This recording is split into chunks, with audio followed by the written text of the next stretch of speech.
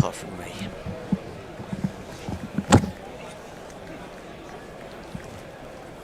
Guerrilla Cricket. Whoa. Guerrilla Cricket. Whoa. Guerrilla Take guard, man the barricades, patrol the cover boundary. At last the time is come, this is a cricketing emergency. Hear this call to arms for every cricket revolutionary. Take up your bats and stumps for the test match insurgency. At first they tried to silence us, but we would not be silenced.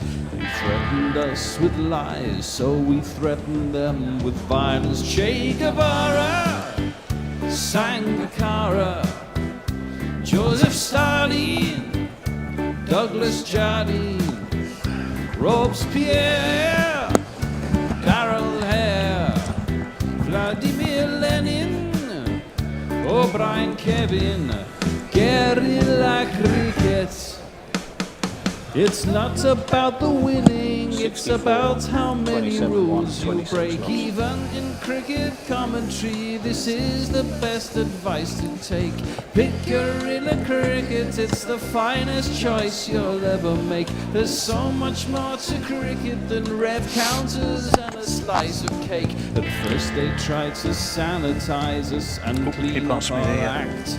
But people like it filthy, and we know that for a fact. Fidel Castro, Lenny Pasco, Carlos the Jackal, Umar Akmal, Mahatma Gandhi, Grant and Andy, Brendan Behan, Austin Ian, Guerrilla Cricket. Stick with us, cause you know we're not the kind of thing that you see on the TV and the radio. So vive la revolution.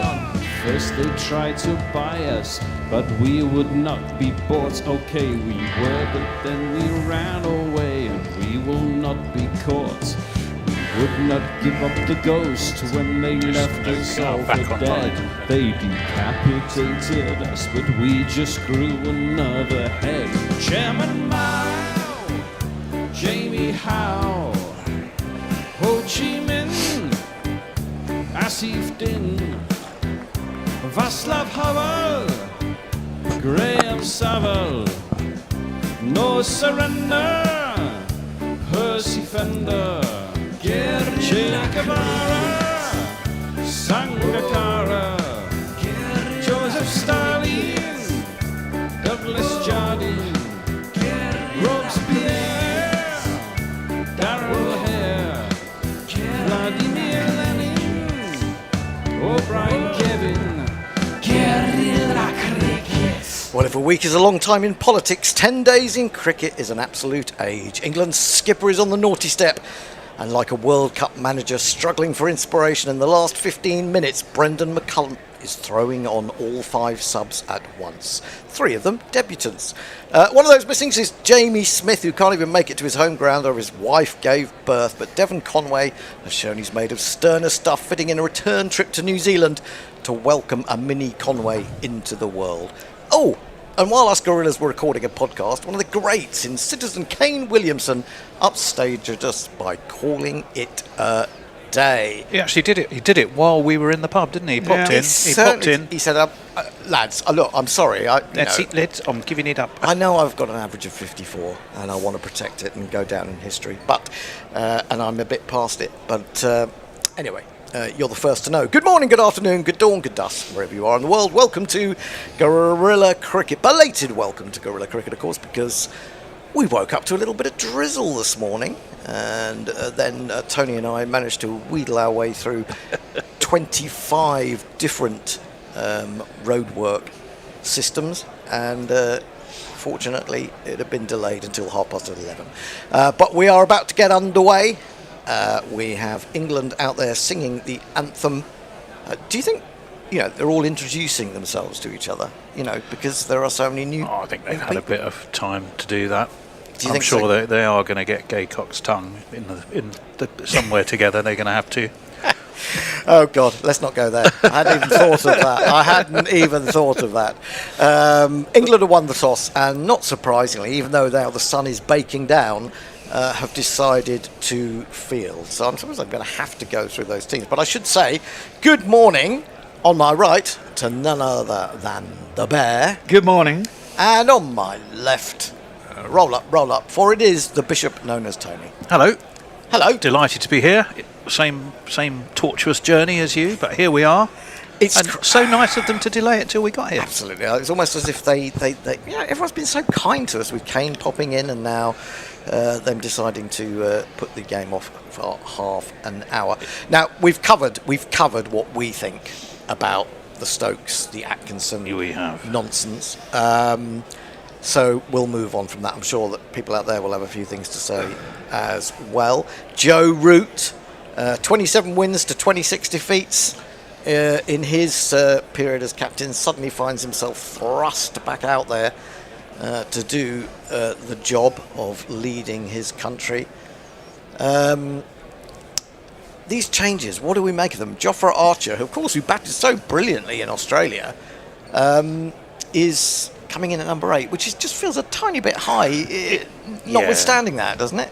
It does a wee bit, especially as they bought. Well, they were toying with the idea of an extra batter. It kind of throws all your plans out a bit if you lose your prime all-rounder. Exactly. It gives you a whole different set of problems, doesn't Wasn't it? that my does. fucking Point. tirade in the Well, yeah. podcast, wasn't it? I mean, rarely do they come along that they balance your side out so well. Jordan Cox was an obvious choice. If you've lost one angry fight-starting redhead, then you've got to replace him with another one, haven't Do you think they've actually told Jordan Cox that he's got to bowl 10 overs? No.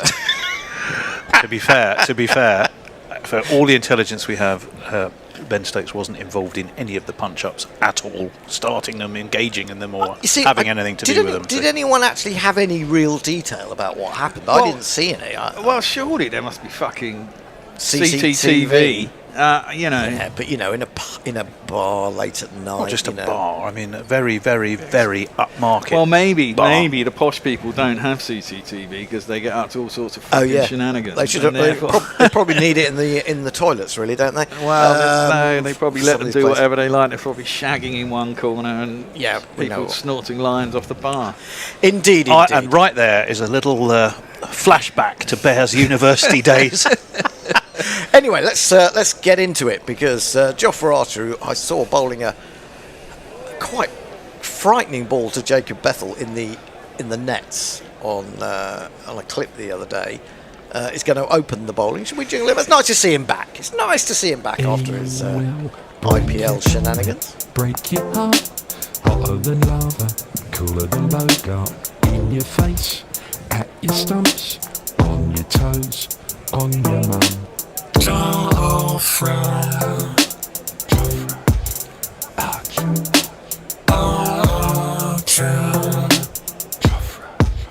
Archer. Tom Latham, the captain, will take first ball. Very disappointing game for him in so many ways at Lord's. Archer around the wicket to him, and he's straight away, clips that beautifully. Great timing out to deep square, and they will get back for 2. So, yeah, go on. Oh, I was going to say, is this one of the fastest attacks we've had for quite a while? I mean, they're all genuine pacers, aren't Well, they? Baker's been put in because he's got sort of wood qualities, as in Mark. What falls over? Yeah, whether he falls. Falls over. What is He's injured 90% of his career. Isn't Fisher pretty nippy as well? No. No? Oh, okay. Not Just really. on the quicker side of medium. Yeah. Okay. Yeah, I mean, I am looking forward to seeing how Sonny Baker goes because I keep reading this stuff. Oh, he's a 92 mile an hour bowler, but maybe he has got to 92 once in a while. Archer round the wicket and rather dramatically Latham swings back at the hips to get out of the way of that. It didn't actually rise possibly as much as he thought it would and stayed fairly wide of the off stump, so he wasn't really in any physical danger, but through it goes to... Oh, who's that punch stump? To James Root. Jordan Cox, of course, was brought in, wasn't he, as a wicket-keeper batsman, then broke his thumb, now finds himself as a batsman and not a wicket-keeper, and James Root is in ahead of him. Does James Rew keep for Somerset? Yeah. Okay. Yeah. Well, at least he's a proper bloody keeper who actually keeps for his county. In again, very full. Wow, that flew, didn't it? Was that because it sort of pitched in the crease maybe and just picked up? There's a bit more grass there maybe, and it certainly flew. Initial first 2 balls looks so much. 3 balls looks a much better wicket than Lord's, doesn't it? Certainly quicker, isn't it? Yeah. Certainly quicker. Of course, we've lost Robinson, we've lost Atkinson. Have we lost everyone with a son at the end of their name? Smithson. Smithson. Stokeson. James Rew has, of course, been The practicing. entire Norwegian cricket team, in fact. Oh, yes, indeed. Norway won, didn't they, last night? 4-1 against... You see the second goal? Terrible. Was it? Archer in to Latham. Again, he's tucked that away. It was rising to sort of waist height, but there's plenty of room on the side. He'll take a single to mid-on, and I think it's Josh Tongue coming round to do the fielding. 3 for no wicket. Devon Conway. I mean, I don't know about you. I don't like flying. The notion of flying to New Zealand and then flying back within the space of about 10 days because your wife is giving birth. Exactly. What the fuck is going on in the world? What happened to real men? He said, "All right, love, get on with it. I'm at work."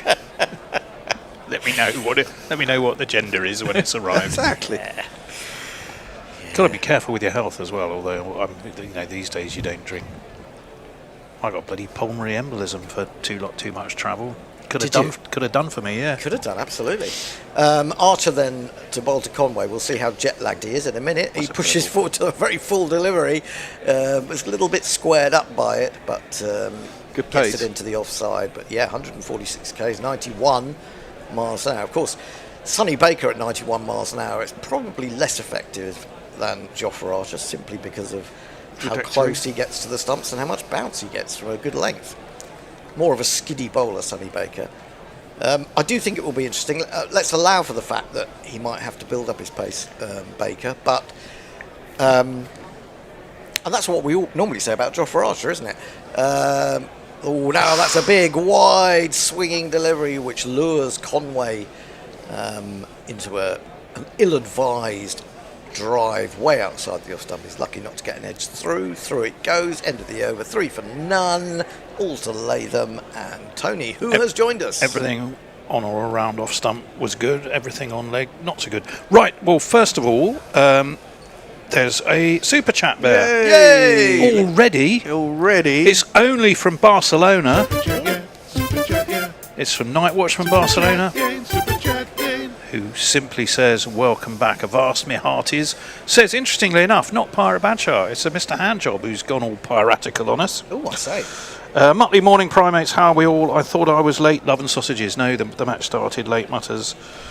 Philip Shaw, the Guerrillas Cricket and Payday, a recipe for alcohol and fun for all. Good evening, Guerrillas, says Jonathan Shawland. How are we doing? Ben McCormack, morning all. How are we this fine South London morning? Well, We're fine. They're going to open with Fisher, look, not Baker. well, That's interesting. It's home ground now, though, isn't it? Has played a match before. He's taken 1 wicket. 3 slips of gully, leg slip. He's coming into Latham. Oh, that swung. I mean, it was in one arc, wasn't it? It just kept coming in, but it wasn't at vicious pace. It was 81 miles an hour, but certainly a fair bit of movement in the air. Right, I need to get some jingles underway, so we've got a new bowler. It's Matt Fisher, the solution that you see. Bowls real fast, but a dodgy physique. Tim Presley, Lord, hit a freak. And we have batters. He opens up a thing or sometimes keeps wicket. He doesn't bowl great, but I still don't want to face him. Tom Latham. This season, not averaging much higher than 35. This one swings again quite a long way, but it's not really quick enough, is it? And if it's going to do that, it needs to then hold its line.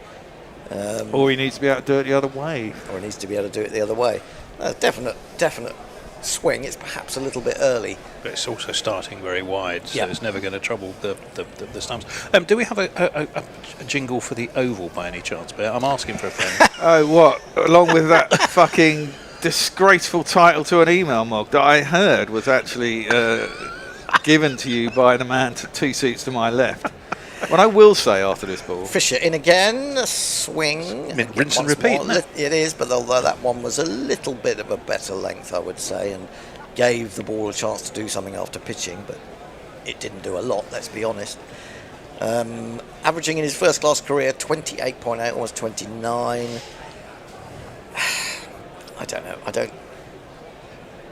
Although I did point out that he got the wickets of Joe Root and Harry Brook for Surrey when they played Yorkshire up at Headingley recently. So maybe he gets good batsmen out, or maybe they're just laughing too much. Here he is again, bowls, and onto the back foot goes. Latham plays it out to the offside. Definite swing. I mean, I suppose he has got to get one that holds, hasn't he? Otherwise, Latham will get used to this fairly quickly, you would think. you'd have thought so. Right, yeah, no, we do have a look. What I will say, Morg, is that I don't look at the Gmail, so that title would have been totally useless, except for that I had to go and look for something, and therefore I noticed it. And I would have to been told by Tony that we have a jingle. Well, for the every Oval. time you say, make sure it's sent to the Gmail, because I don't look at it otherwise. Well, So now you're telling I me the wouldn't thing you even don't look- find it. I don't know. I don't look at it unless I need to find something in there. Fisher again. Oh, now he's had to pull out that one. Maybe he slipped as he was about to deliver, and he has a sort of rather concerned look at the place he was landing as he returns to his mark. What you do have to realise, peeps, is we have about fucking 5,000 jingles already. Most every situation is covered, and it's already in here. Only do I look there if there is something that is not here. Okay. Have we got player absent for birth of a child jingles? No. Well, there you are, you see. Into Latham. That one just curls quite nicely into Latham, who waits for it and just pops it into the onside. There is no run. 5 dot balls so far. I think what we can say, I think I'm going to start a fishery joke. He puts the ball in all the right places. Oh, very good. Something about fishing outside the off stump. I Fishing suppose. outside. Any others? Something. Well, Latham obviously is the son of Rod. What more do you want? Fisher in. This one doesn't swing as much. Starts a bit wider, and Latham Angled lets it that one go. In very good. Around about 81, 82. Good line. But good line. And good line, yeah. You're going to wish you hadn't started this. I am. He's going to reel him in. I am because you know no one can compete with you, Tony. They just pour out of you like some sort of dad joke diarrhea. Exactly. Right, let's have the jingle for the Oval.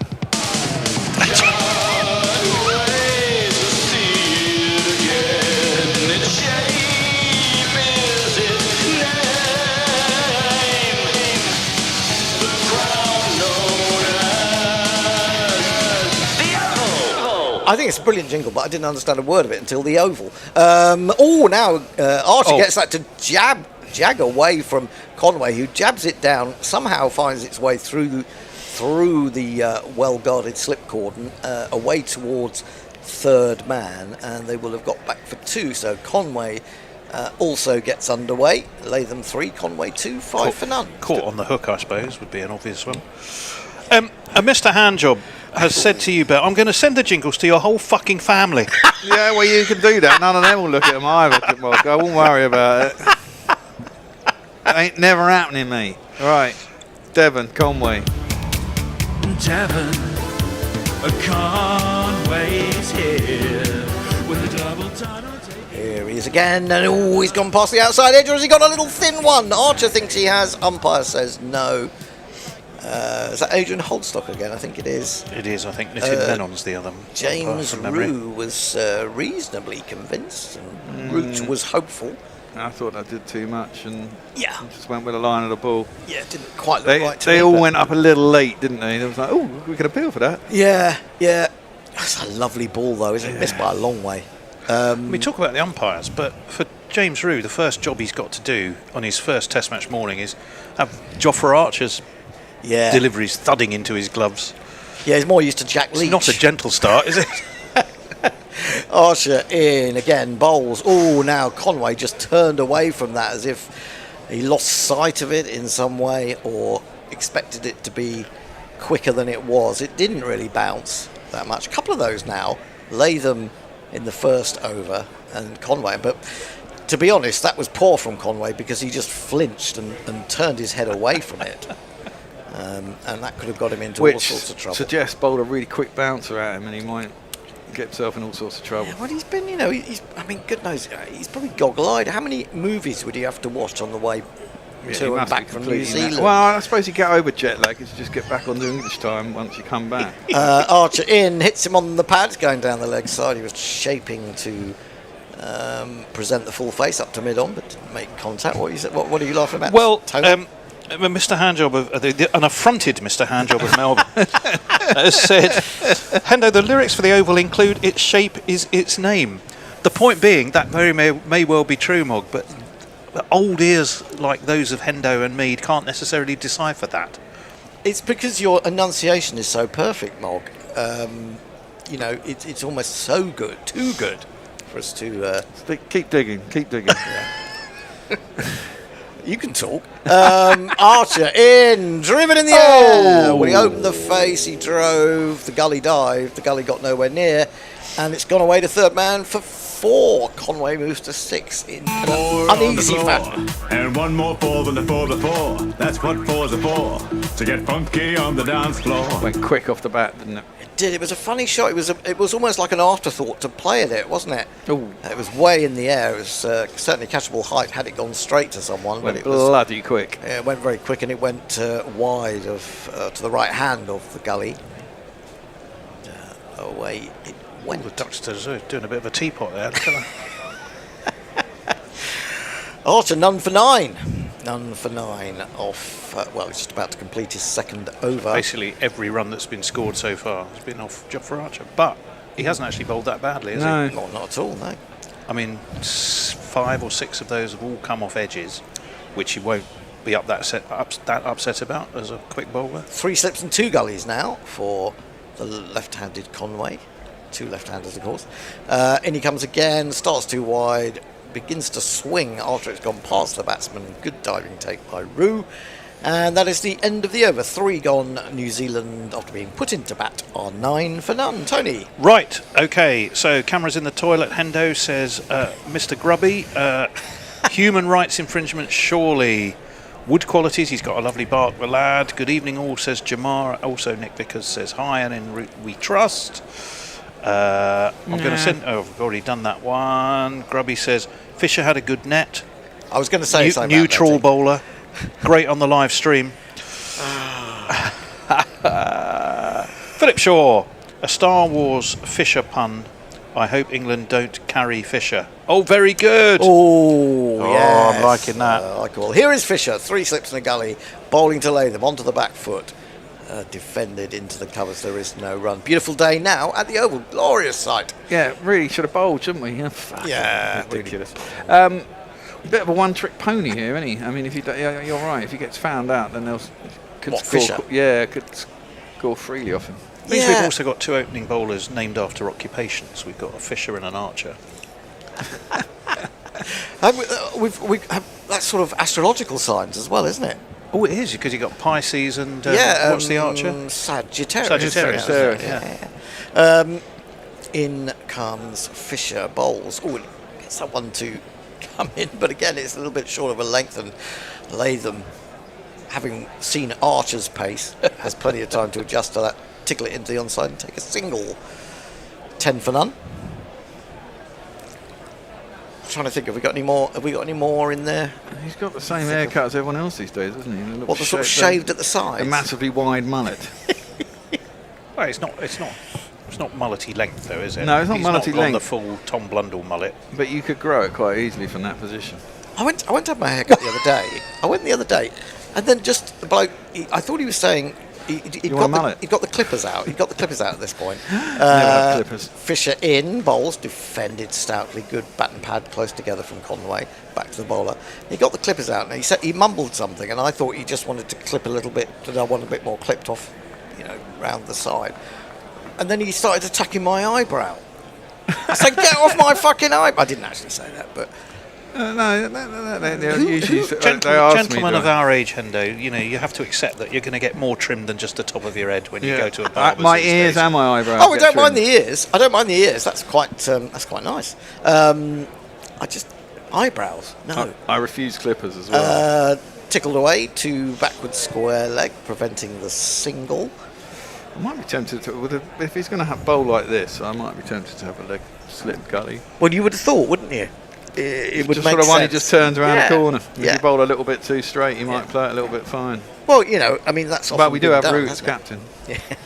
I should say, of course, that there's the one change to the New Zealand team with Harvey Nichols. Kane retiring. Harvey Nichols does indeed come into the attack. The top 4 are all left-handers.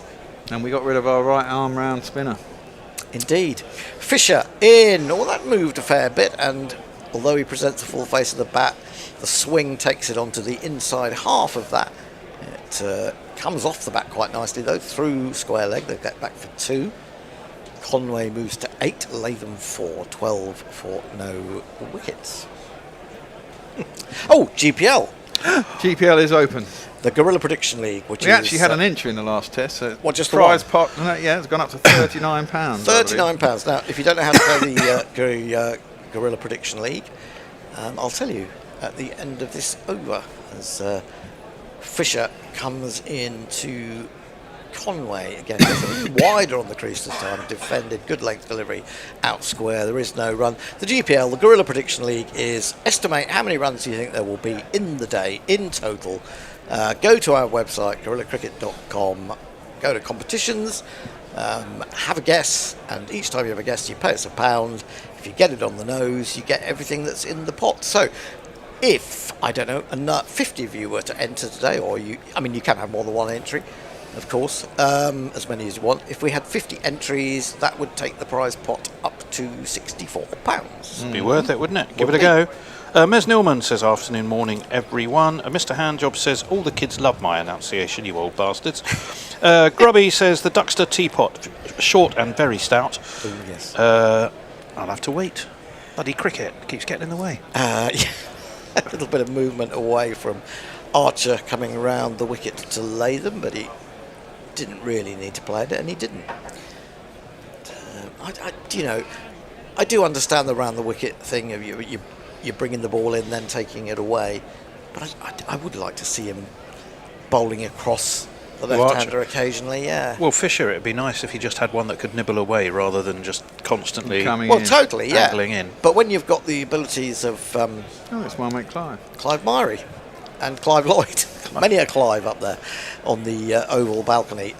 Fuller ball, a little bit slingy from Archer, which is left alone by Latham. Doesn't really get up, and Rue is almost down on his haunches taking that one.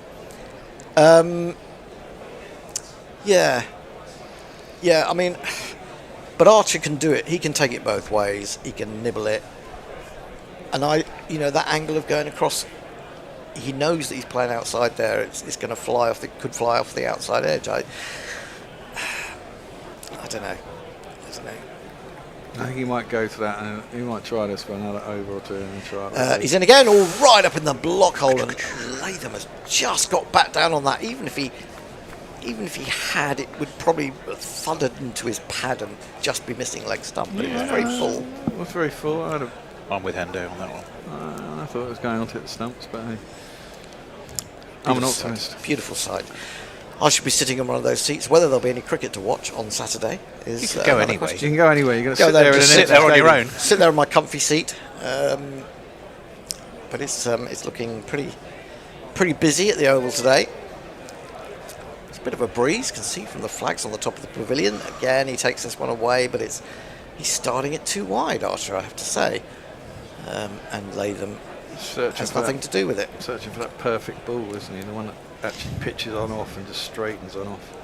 Takes the little edge. Do you think that the angle, though, if you were coming over the wicket, just gives the batsman the fear that if he prods at something, he could easily get an outside edge? Well, yeah, I mean, this is the thing. Certainly You can that turn speed. it both ways. You can pitch it sort of middle and off and have it come back in and maybe get an LBW, although he generally pitches a little bit too short for that, or the one that sort of pitches leg, middle and leg and then goes going. away and exactly that, and then you. Oh, that's a good ball. It's caught the shoulder, I think, of Latham's bat. I don't know whether it came off that shoulder and then into his own shoulder, because it sort of died and dropped into the crease. If it had genuinely taken the shoulder, you would have thought that would have flown up towards the slips or gully, but maybe we'll need to see a replay too. What size of spell do you give Archer as well? 4, 5, and that's it? 5 tops, isn't it? 4 only, maybe. But then you are replacing pace with pace if you've then got Baker to bring on. Probably not quite as accurate pace. But I'm really keen to see just how quick Sonny is, because Archer in, trying to tempt him with a fuller one there, but Latham is equal to it, leaves it alone, won't be tempted. Maiden, after 5 overs in the morning, it's 12 for none, New Zealand. Right, James Wilson, listening from the south of France, best only, brackets only, comms around chap.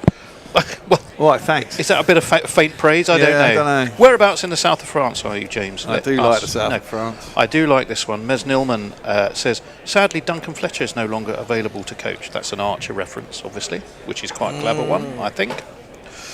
I thought you were about to say, sadly, he's no longer around. I thought that was just this breaking news. Well, it's the Fletcher stroke Archer link. Yes. Leave Fisher alone, don't carp, says Mr. Handjob, who's been reduced to our level of infantile punning. Didn't take long. Come and join us down in the gutter. Oh, now Fisher is going to come over the wicket to Conway. He's brought in a short mid wicket as well, and he's got 3 slips in a gully. Here he is in, bowls onto the back foot, because Conway just dabs it away through a bit of vacant space on the offside. Bettle runs round. So effectively it's the same gully. ball though, only slightly. He is, by doing that, by coming over the wicket, coming a bit close to the stumps though, isn't he? I think he's I think he thinks he was sort of like swinging it too much, but ineffectively from too wide. Yeah. This Exactly, he can bowl more and possibly bring LBW in from Yeah. here, can't he? And you know, Absolutely. and if he does get it to straighten, exactly that it could go on to the slips. Well, it's only bowled 2 overs before he's decided to switch. He's going to be bowling to Latham now. He's gone back round the wicket to Latham. In he comes, bowls. Oh, he has a little bit of a That's his best ball. prod outside the off stump. I didn't think it was a very good shot personally. Yeah, I thought hung it his was bat wide out. enough for him not to go after that at all. And it was a little bit short almost, maybe back of a length. It has done a bit, yeah, to be fair. But again, it's not really a Latham-like shot, is it? He's hasn't quite looked his normal self in the 2 innings we saw at Lords and so far here this morning. Fisher in once more, bowls. He's right in behind that one. Defends up to mid-off. No run, 13 for none. If you would like to become a Patreon of Guerrilla Cricket, we'd be very grateful. Patreon.com/Guerrilla Cricket. That is the way that you can support us on a regular basis, a monthly basis. And that helps us a lot because, of course, we have studio costs. We have a certain amount of rent that we have to pay here. We have equipment that constantly needs updating because the bear buys everything off eBay and none of it works. Fisher in again, bowls and flicked away past the man at leg slip in the air, but probably a good 10 yards from him. I'll get a single down to Archer at long leg. Well, if I didn't buy it on eBay, we'd be spending fortunes. I do think actually that camera might be on its way out.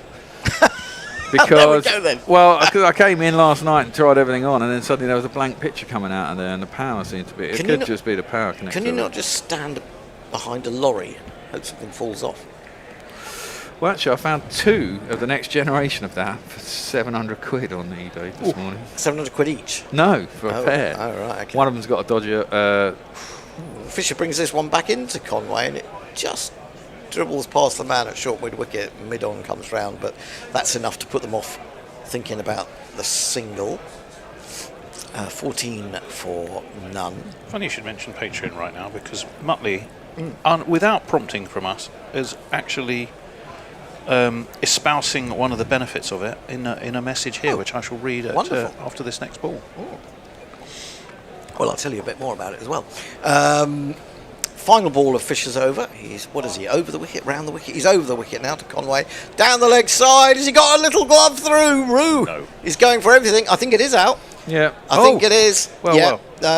Nitish Menon was rather reluctant to give it. He was going to say to Conway, get on your bike, get on your plane, go home and see your baby, because you're out for 9. And that was a strangle, as they say. Terrible shot. Doesn't matter how you get them. Don't draw pictures in the scorebook. The crowd says you. Oh, yeah. Punched it. God, how many miles did he cover for just to get out for that? He's looked a little bit all sorts, hasn't he, this morning, to be fair. Yeah. Which does make the point. Mrs., have your baby. I'll be back when it's done. I mean, no human can do a return flight to New Zealand, the jet lag both ways, surely. I mean, and you're running on adrenaline if you've just become a father, presumably. Exactly. He must be exhausted. I mean, what are you going to do? You go there, watch it come out. Hi.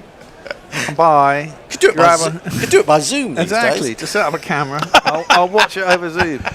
I'm going to very quickly read this Matthew Cullen one first, actually. Warning, do not become a Gorillas Cricket patron. Since increasing my donation to £10 a month, I've grown taller, fitter and more attractive. Women simply will not leave me alone. So there you go. These are just a few of the things that you can guarantee will absolutely happen to you if you do become a patron. There are many more, and Endo will tell you about them during the next over, I am sure. Matthew Cullen says, good morning, Gorillas. I was listening in the waiting room, my local GP. They called me in right before the first ball. Bastards, how are we doing? Well, the answer is we've just taken our first wicket, and it is how many for one, Endo? Not many, 14, I think. 14 for one. Henry Indeed. Nichols, the left-hander, has come to the crease, averaging 39. I think last time he was in, I said I didn't really rate him, and then he got 100, but I don't really rate him. Well, he's got 22 scores of 50 or more, 22 50 or more. 10 of those are hundreds in 59 innings. 22 scores. That's a lot. That's a good record. Archer gets this one to go away from Latham, who has a little bit of a fish outside the off stump, but then tries to pretend he was pulling the bat away. Let me just read this monthly message because that's Patreon related. Picture of Pavarotti, the stray tomcat that has decided he lives at mine. He's on Discord. Subscribe to Patreon for at least $10, and you will see his bedraggled cuteness. Yeah, we have our own chat group for our Patreons. So it's locked. Only Patreons can join it. So that's one benefit that you would get. Archer in again to Latham, who immediately and rather with a flourish leaves that one alone.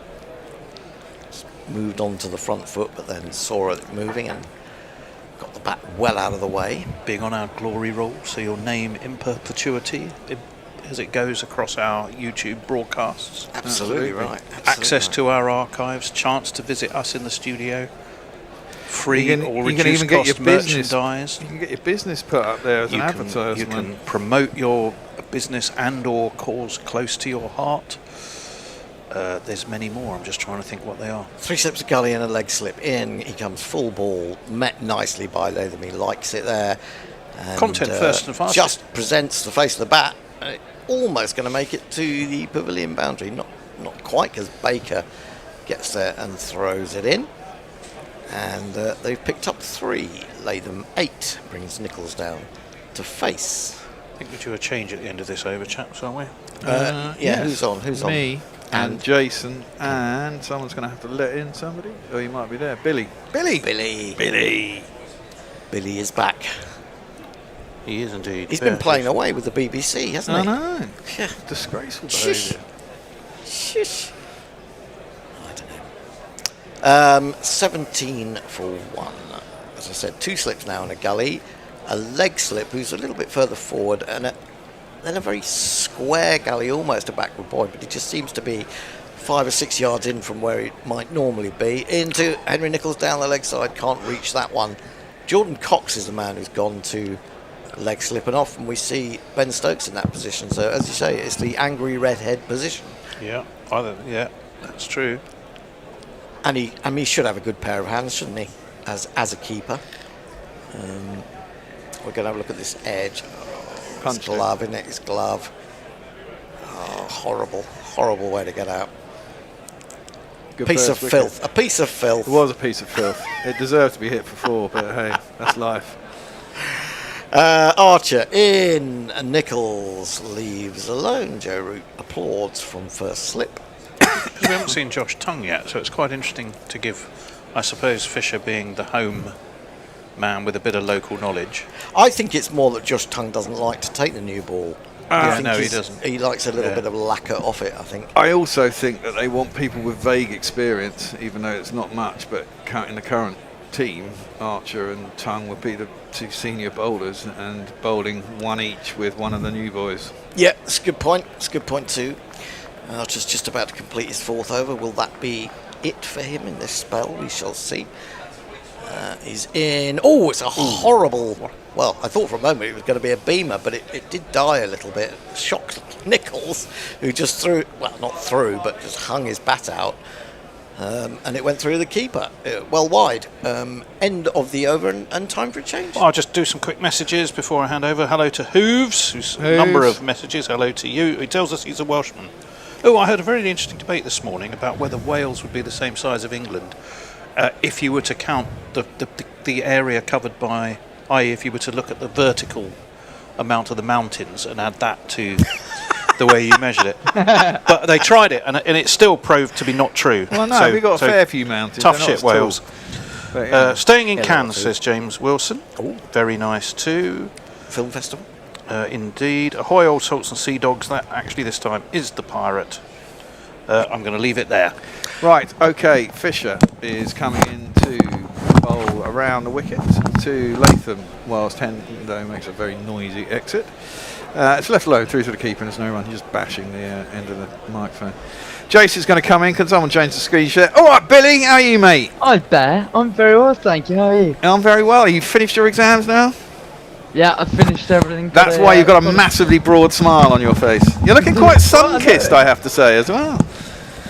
Well, I haven't been kissed for a while, so at least Ah, the sun's well, the you sun know. out there. No, finished exams, got a 2-1 from Newcastle Bear, so there we go. Ah, good. That's a gentleman's degree. Lovely. Yeah. Exactly. Down the leg side, Fisher round the wicket again. He's just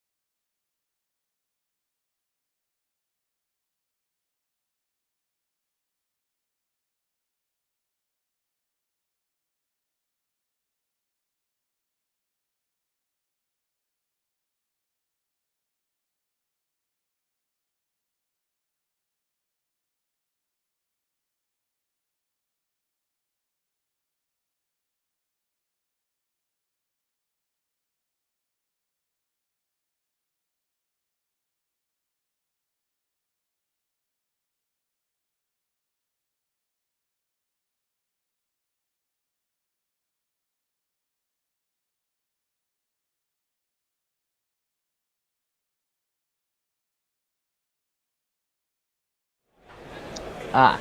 I can hear that, and so I can hear Billy now. And there's no tone. Can you hear me now? Yep.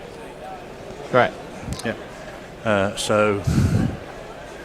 sorry everyone about that. There was a very loud beeping and ringing in our headphones, which the bear has I don't know what the fuck managed to happened sort there. out. That was just the classic... Gremlins in the machine. Gremlins in the machine, the classic tech, turn it off, turn it on. That sorted it. Sounded like the tone coming from a signal generator, which there is one in the desk, but no one's turned it on, so that's a bit weird. Well, anyway, that's the end of the 8th over. They obviously didn't want to hear anything about me, Bear. That's rubbish. I hear you've been doing a fair bit up at Durham as well, haven't you? Yeah, I have managed to do quite a bit at Durham. Not being paid for it though, to the much disgruntlement of a few people. How come you? Who's been disgruntled that you're not being paid for it? Don't get. The people who actually are getting paid, the professionals? No, people who are champions of people actually getting paid for. Oh right, okay. Yeah. Somerset person I can recall.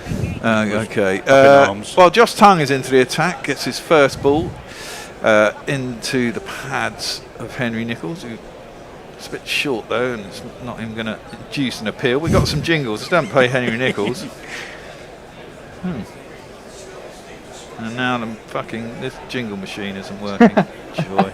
It's dropped its connection, hasn't it? I think. Whilst you're doing that, he said, "What are you complaining about? This is what my tinnitus sounds like," says disinterested hand job.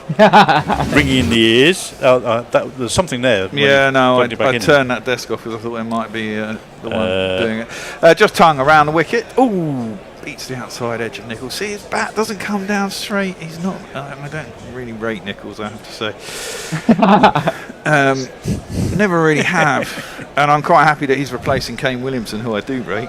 Although, yeah, what did you guys think about that retiring mid-test match? It did seem a bit odd that he retired. Mid-series. You either start the series or you end the series and just go. Even if I'm a little bit out of sorts, I'm Kane Williamson. I'll get through to the end of the series. It's very Williamson. It's very understated. Yeah. I do think there's something to be said these days about lots of players in various sports sort of wanting a perfect send-off, rather than it just being sort of kept for the people that actually deserve it. Well, that's true, but he was one who probably did deserve it. He absolutely did. Yeah, he absolutely did. If you're talking about people who deserve it, he's been a stalwart, classy batsman. He looked a bit out of sorts, and average in England isn't that great. Henry Nichols does manage to waft that way through the mid-wicket area. He'll get himself one, probably two. Yeah, it does indeed get two. Gets himself off the mark, in fact. And the score moves on to 19 for 1. Yeah, I was at the Oval for a charity lunch in the middle of the week, and then we talked about something very similar, which is Swan's removal from the Ashes in 2013. Yeah. And the guest speaker, as Matt Price said, I think Swan will come to agree that was eventually a mistake, and he'll rue that he actually did that. Well, maybe. That one seems to hold its line from Tongue. Through to the keeper and there's no run. I'm looking forward to seeing Sonny Baker bowl, see what pace he actually bowls at. He is quite sharp. I've not seen him in the flesh, but I saw something on the live stream at Surrey when they were playing Hampshire last week, where Dan Lawrence terrorised Hampshire over 5 days. Didn't he get a double 100 or something? He got 95 in the T20 on Friday, then 218 in the first innings, off about 150 balls, then 101 in the second innings. Fucking hell, that's a good week, eh? Leaves that one. That's a bit close to the stumps. And Tongue thinks the same thing, but it's through to James Rue, and there is no run. We should have a jingle for Tongue, shouldn't we? Because we haven't had it yet. Tongue love, Josh Tongue. Let's get together and lick 'em right. That was quite close to the stump. It's a good leave. So when are you leaving Newcastle? I've left. You're back home? Yeah. That's and then, going back up to graduate. Yeah, so out in the big wide world now. Oh my God. I know, it's quite scary. It is. AI is taking over the world. There's no jobs. Everyone's a bot. There are no jobs. I'll tell you that. Well, yeah. Ooh, now that thuds into the pad. There's an appeal by Tongue, but I think that's going down. 90 miles an hour. Good pace. Yeah, I fear for you lot. I mean, my daughter graduates next year, and you know, it's a scary world out there. What are you planning? I mean, presumably you want to get into journalism. Yeah, I do exactly. But as I was saying, haven't been paid, and no prospect of being paid. So I was told to look elsewhere. We don't have any money. I think really. What, by Durham? Anyway, no, Durham did pay me for a bit by a certain broadcaster. Uh-huh. But anyway, we'll see. Well, we'll see. Yeah, you got to just keep plugging away. I don't know what they're looking at here. They're looking at. Well, I think they're thinking about the fact that England bowlers, Fisher in particular, have been attacking the two left-handers, or now three, from around the wicket rather than going over the wicket, and thinking that he should be swinging it back in from over the wicket, which I would agree with. Especially Fisher, the way he's bringing it back in. Makes perfect sense for him to go wasting over the wicket. To swing the ball for the first 15 overs. Well, precisely, he's swinging it way too much from outside that off stump. He's I setting can it off understand too why wide.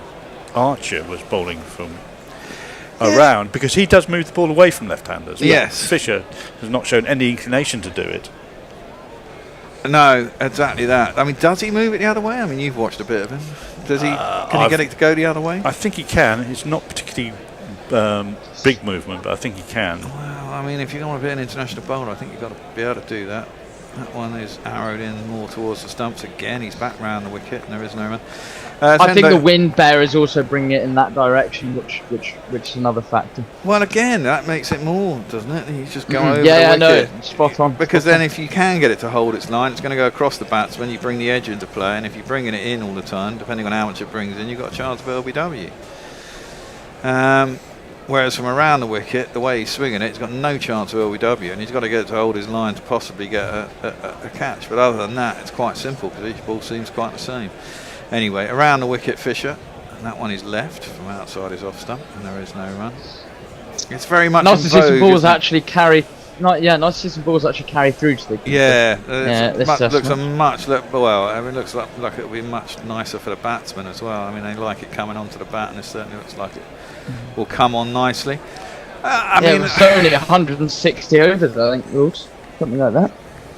What's that? Last test was 168 overs. Yeah, something like that. Yeah, 160.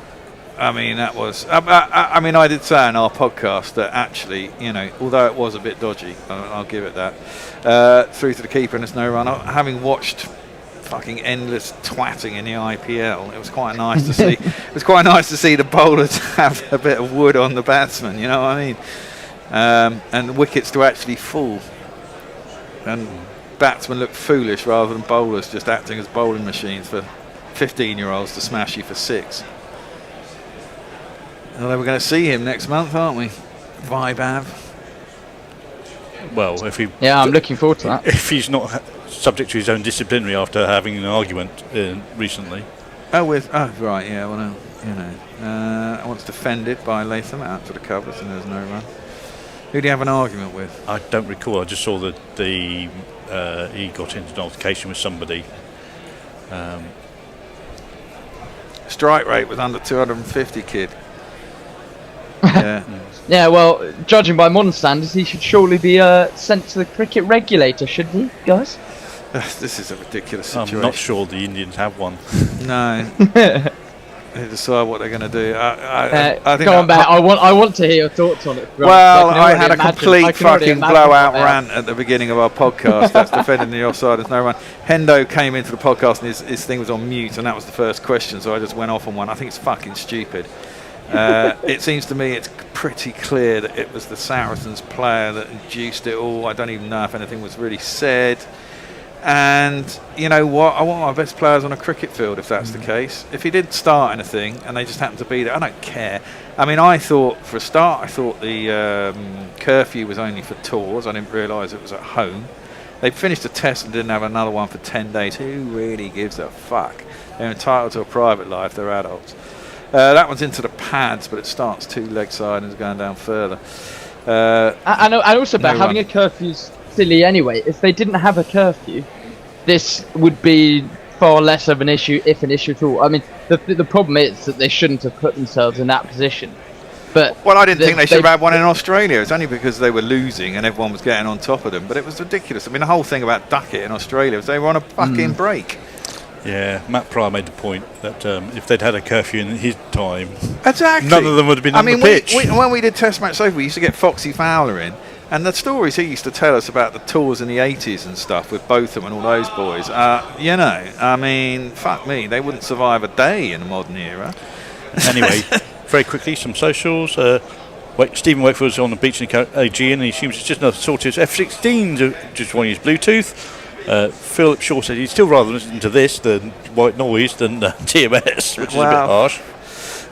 Clipped into the leg side by Nichols out through mid wicket. They think about 2, but it's not going to be there this time. The score rolls into the 20s on 20 for 1. Latham on 8, Nichols on 3. And Chief Warder says my cats didn't love that. No, I'm not sure. I'm not sure they did. Yeah, I don't know where that came from. Weird. Lockie 6 bringing us back to the cricket. Does Joffa look fit and zippy or a little cautious? He looks fit and zippy to me. Looks pretty zippy. He was bowling pretty much 90 every ball and beyond. Tongue's doing the same. It's a pretty speedy attack we've got today. Yeah, as long as they're accurate and can put it in the right place. And as long as they can bring it up to those speeds in second and thirds and possibly fourth spells that are going to be required. I mean, the only spin bowling we have is Ruti himself and obviously Jacob Bethel, who I quite rate as a part-time spinner, I have to say. Yeah, but he's much better in red ball cricket. Well, yeah. I mean, he does bowl quite flat, but he looks like he's got a pretty repeatable action. He gets it right lines and lengths, has reasonable flight. That's just clipped around the corners long there for a single.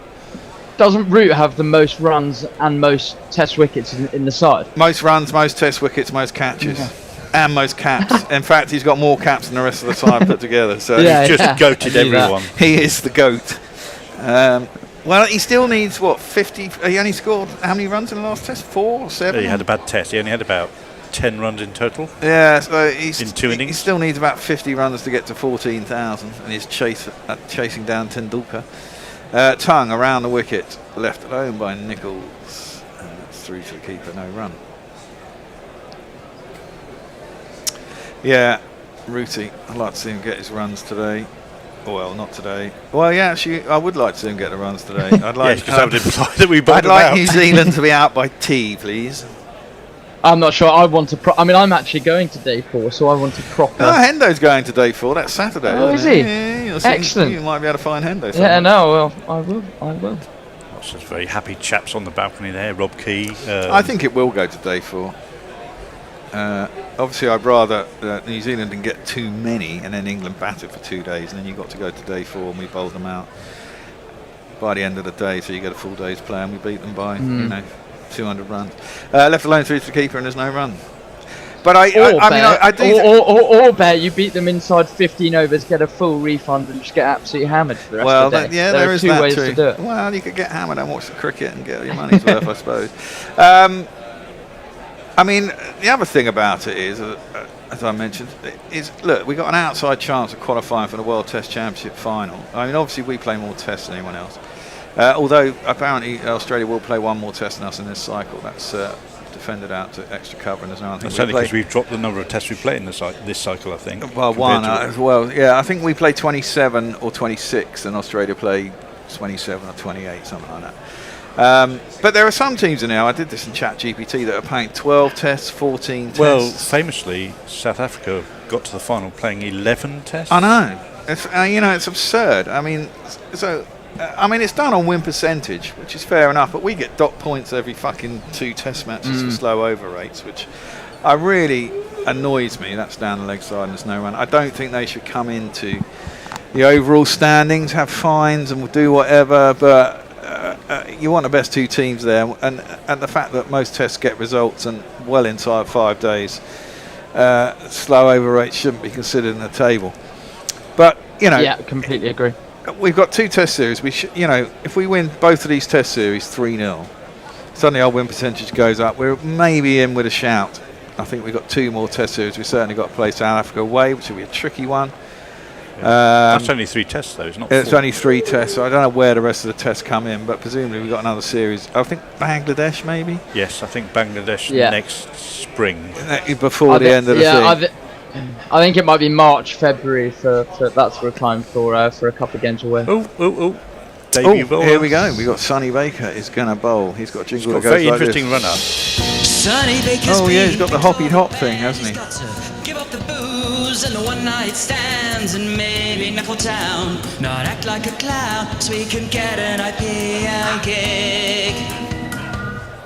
I'm not sure he should be bowling around the wicket either. I think he's better bowling over the wicket with his pace and getting the ball to left. Does he bowl over the wicket in county championship to left-handers? I mean, so why do it in a test match? Just bowl your normal shit, you know? Well, that one's into Latham. Decent first ball on a length, just short of a length. Only 84 miles an hour. What's this 90 mile an hour crap that everyone keeps telling me? Well, I think he'll take a bit of time to crank it out. Yeah, that's he's certainly a broad guy. High 80s, low 90s. He looks pretty well built. That did look like a bit of a loosener, and he sort of didn't quite get his run-up grooved for that one. Well, it's a bit of a bloody weird run-up, isn't it? Prancing horse at the beginning. Around the wicket he comes. That's into the pads. It's worked down towards deep square leg. There'll be just the one run. Traditional test match flow today, only 22 runs in 11 overs. God, if this had been an IPL game, what would they be on now? About 160. Bear, just forget about that nonsense for another year. Stop reminding yourself that it exists. I know. And crack on with the proper cricket. Well, that's true. That's true. Philip Shaw's reminded us that Baker also has a job surname as well. Yeah, he does actually. But no star sign. Tongue isn't really a job, is it? No, it's a vocation. Well, for some I suppose people. you could say tong, as in tonguing hairs. Hair. You could be a hairdresser. It's a bit of a stretch. Sonny Baker around the wicket, bowled into Henry Nicholls. Oh, now that's a fucking cracking delivery. The pace was up a little bit there. Certainly beat Nicholls. Genuine defence and beat his outside edge. Quite close to it. Just tailed away towards the slips. It came in, held its line. The other thing to note about Baker is, whereas lots of bowlers almost run across the crease from, if you like, right to left, he goes from left to right, starting almost behind the umpire. Yeah, that's very true. Which is another thing for these batters to think about. I mean, of course, everything gets videoed these days, so they would have seen lots of him in analyst footage. But it's just he only appears probably. Oh, fished that again. That was a terrible shot from Nicholls. He was lucky to get away with that. Through to the keeper. His pace cranking up. That one's 88. He's been going up every ball through the over. Is this his home ground? He play for Surrey as well? No, he's Hampshire. Oh, okay. Although you'll probably try and buy him next year. He started playing in either Devon or Somerset and then moved to Hampshire. So Annie will know if she's around and can verify. Is he injury prone? He's had a few injuries. Okay. Sonny Baker around the wicket. Oh, into the airs. That's caught, surely. That's got to be off the bat. You don't bounce that Straight far off the pad, I think. Oh, okay. So they do think that. Just popped up. Maybe he's got a side pad on and it just bounded on. Yeah. Pirate Bradshaw says, if there's a moral to the Stokes-Ackerton story, it's that you should never associate with rugby players or fans or anything to do with that sport in general. That's a bit harsh. Yeah. But yeah, they were more done to than the doers, is my understanding. In the incident. Yeah, but they shouldn't have put themselves in the situation. No, I agree with that. In my opinion. I agree with that. If there's a curfew, they should have gone by it. No, I'm not down with curfews. There's another appeal. No? What's wrong with that? Yeah, there is an appeal. Yeah, there is an appeal. Root's saying, what's wrong with that? No, should we appeal? And he's decided... No, he has. He's reviewed. I think he's done the old T sign. Decision review. They thought he was obviously just trying to work it down the leg side. It may have come off the face of the bat. The umpire wasn't really interested at all. Everyone's I don't think Sonny Baker was as well. I don't think he was that interested in it. Well, he's just sort of going, I don't know. No, I don't know. I didn't think he got anything on it. Let's have a look. The umpire certainly didn't. Oh, he could No. have done. Oh, It's You off the never pad. know. It's off the pad. I think it's off the pad. It Yeah. could be. It was very close to the inside edge. Because also, would it not have gone on? It would have gone No. higher. Yeah. The giveaway is also that it just started to die slightly into. Yeah, from the into front it Reed's looks glove. like it could have been back, but obviously when you see it with the side angle, it's clearly not. So, yeah, England lose the review. And that's the end of the over. Only one off his first over, not a bad first over. Nick 22 to Vickers, our own Nick Vickers says, don't know if Jordan Cox can steady the ship, but he could steer a rowing boat. Yes, very good. Boom. And the profession. Joffers and new James Bond says extra fluffo. There's various chat about the state of origin and various other rugby games at the moment. Well, of course, the World Cup's on. England's first game Well, tonight there's, against Croatia. Can someone let in 40, please, over there? And there's also this summer championship they've just started for rugby as well. They're starting in about 2 or 3 weeks' time. The new international competition, kind of like the Autumn Nations, but just in the summer. Yes, isn't it? exactly. Sort of thing. Tongue into Latham, who just defends it back to the bowler, and there is no run. Alan Carr's appeared. Hi, Thorpe. Thorpe, 40. Turn your camera What off, did you're I not call? on Did I yet. say? Did I say? Another over, and then you can come on. Latham is on 10 off 40. Nichols 3 off 18. So a very pedestrian start by the Kiwis. Well, he's been very well marshalled. I think it's partly to do with that cramping line that they've been bowling. Yeah, that's the nice shot though. That's beautiful. Commentator's curse, Yeah, straight away. Exactly. That was full and on about Midland leg, and professional batsmen don't miss that. Clipped that sweetly out through square leg all the way to the boundary. There is a long leg, but he's nowhere near that, and it's 4 runs. It's Nissan She. It's Nissan She. So at Lords that would have got you in trouble, all sorts of trouble, wouldn't it? Probably would have nibbled a fucking man off a length. Well, you'd have had a square leg in and he'd have gone straight to him. Yeah, either that or he'd have squared him up completely and taken out his off stump. It was very big movement at Lords last week. I did enjoy watching it. Tongue in. Oh, that's got to be out. Surely, probably a little bit high, actually. Yeah. But, I mean, he's just left that to hit him in the pads.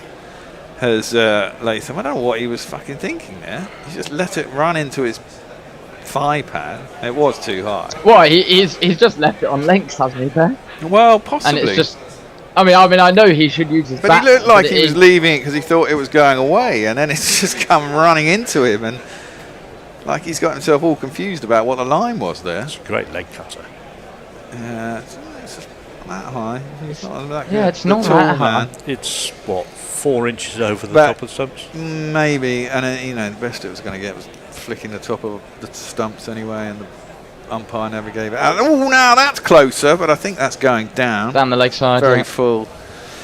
But Tongue's got So him a the little more I bit watch worried Josh- here. 1, 2, 3. The more I watch him bowl, the more I like him. He's really aggressive at the crease and runs in. I mean, I wouldn't want to over bowl his spells. I think he's another bowler that's a 5 spell maximum. Yeah. Ideally for. And England, actually, it's a point. England do have quite a lot of that in their side. Maybe Matt Fisher's the only one in this side who could sort of bowl a 6-7 over spell.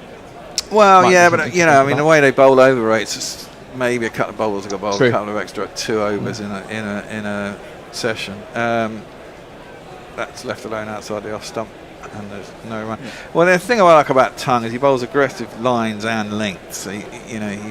He's more prepared than a lot of bowlers to actually bowl it that little bit fuller, and he gets good movement away and in. It was going over the top by some way. And right, we are going to have a change at the end of this over, and it is going to be Tony is going to come in and sit where I am, or you're going to swap places with him. 40 is going to join you, and Jace is going to remain. Around the wicket, again, that's full, just beats mid-wicket. There is a mid on, and it will be a single to any over, 27 for 1. Latham 15, Nichols 3. 13 overs have been bowled in an hour, so that's 26 in a session. Time for a change. Yep. Whilst people are changing around, I will give you a couple of comments. Surely the England captain, says Matthew Cullen, should be the player who is best at drinking and fighting. And Stokes has serious pedigree for both. Well, yes, as a naturalised Englander, born in New Zealand, obviously. What else is there? Stokes would benefit from the German system of sending workers away from any profession with mental stroke stress problems to an alpine spa for 2 months, says Geoffrey Ward, where they're given rest and any help that they may need. And welcome, Tony. Well, that's very kind, thank you. Welcome to Forthy as well, I believe. Yep. Is he in doing the whole commentary through the medium of mime again? He is, I think. Microphone up to Hello. Forthy. Oh, he's there. There he is. Last time you were on, we were discussing that you'd reset up your entire Hello, text can you not setup. hear me? Yeah, Yes, we can hear you. Clem Fandango. Can you hear me? Yes, Forthy, we can hear you, but you can't hear us, can you? Oh, you can, right. Good. You really need to fire your tech. I can hear you, Supremo. yes. Yes, I can. You can hear me? Oh, well, that's good. Let's start No, again, is it shall we? not? No, we can hear you, don't It's all right. worry. We can wibble for a while. No, 'cause I'm we're on the fine, drinks I'm break. fine. Oh, are we? Yes, we have time. hello. Right, well, that was an entirely professional start to our stint. It all went really well, didn't it? It's We've been attacked by the gremlins. It's not very today. often. It's not very often that a represent. Oh, no, he's gone. There we are. 26 for 1, in not case very you're often. wondering, is the score. The players are having a drinks break. So here is some interesting facts while we work out. You've been writing spuriously, haven't you? Well, no, I've just been transferring my notes and into sort of bullet point form to test my memory, really. So Joe Root, as we know, 164 tests. That's the rest of the team combined has 113.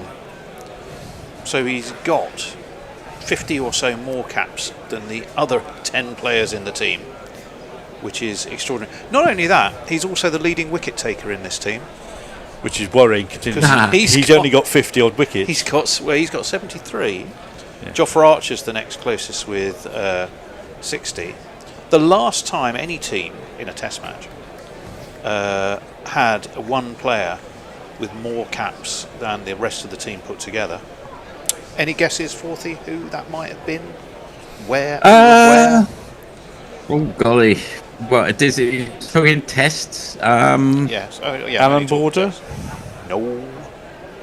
Somebody quite famous. Steve Waugh. Wrong country. Can you give us Can you give us a country? I'm not going to give you the country, but if I said right. he played an awful lot of tests and had an awful lot of runs. Brian Lara. No. Well, the obvious one is... No one's got more... Well, we'll wait for Sonny Baker. 3 slips, a gully, to a left-hander, and he's straight down leg, and he's immediately flicked away around the corner. There is a fine leg in the shape of Josh Tongue. And did they come back for 2? Yes. No, they did. Yes, indeed, they did. 29 for 1. Sachin Tendulkar, that was in Mumbai in 2013. 200 tests. And 2013, that was the last time it happened. Yeah. If you got 200 tests, it's not surprising. It's a lot. The seam attack between them has only 29 caps in this game. That's the first time this century that has happened for England. Short just rises a little bit on Latham, but he gets on top of it, plays it nicely, dabs it down towards point. Jordan Cox Fields, and they take a single. So 3 off this over, but generally he's bowled with a decent bit of pep, hasn't he? As he's Baker. definitely got some wheels. He'd have even more wheels potentially if he got a little skip out of his run up, I think. Yeah, it's I think it's like he's hitting a mark and then he starts to go from there. But it's quite disconcerting. I'm not a fan of that. Blair, he's not quite in Blair Tickner territory, which of course is just, what's the word, dressage. It's dressage bowling. It's quite ridiculous. He's bowling from the Vauxhall end, big old pavilion in his sights. There's that little skip before he gets into his run, so it's all a bit of wasted effort, really. Swings away, doesn't get up particularly. Henry Nicholls can leave it. It thumps into the gloves of another England debutant in the shape of James Rue. So actually, we've got 2 redheads for the price of 1. We have. I said in the green room earlier that they replaced 1 redhead with 2. There we Get go. rid of, because Ben Stokes is an all-rounder. Yeah. But theory, you might need 3 because you need Josh a Atkinson's bowling. not really You red need a either. bowling redhead. But I do wonder Here comes which Sonny of Baker. the, There's the little skip. Hoppity hop he goes, and then he stops completely before starting his run-up. Defended in front of his off stump into the offside. They're able to take a sharp single, move the score on to 31 for 1. That one falling to Matthew Fisher. We were debating, Forthy, and you'll appreciate this. Will I? How much the travel for James for Devon Conway, not James Conway. I don't know where James came from. Devon Conway, back New Zealand and back, might have contributed to, well, basically being leg side strangled with a very indeterminate sort of a shot. It takes it out of you, doesn't it? That sort of travel. It does take it out of you. It's not just the light and the dark. It's the weird movement of being on a plane for a very long period. In comes Baker round the wicket. That's well left by Latham. It's definitely going through. That's 88 miles an hour. He's it's also cranking it up a little bit. The oxygen deprivation from being at 30,000 feet. Well, yeah, there is that as well. But even if people are quite exhausted after they've been on a very long train journey, and you just sat there, but it's your body constantly trying to recalibrate the little bumps along the way, apparently, which makes it exhausting. Well, indeed, that's why I've stopped, sadly stopped drinking on flights. Well, long haul flight, well, any flights really these days. I don't drink anymore. Drink plenty of water. Don't drink alcohol. You only get these tiny little things anyway. Well, it depends on the class you're going, Jace. As that one is swung away, taken on the tumble by James Rue. It's 31 for 1. Fisher's wicket of Conway, the only one for England so far this morning, having put New Zealand in. Jace? No. Oh, is it? It's 40 on socials? Yes. What do you mean, no? Say, oh no. Now, this interested...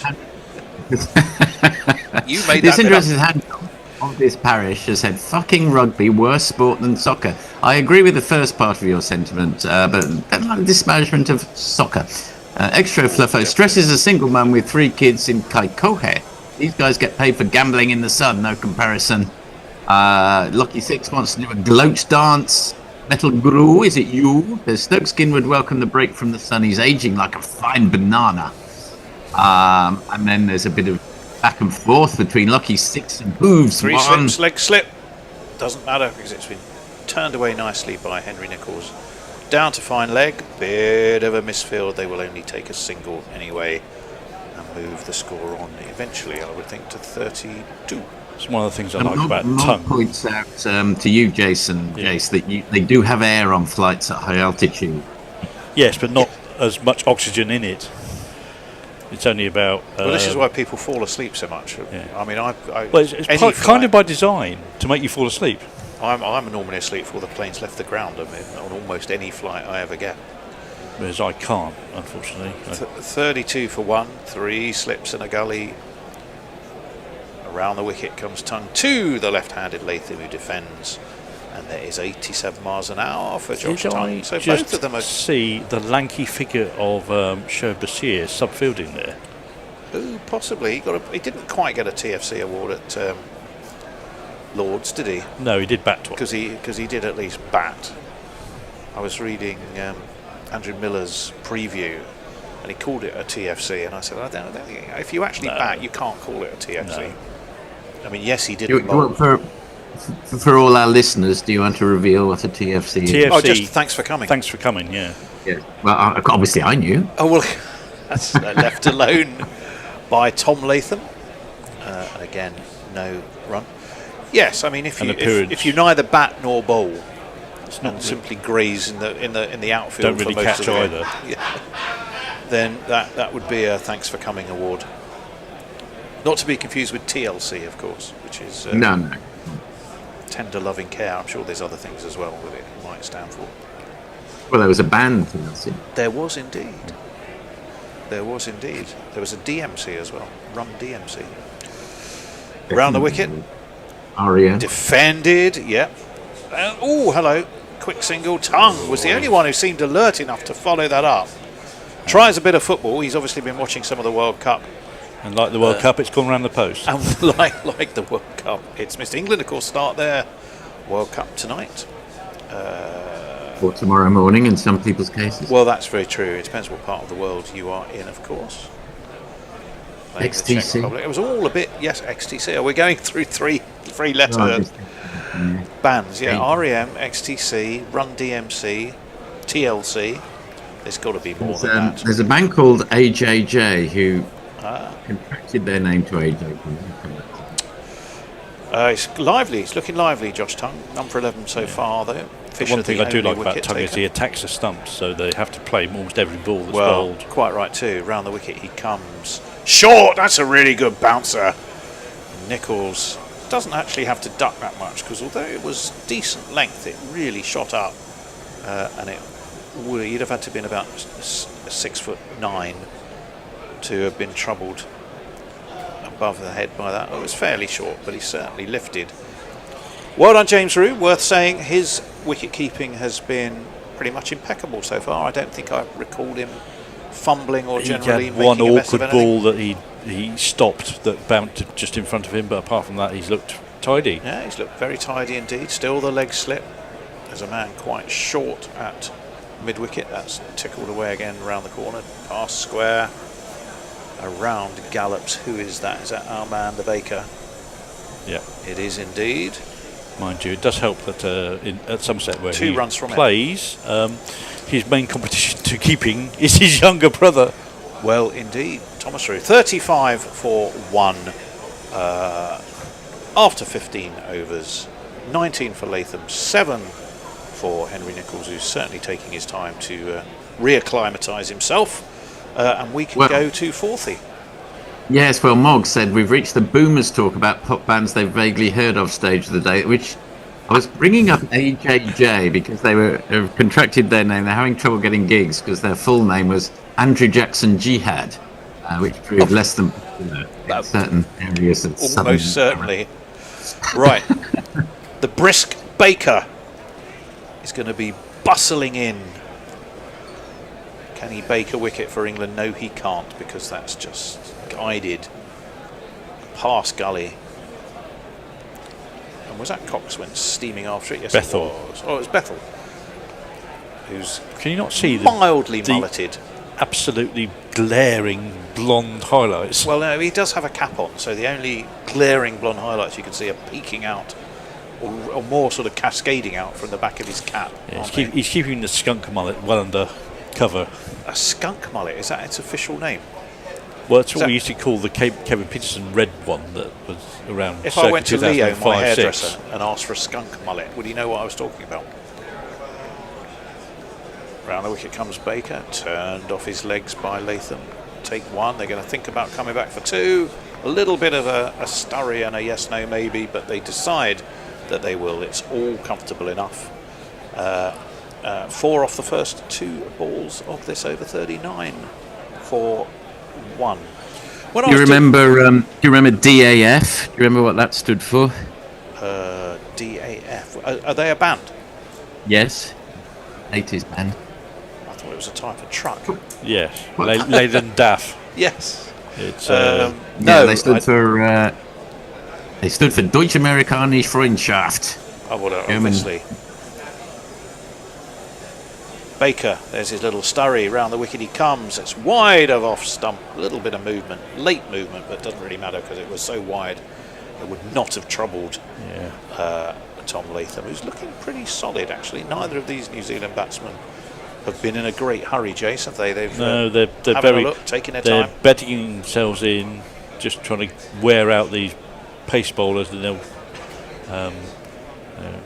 take their pickings later on in the day. Did if you they can. happen to catch any of Max Holden's magnificent 12 runs off about 80 balls at Worcester? No, I didn't, because I'm the only gorilla I think that's not been to Worcester. Proper old-fashioned batting. That's driven away. Fielded nicely, though, at point by... That's Mr. Gay. Marvin Gaye. On the dive. Did very well indeed. No, have a look at Worcester is one of the grounds I've yet to tick off my list. Oh, you absolutely have to. I know I'm going rather to Cardiff on inconveniently Friday. keep getting relegated, don't they? Which means you only get one season, then miss the next season. But it's as good as they say it is. I bet you're wondering how he fielded that. Well, on the dive to his right. No, that's it was a little missing the reference Marvin Gaye reference. Oh, right. Okay, sorry. Right. Well, he's coming around the wicket. He's still got the 3 slips in the gully. And that's hip height. And Latham again can turn it backward a square. And once again, they come back for 2 in an interesting over. A couple of dot balls, 3 twos, and those twos just look, Jason, just a little bit too easy to take. Yeah, for my liking. the field is pushed back a little bit too much for my liking. Or he's bowling into areas where it's easy to enable twos, because Latham's not running particularly quickly, and they're making him comfortably. Well, he's not. I mean, we did have a delayed start. So lunch today is half an hour later. It'll be a 1:30 lunch. That's 2 full, flicked again, but there's a fine leg, and it will just be a single this time. So he's broken his run of twos. 42 for 1. New Zealand have reached after 16. We can go to the erudite guardian of his library, 40. Well, we're getting some excellent 3-letter initialisms or acronyms coming in. Bodkin Trenchfoot, yes, NWA. I think we all know what that stands for. I won't necessarily read that out. Yes. Attitude being the last word. Exactly. John O'Gorman is delayed eating his breakfast egg as his sister had the spoon. Frank Rockefeller, MSG, Mike Black, ABC. Oh, ABC, of ABC, course. great band. Crikey, how did we ABC, forget absolutely. Extra Fluffo says SBS. Ray Stokes says PLO. Yeah, okay. Extra Fluffo IPL. Trench FML. I don't think PIL. they were a band. We're not just naming initialisms. They have to be a band. It was IPL. That's exactly what we are doing Oh, now. PIL. PIL. Yeah, Public Public Image. Image. Yeah, PIL. There we go. Exactly. We can have that one. All right. Well, you can tell me what these NIN they stand for. No. 9 Inch Nails. 9 Inch Well Nails. Again, you're not just ELP. ELP. Oh, Emerson, Lake and Palmer, which Yep. they Well did done. abbreviate. 9 Inch Nails, I don't ever think I recall Frank them. We're going to wait for Rockefeller. Josh Tongue, who's around the wickets, full, driven out to mid-wicket. Emilio Gay, who didn't stay at home yesterday, fields. We did stay at home yesterday, but he hasn't stayed at home today. And actually, I don't think it was him. I think it might have been Harry Brook. Hard to tell. Hard. Obviously, don't quite know why. No, it's Matt Fisher. It was Matt Fisher after all that. I couldn't have been more wrong, could I? Got it third time lucky. They've all got this sort of hulking sort of frame in the body. So ELP I'll give you because they were often abbreviated to that, but I don't think 9 Inch Nails were ever NIN. Oh, they are. Oh, are they? NIN's fair. Oh, okay. Yeah. There we go. That's ELO. You are. That's driven and defended, driven and fielded. Oh, sorry. No, run 42 for 1. ELO, very good. I misheard you. I thought you said PLO, not ELO. Oh, it did have a PLO as well, No, wasn't PLO it? was in there. That was Palestine Liberation. Yeah, well, Organisation. exactly. That's what I thought. Don't need 2 to- dot balls for Josh Tongue so far. 42 for 1. It was featured in Anarchy in the UK, wasn't it? Is this the IRA? Is this the PLA? Is this the MPLA? Not too many people Josh remember Tongue the is M. in. That's very full. Nearly Yorks Tom Latham, who has to jab the bat down on it, and in the end turns it away square. But he's got a smile on his face, and I think he realises that certainly wasn't the shot he intended. Probably the best ball Josh Tongue's bowled this over. We're having a look up in the dressing room. There's Devon Conway's there with Nathan Smith. Nathan Smith. Who's married to, not Who's married to, but is the partner boyfriend of Mealy Kerr. of Mealy Kerr, yeah.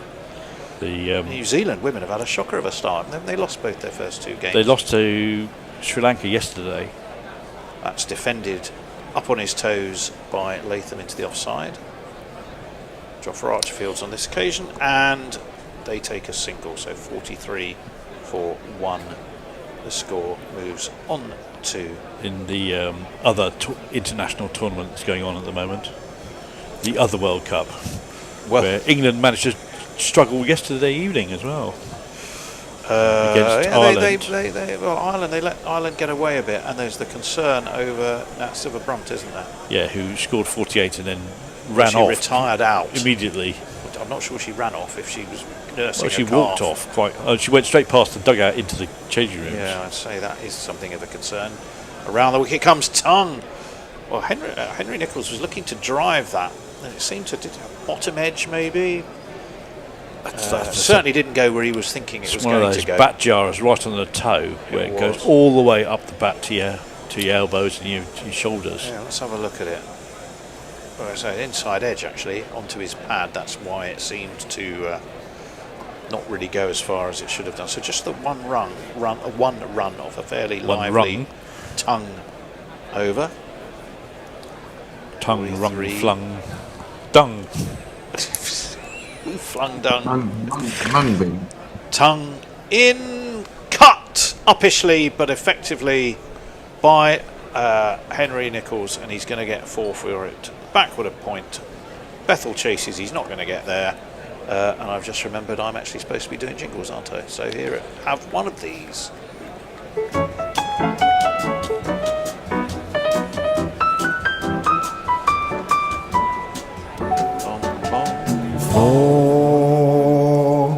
Because I was doing my notes for this match, and I'm going through performances at the Oval and how well players have or haven't done in test matches here.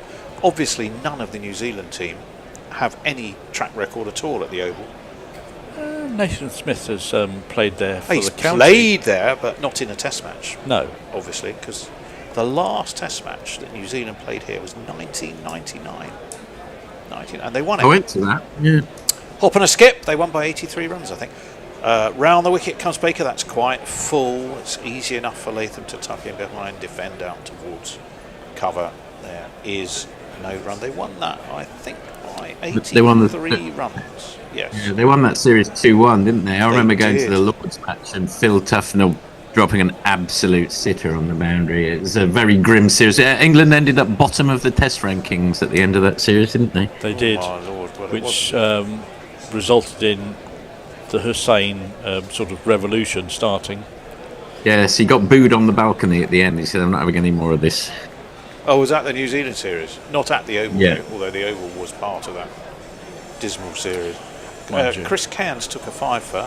Were you there that particular day, 5 for 31? I tried to block it from my mind. I might have been. Dion Nash took 4 for 39 in the second innings. Vittori, You'd have seen Dion Nash. Fleming and Vittori. Yeah, indeed. Both made 50s for New Zealand. What can Baker do here? It's wide of off stump. It's through to debutant keeper James Rew. And there is no run. Anyway, that's the only game that they've ever won, test match certainly, that they've ever won here at the Oval, New Zealand. Well, I think I'm not sure how many games they've played. I mean, it must be, what, 10, 12? No, I think it's 9.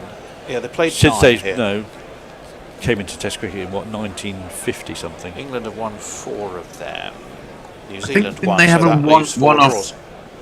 I think they had a one-off test against Australia just after the war, about 46, 47, and that was when they were all out of 26, and they went and regrouped for a few years. That's from memory. I don't think that was the Oval. I'm pretty sure. No, it wasn't the Oval. No. I was talking about their debut in Test cricket. Left again, that one. Of course, they went, was it 26 years without winning a Test match? I thought it was 26 tests. No, it was something quite ridiculous. Before they finally beat the West Indies, because I was looking up, just for fun, the details of that particular match. Just for fun, you understand? Yeah. Well, so rather sadly, I do quite enjoy burrowing into those sort of backstories. That one's defended nicely. Defended into the onside. There was no run. I don't know what Forthy thinks about this, but I mean, we are, what, 17, nearly 18 overs into the innings. New Zealand are going at about 2.5 runs and over, but you get the feeling that England are letting them off the hook a little bit. Well, it's a very inexperienced bowling attack, and that is going to be an issue. It was an interesting choice. You are absolutely saying bowl. That's bouncer, but it goes away down leg. Lively bit of work from young Roo. That means no damage done, at least in the run department for England. Well, as a Surrey aficionado, or I would say that this pitch is doing less off the deck than I would expect for a Surrey pitch to do. It's an awful lot lighter than it normally is when they start a match at Surrey, but it's doing more through the air than I expected. Well, but that's going to change. Probably just as well. It's going to change. The ball's going to go soft fairly shortly. Well, they're going to need to try. They've got the on Hayden in position, that sort of shortish mid-on. Well, he's not going to be called. It's the end of the over. It's a dot ball defended into the offside. It's 47 for 140. Right, I'll try and round up some of these initialisms. Frank Bodkin Trench was NWA, Frank Rockefeller's MSG, Mike Black's ABC, Bodkin Trench NIN, KLF from Mike Black, yes, very good. KFC from Frank Rockefeller, less of the band. Bodkin Trench put with the learning up. It's CCR from Metal Guru. Oh, yes. You'll know that one. Water Revival, yeah. Indeed, yes. LOL from Extra Fluffo. OPP from Mike Black, which I don't know. OPP. Maybe it's just a fun thing. SMH, that's Sydney Morning Herald to me from Frank Rockefeller. PIL was Mike Black. FML, Bodkin Trench. IPL, PLO, Greystoke. ABC again, SBS. DTF, I don't know them. Greystoke. BBC, Bodkin Trench. HMHB, which is 4. Not sure we'll allow that. BTO. LVMH. Have you had BTO? We're just. It sounds to me like we're just shouting out initials now. Yes, well, which that's is a bit exactly like monkeys at typewriters. You know, every so often you're going to get some that are accurate. 47 for 1. Jofra Archer back into the attack. Bashir is on the pitch. Archer's bowling from the pavilion end, and he's going to be bowling to Henry Nicholls back into the side after the some would say untimely retirement of Kane Williamson. Nicely onto his toes goes Nicholls. Should get 2 as it's being chased to mid-wicket, and indeed he does. I think we've overlooked BTS, haven't we? They were global superstar. 49 for 1. I'm sure there's plenty of K-pop bands as well that are around that we haven't mentioned. They are K-pop. BTS are K-pop. Not a genre of which I am especially knowledgeable, I've got to be honest. Really? K-pop, I can tell you Kai, and that's it. But there we go. How I even knew one, I don't really know, but apparently I do. Is it Kai? Have I got the right person for K-pop? 49 for 1. Jofra Archer round the wicket. That's up-ish, but cut, and he's cut past backward point, and that's going to be 4. It's all coming a little bit too easily for New Zealand. It's also the 50 up, 53 for 1. Nicholls moves over on to 17. Just showing your Anglo-centric heritage, Tony. Well, not really. I mean, I know a bit about French music. I certainly know a lot about American music. Certainly more, historical. Americana and blues, yeah. Yeah. But strangely, was it Korea? South Korea, is it? Yeah, K-pop is Korean. Not something I know a lot about, I will be honest. Right, Jofra Archer round the wicket, left comfortably with a big high elevated bat leave by Henry Nicholls. See, that's the right length, but it's not the right line. It's just a little bit too far outside off stump. That's quite a safe leave there. It was a safe leave, 53 for 1. You want to be, allowing a little bit more jeopardy for the batsman. At what point does Joe Root start to go, I wonder if... I might have got it wrong here. I wonder if putting them in was exactly the right thing to do. I'll tell you what I do wonder, chaps. Would the Rooty of his first incarnation as England captain have done it? And I don't think he would. That's wide, down leg. Not wide, it's just down leg. Not wide because it's proper cricket. So yes, it's a little bit of bit like your uncle who says, actually, I do know a bit about K-pop, as it happens. Like, no, I will put them in, as it happens. No, I'm not, you know, it's the modern thing to do. Yes. Yeah, I'll do that, yeah, sure. I like the way you somehow managed to link those two conversations. Somehow likening Joe Root's decision to insert New Zealand as being based upon a knowledge of K-pop. That took some doing, but it was very impressive. 53 for 1. What was the Kai hit that everyone was singing for about 3 days before everyone forgot it? I must admit, this is a lacuna in my musical knowledge. Whoa, that swung away. That was a good ball. 91 miles an hour. It's quick and it moved a little bit late. Nichols wasn't really entirely sure what he was going to do with it. To his fortune, he didn't lay anything on it. But it will encourage Jofra. We are due a little change, I think, gentlemen. Yes, at the end after of the ball went past the It's very stumps. breezy at the Oval today. Yeah. We're looking at the top of that. The flags are flying. If you were looking at the They are pavilion, cracking, they're billowing away from right to left. So you're going westerly. from sort of the Harleyford Road Yeah. out towards So westerly, the basically. eastern part of London, aren't we? Is it? Oh, it's coming from the west and heading to the east, yes. That again is a good ball outside of off stump. Joe Root was at first slip. Puts his hands above his head to applaud, but there's no further damage this over. I was just wondering who's doing what from here on. It's not me, because I'm off. I'm still here doing a bit of social. Billy should be rejoining us. It's me, Billy, and it should be Hendo, who is on his way. From What I'll do loneliness is to happiness. Rattle off some initialisms while you do a little swap over. Okie dokie. Could Lucky someone let 6. Billy in as well? Lucky 6 DNF, Ben McCormick LBW, Extra Fluffo CBF, Lucky 6 DOA, Aha from Not That Jeff Thomas, MIA, that's a good one from Extra Fluffo Gold, DTA, Lucky 6, XTC, and then CBT, Fluffo, DOD, HUH, BBW, MIA again, PDF from Lucky 6. Right, SOD Stormtrove, Troopers are deaf from Nick Miggins. Right, there we go. Over to your new team. Marvellous.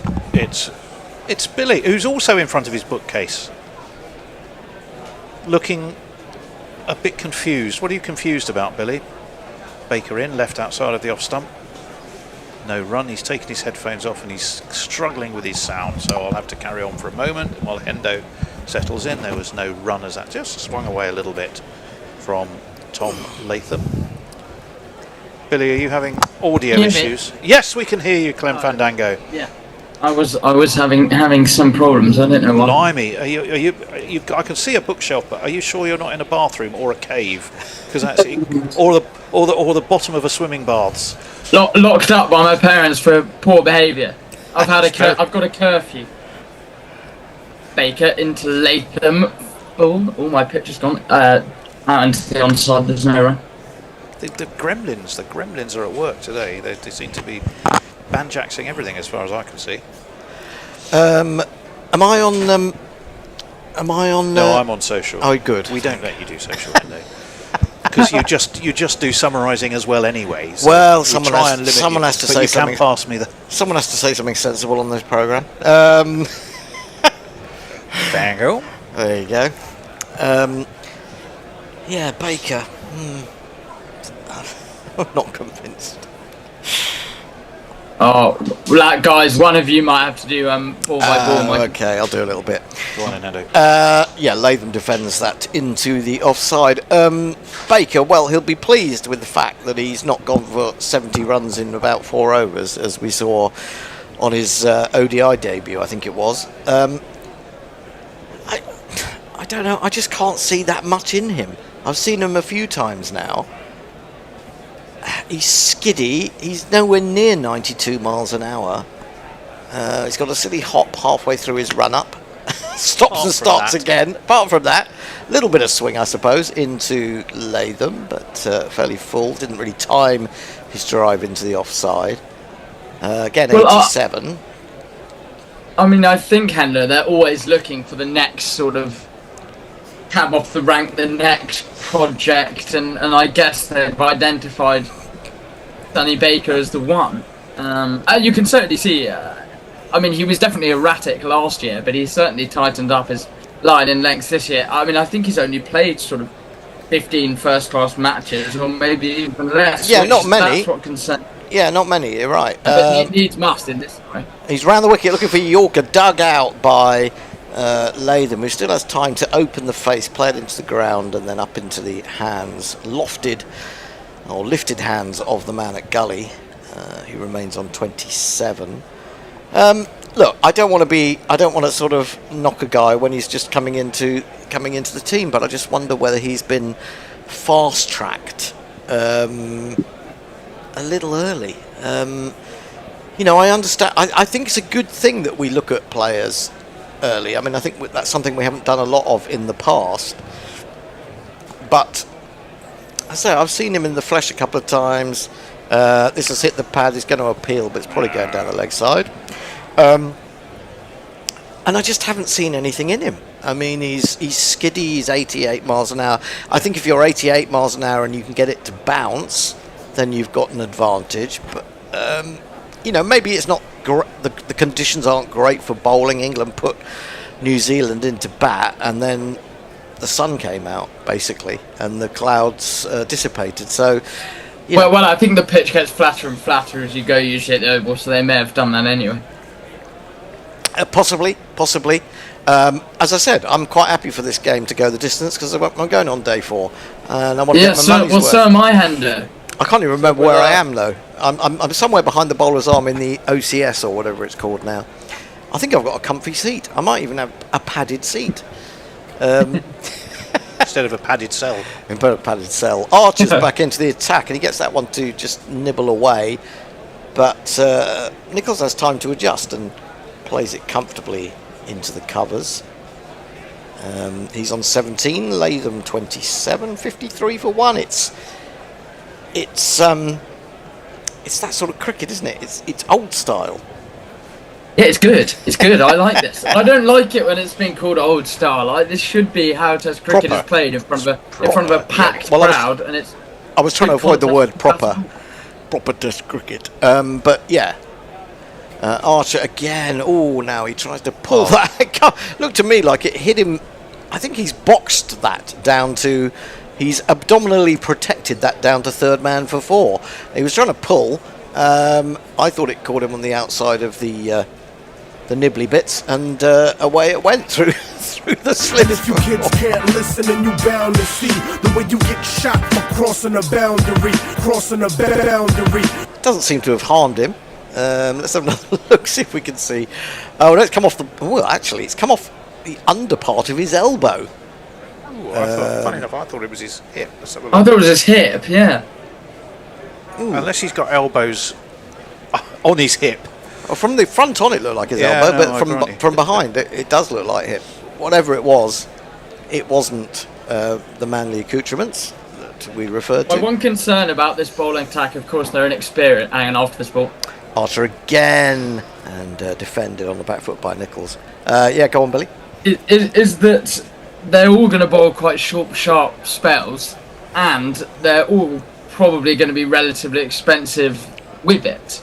Would be my one concern. Archer, Baker, they're tongue a bit better, but they're 4 over spells, and then they're done. Really, Fisher's going to have to do a lot of the sort of longer spells, more of the grunt work. You have to think, and if this does go the distance, I know Surrey never play a spinner here, but might England regret not playing one?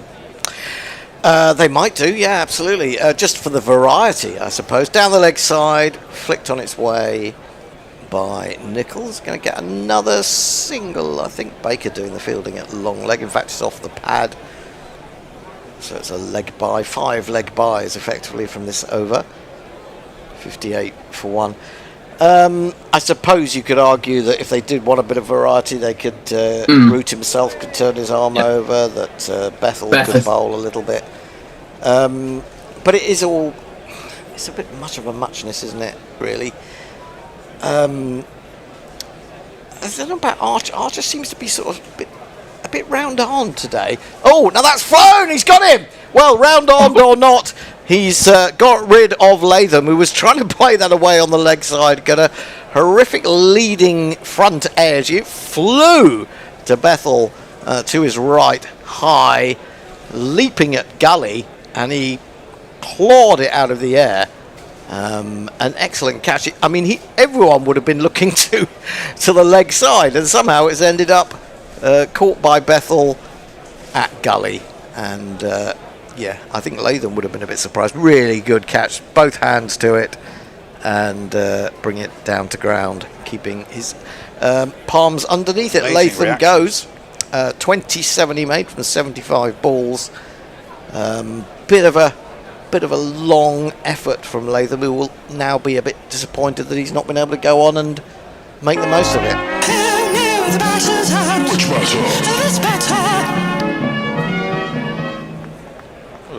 That's called a dismissal, that jingle. Well, again, I'm not entirely sure I completely registered the lyrics first time around, but it was very delightful. Yeah, Mog's lyrics. I mean, there should be a website devoted to those. Well, absolutely. Isn't there? There are lyric websites, but whenever it's a song you want the lyrics to, they don't have it. Have you never noticed that? Maybe it's I like obscure things, I don't know. Maybe I could pop in some messages yes. in the meantime. Right, Mesner says hello from French. A lot of French discussion. Lockie loves French music, quite right too, don't blame him. French punk, says Extra Fluffo, really is something. I can only really think of Plastic Bertrand. Ça plane pour moi when I think French punk.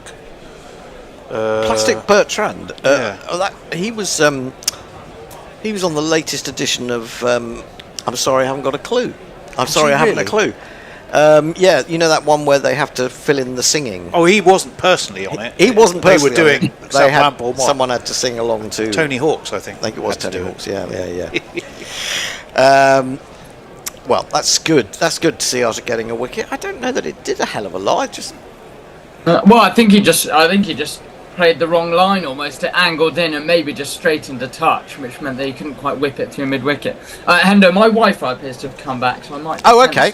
Fair enough. I thought you said your wife. That's what I thought. I thought... My wife? No. There's absolutely no danger of that happening. Archer is going to come in around the wicket. This has worked away into the leg side. Ravindra gets off the mark. It races away around the patches pitch. Doesn't he win fact get 4?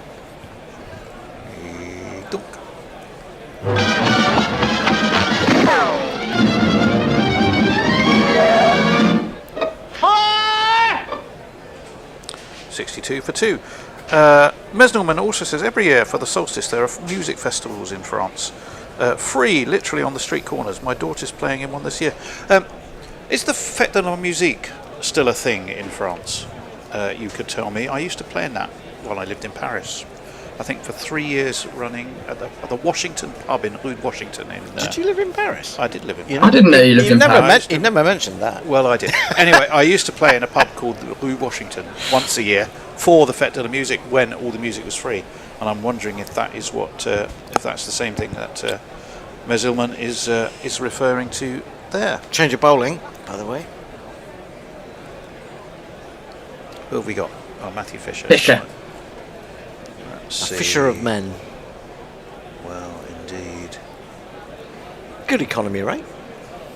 Here he is. It's Matt Fisher, the solution that you see. Balls real fast, but a dodgy physique. Tim President, Lord, hit a freak. Continued around the wicket, and there was some suggestion that there may have been an edge on for thigh pad, but no, as it went up into Root's hand. What did you guys make of the fact that Fisher bowled all 5 overs so far from around the wicket to the left-hander's roll and going over the wicket with the swing that was on offer? Oh no, he did briefly come over the wicket. Towards the end, he corrected it, and he looked a lot more dangerous. Well, actually, no. Wicket, in fact, in his second over, he came over the wicket to Conway, but he remained round the wicket to Latham, only for 3 balls, I think, or something like that. Short wide, and there's a bit of bounce as Nick had flashed at it. Yeah, it wasn't a great shot, I don't think, to be honest. I just think maybe they're feeling that I guess they're going along at almost 3 and over, aren't they? So it's not a terrible scoring rate at all. 2.91. So I don't really think that was. Maybe they just feel they're getting a little bit bogged down. I don't know. Yeah, Root, I think, may just be thinking about getting a short leg in potentially. Might have been the signal. Maybe Emilio Gay, we saw him get in that position at Lords. I have to say that Root looks a lot happier sort of captaining when he thinks he's probably only going to do one test. Yeah.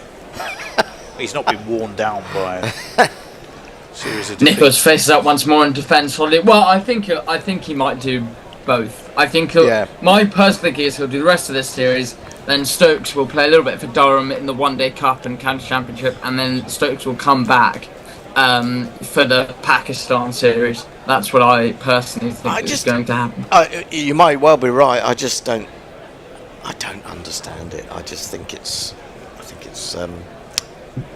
unnecessary. But I think it's a more embarrassment, Stokes being embarrassed by his own actions, because I think he wanted the curfew in, and he was the first person to break it at pretty much the first opportunity.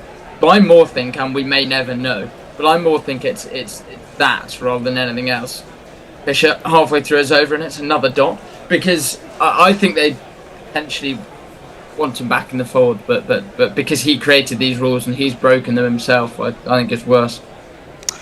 Well, did he create them, or did he? I mean, was it not a discussion with the ECB? Was Rob Key not involved in this quite heavily? McCullum, I don't think. I don't know.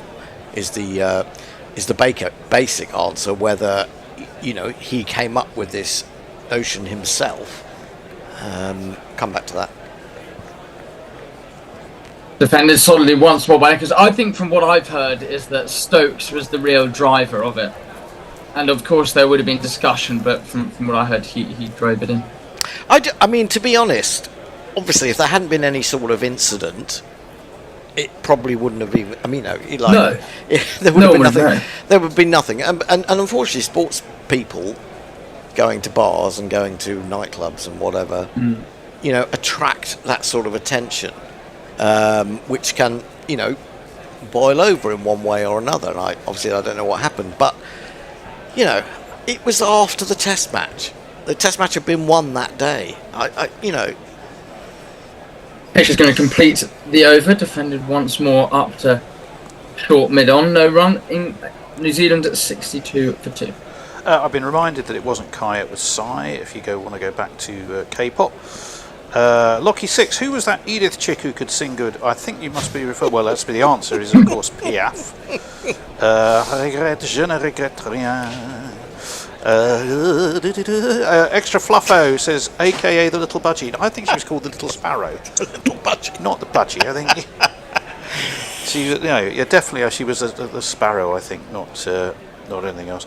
Grubby says, it's also a very different pitch from Lord's, Hendo. All bowlers are going to have to work harder for wickets, including Baker. I agree. But then you do look at and say, did anyone look at the weather forecast for the day just because it was drizzling a little bit this morning? Did that influence the decision?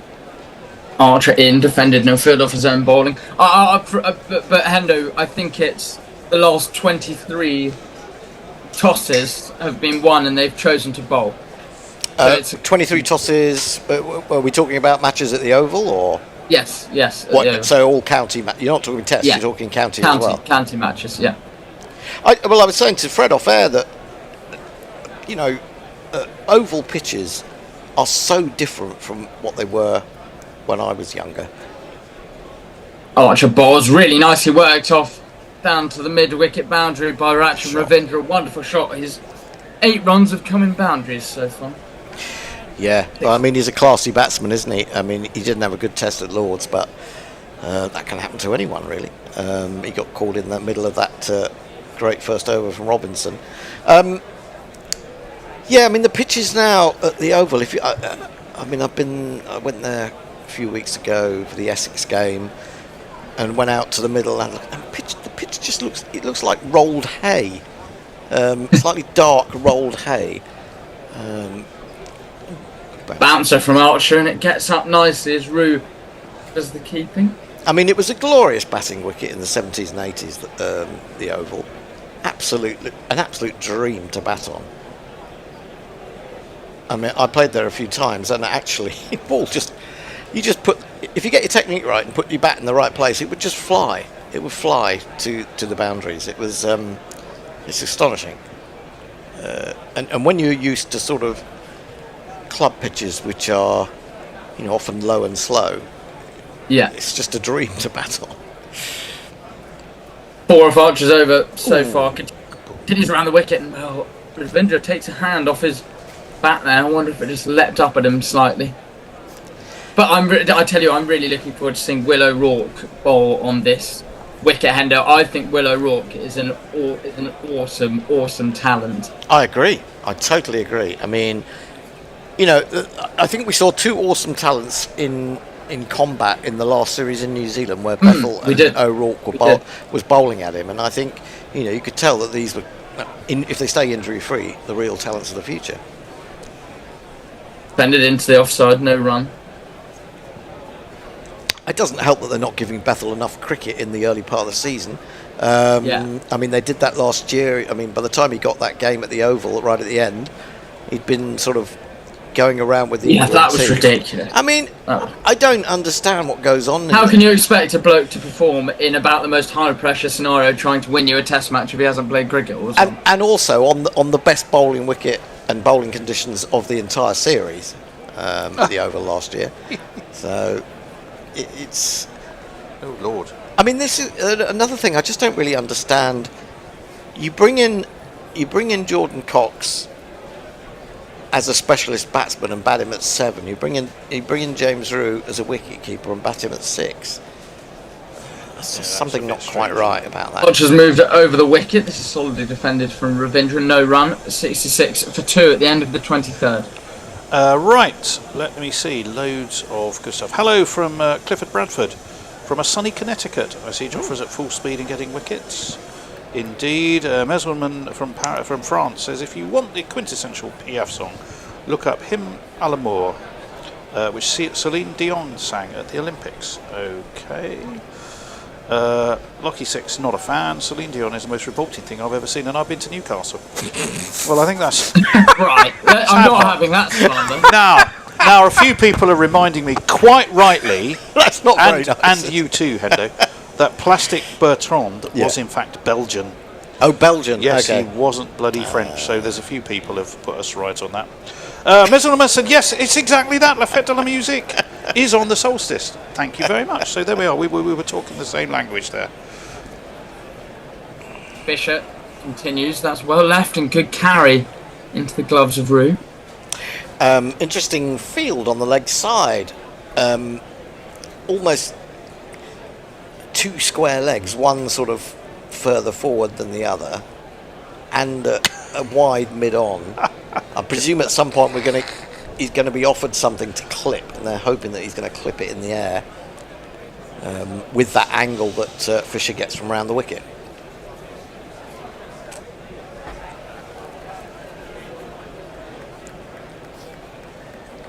Worked into the offside. They'll look to get 2 here, which they should do comfortably enough. No, good fielding actually. Nice quick round at points. So it's just the single. 67 for 2. Nichols onto 18. And on the basis that Ravindra has played 2 pretty good shots through mid-wicket, it'd be interesting to see if they keep that field for him. Of course, we are reliant on the director and the camera folk to pull back so that we can give you details on that. Let's have a look. Oh, I think he's changed the field there now for Ravindra. There's a lot of movement in the field, isn't there? They're bringing in new reinforcements to the slips. What sort of position is Gay in there? Sort of a cover, but quite shortish, really. Ravindra will face up again. Left alone nicely. A bit of swing once more. And again, I mean, England are going to be so short of their overs here. It's absolutely ridiculous. It has been a rather pedestrian morning in the sense New Zealand 67 for 2 off 23.5 overs. I wonder if they might have a exploratory over of spin here, or whether they'll... Well, they do have the leading wicket taker in the England side yes, at their disposal, don't they? Harry Brook? No, Joe Root. Joe Root's got more wickets than anyone else in this team. Harry Brook was doing quite a bit of bowling, I think, in the nets. In the warm-up of this game, Ravindra defends solidly. There's no run. Well, I mean, he did bowl that gorgeous delivery to get rid of Jamie Smith, didn't he, in the Surrey Yorkshire game? What a ball, yeah. That was I mean, it was. I mean, we've And he's seen, dismissed Kane Williamson before. yeah. Well, we've seen Harry Brook bowl before, but we've never seen him bowl a ball like that. He's generally almost considered a joke bowler completely. Maybe he's going to take it a bit more seriously.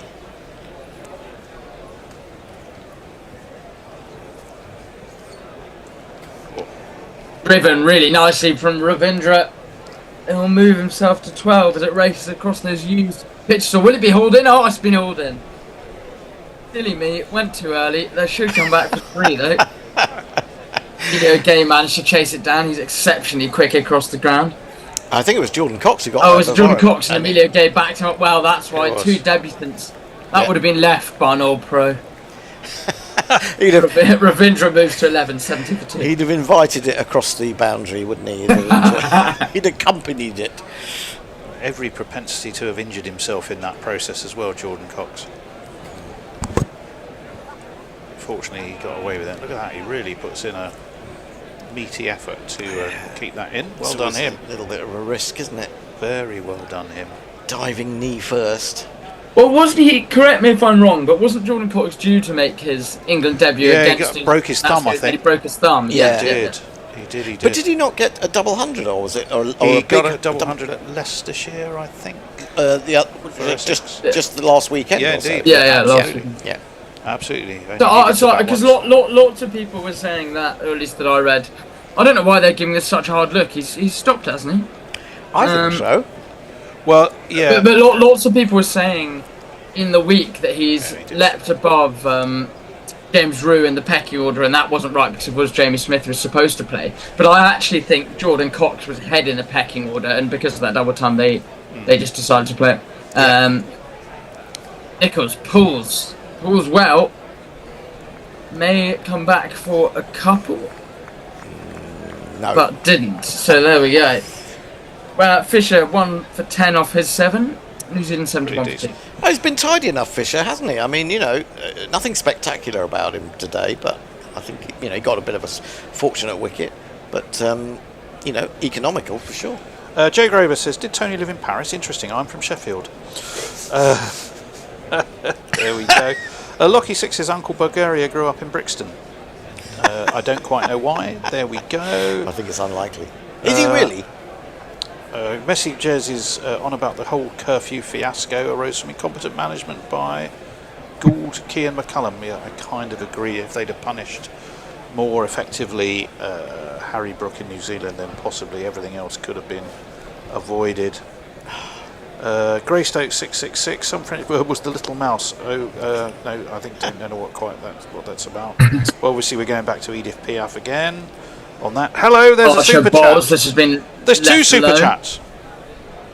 No, right. Right, the first super chat is from a Mr. Handjob. Shit, nearly forgot to do this. And then he says it's not very good of him. That's not actually what he says, but that's the way I'm interpreting it. Up the Kiwis, says Hooves, both of whom have paid good money for the privilege to say it. So thank you both hugely for that. And Jamog, yes. It is looking gorgeous, isn't it, the Oval? It actually looks gorgeous through the windows of the Lewisham studio, I have to say. Bit The warm only up here, problem with looking through the windows of the Lewisham studio is that you can basically see Lewisham. Other than that, it's delightful. Almost grazes the outside of Nichols' off some. Well, yeah, it's pretty great. I have to say, it's pretty grey and dreary in the southwest. You're in Winchester, are you not? That sort of area, Andover. Andover fist. I bet you've never heard that before. No, I chose to ignore it. You weren't on earlier when I brought up the Fisher joke, and Tony was just it was just pouring out of him like, well, sludge, concrete, I don't know. Comes off Nichols' hit with no run as it dribbles into the onside. I'm obsessed with builders because I've got builders in next door. They're building an extension on the back of the house, and I went into my back room the other day, and there was this it's a couple of Sikh guys doing it, and he was on the he was there with an enormous plank staring in as I came out of the shower. into the back. Certainly not what he was seeking. He wasn't seeking it, no. Flash away, good fielding once more by Duckett, I think that was. And there'll be another dotting, just building a little bit of pressure on Nichols here. 19 from 48, just 2 balls to go to lunch, though you don't think he'd do anything stupid. Landed just short of Duckett there and actually caught him on the shin, I think. Yeah, I mean, that he doesn't need to do that, just stick around. I mean, they don't want to lose another wicket in these last couple of balls before lunch. 71 for 2 is a reasonable start, especially when they've been put into bat. So I think, you know, they don't need to get worried at this point. No, it's a 5-day game. Exactly. 2 balls left. Oh! And the over squared him up, edged through where 4th slip would be. Really, Nichols gets away with one there. A really probing line and length from Archer, as we so often see him just angling one in and nipping away. And it found the edge of Nichols, but goes to the 3rd man boundary. 75 for 2. I'm going to do a very quick. Oh, was that? 1 ball left, I think. Yeah, no, I'm just thinking because otherwise my parking's going to run out. So I'm going to have to literally not engage in idle chitter chatter. I'll have to leave that to you two before lunch, or I cut and run. That's fine. But I will say, Banana Brooks has given us £2 just to say have England bowled a touch short. Not always. I wouldn't say so. No, not really. I don't know. Archer to round off the session. This is full and wide. That is absolute dross from Archer and well taken by Root. 4 from that over. 75 for 2 ends the morning session. That if you're just joining us was delayed by half an hour. But New Zealand, I think they will be relatively happy with that, having been put in. Yeah, having been put into bat, and we've seen a good bit of some England debutants. And Sonny Baker, what have you made of him? And well, you know what I've made of him. Well, he has got a wicket. Who's Sonny Baker? Has he? No, is he not? No, it's Fisher and Fisher and Archer. Archer. So he no, I mean, I just haven't seen enough from him yet to justify the hype. See you, Tony. Yeah, that's all I would say. I don't know. Maybe they've seen more in the nets from him. Maybe they've had word from around the circuit from batsmen or umpires who've seen quite a bit of him. And as Grubby was saying, he definitely, it's a completely different pitch and conditions from what we had at Lord's. So he is going to have to work harder. I mean, you can just be lucky and you come in and make your debut when the conditions suit bowling, or you can come in on a glorious cloud-free day as it's become. Yeah, absolutely. I don't know if we're up to date on the socials. I'm going to presume that we more or less are. Someone asks, did you say he had an enormous plank? He did. He had a huge plank. And I think when he saw me, he nearly fell off into the garden. Anyway, it's time for the bear to get up and put something on for... You've already done it. Okay, we will be back in about 40 minutes' time, 35 minutes' time, for the afternoon session. Please don't forget to join us. Goodbye.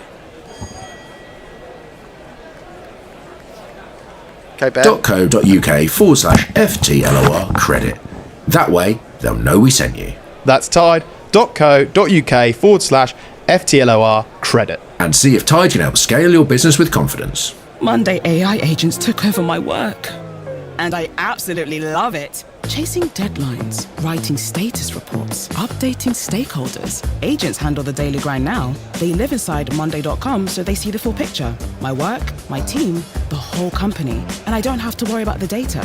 It's safe, which means I'm free to focus on the big stuff, knowing everything runs smoothly in the background. It completely shifted the way we work. Create your own AI agent in minutes on Monday.com. The Bishop and the Bear, the Bishop and the Bear, and to the delight of everyone, they are here to share jokes and rants and guests and things. Who knows what any fun they'll bring? Not affiliated with the Mad Bishop and Bear pub at Paddington Station. The Bishop and the Bear, bats beyond compare, buckets of savoir-faire. The Bishop and the Bear. Welcome back to the old Bishop and Bear. We're very excited. There's a test series just around the corner. We were going to do a Bishop and Bear all the way through. We were going to have a weekly Bishop and Bear during the IPL. But the problem was we ran out of steam after the first one. Yes. Or enthusiasm. I think, if I'm honest, at least one half, possibly the more large-poured Ursine version of the partnership, ran out of steam during the first one. So in actual fact, this has been the first one for a while. We've got New Zealand around the corner, so we're going to be chatting about that. We have a very special guest today. A man who's shy, retiring, very rarely turns up on podcasts, so it's been a real treat to get him on the barstool of bravado in the Bishop and Bear. It's none other than Grubby Paul Howarth. How are you, Grubby? Oh, very well, thanks, Tone. Thanks for having me in the lovely, cool, air-conditioned Bishop and Bear. Isn't it great? Do you know what? I was doing a regular thing I do on a Tuesday night jam session at the Cavern in Rains Park, and people were actually saying it's too cold in here. Yeah. Because the air conditioning was turned up. So there's a lot of equipment and stuff. Nobody wants a boiled amplifier, but there we go. Right. Well, yeah, that is. What can we get you to drink, Grubs? Oh, I think, given that it's over 30 degrees out there, I think I better have a lovely, refreshing cider over some ice. And I'd like also one of those massive G&Ts in one of those huge glasses, tons and tons of ice. And I'd like a pint of Guinness. And I'd like a bottle of Chateauneuf du Pape. I'm quite thirsty. Well, we can do all of those things. Thank you. Because we have a limitless supply of virtual alcohol. I thought you did. No food, thanks. Well, but you might. The thud you're likely to hear after about 20 minutes is Grubby falling off his bar stool, but we'll have to live with that. Right, we're going to be talking, the Bear and I and Grubby, about the New Zealand Test Series. Very exciting. We're going to have a little chat about the Women's World T20, probably acknowledging that none of the three of us are necessarily experts in that area. But speak for yourself, son. Speak for yourself. There you go. County season to date. We had hoped to have Annie, but it was always going to be a bit touch and go.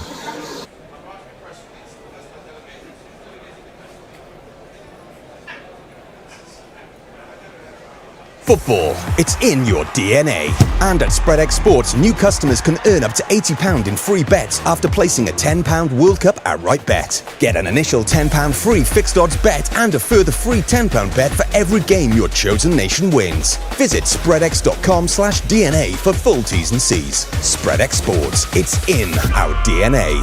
18 plus gambleware.org. First World Cup outright bet only qualifies. Free bets capped at £80. Free bet stakes not included in any winnings. Free bets must be claimed within 14 days. Hello, Ben Young's here. Dan Cole is also here. Say hello, Dan. Hello. We're here because For the Love of Rugby is partnered with Tide, the all-in-one business financial designed to run your business better. Trusted by over 2 million businesses globally. Do you want a new business account? And would you like a £100 cashback reward? Tide is more than just a free business account.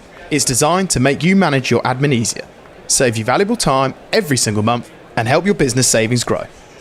Because it doesn't just store your money, it helps you actually stay on top of your business and make more from what you earn. That's right.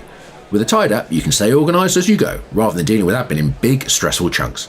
It's a complete financial platform that brings everything together, from payments and savings to cash flow insights, helping you focus on running and growing your business with less stress. You can track capture receipts as you go, create custom invoices, and manage your accounts all in one place. Whether you're just starting out or already established, Tide helps you save time and run your business more efficiently.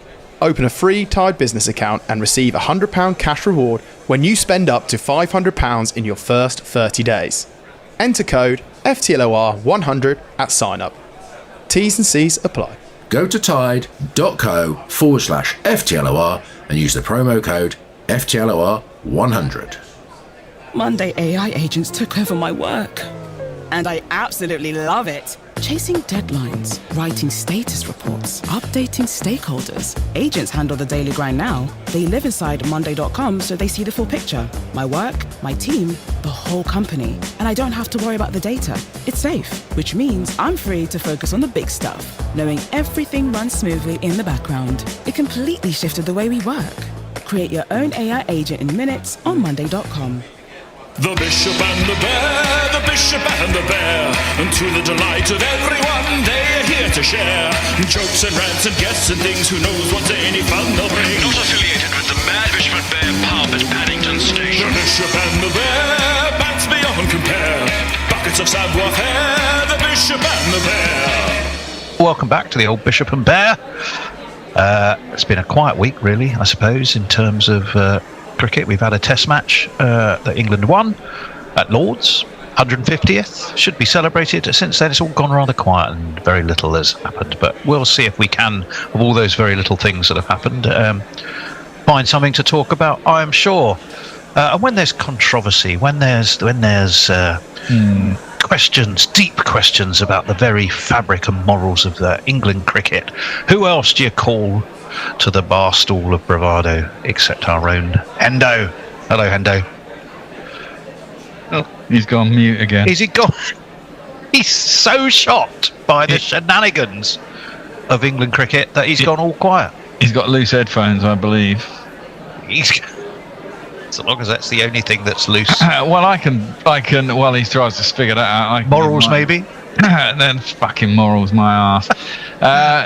This is a shambles as far as I can see. It's weird actually that the press seems to be having gone one way at the start of the week when it first got announced and all piling in on Stokesy. Seems to have gone a little bit the other way, mainly because it's a fucking storm in a teacup. Some idiot from Saracens who was clearly quite pissed threw a punch. Don't know why, no one knows why. They didn't throw a punch back, they hit an England security guy.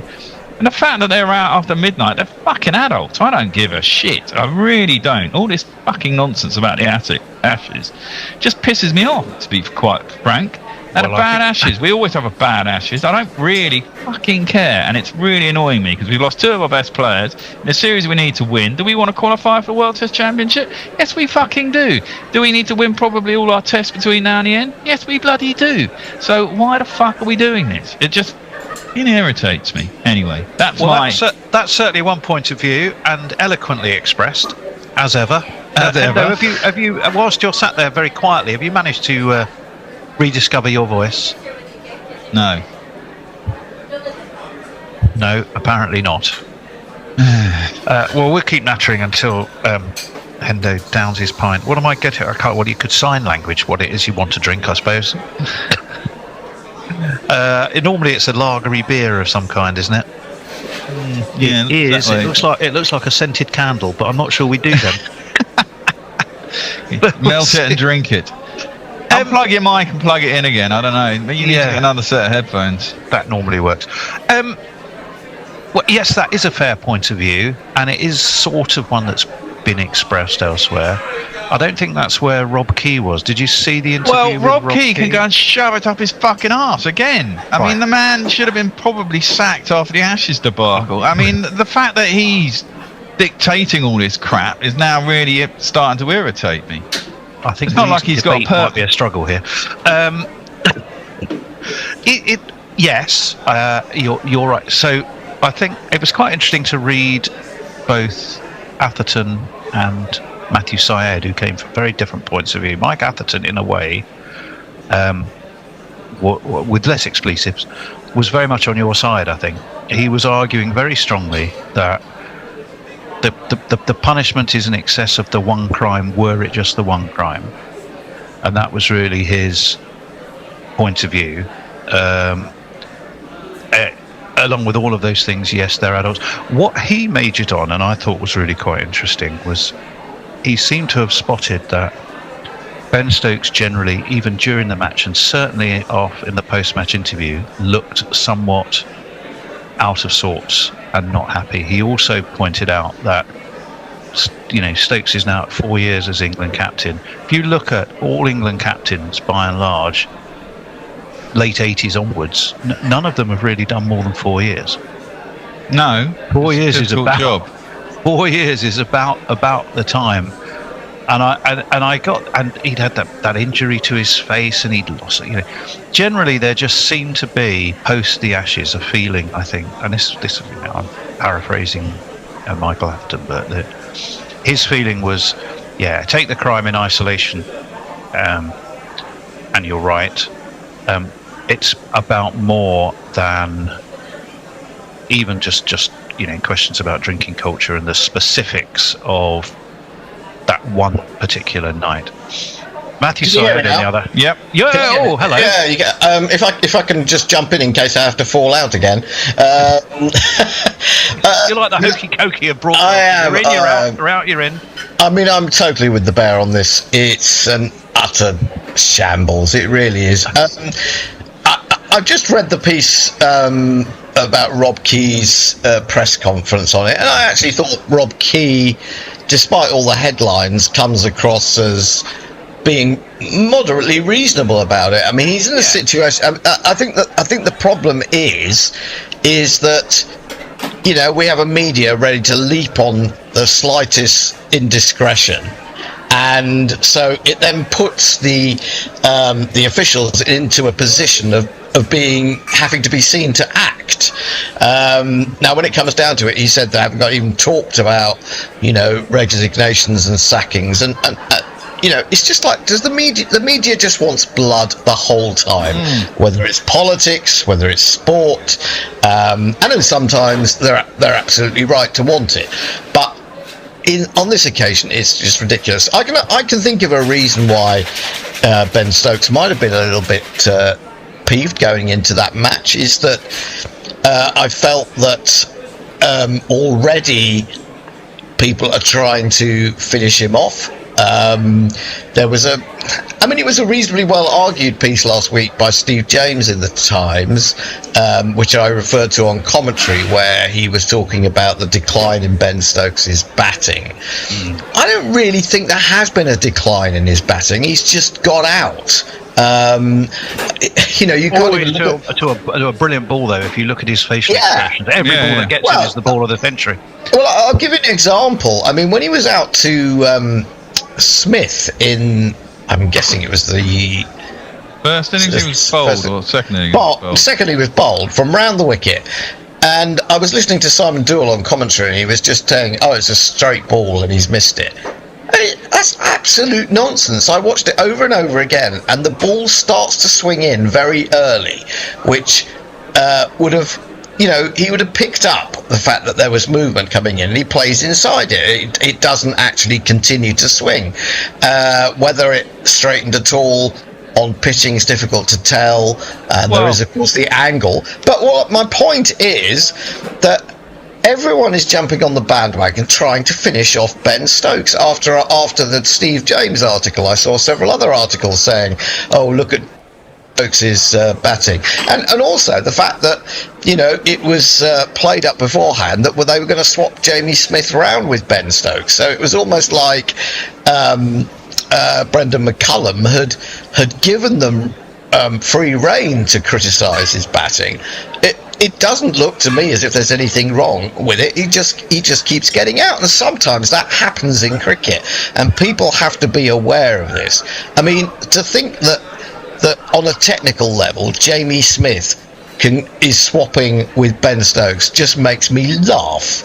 That said, he did actually deal with the conditions quite well. He didn't in the second innings. In the second innings, he didn't do badly, but he flayed one through the slips that could easily have been caught quite early on.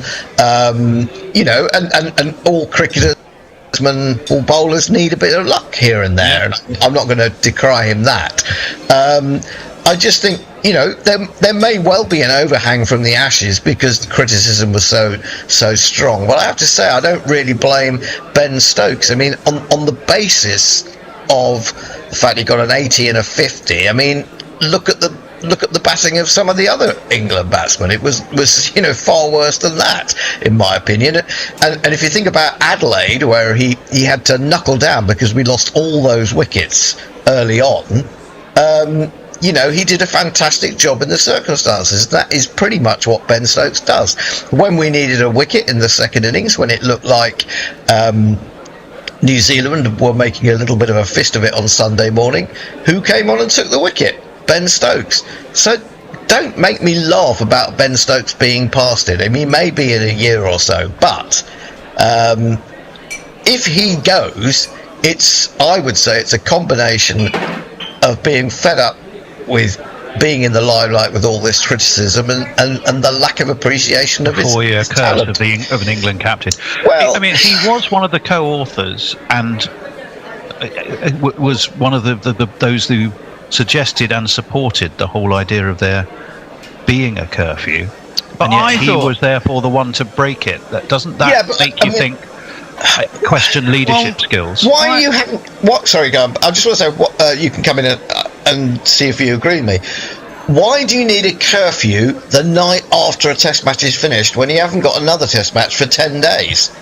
Well, that is one point, and yes, that is absolutely true. I mean, this is it. It was a victory, and they should be entitled to do what the fuck they want to do. I mean, you know, footballers, if they win a Champions League or whatever, they go out and get absolutely smashed till 5 in the morning. Not these days. They Well, don't, I don't believe, and certainly not if they're going to play in a World Cup. And England have got 2 more tests, and it's only the first test. Well, of the after series. Arsenal won the league at the end of the season, you know, they were all out and they were coming out of the stadium. Good for them. Exactly. The power of good when it came to the next final they had to play, didn't it? Well, they didn't do too bad. I mean, they lost on penalty. Yeah, they lost.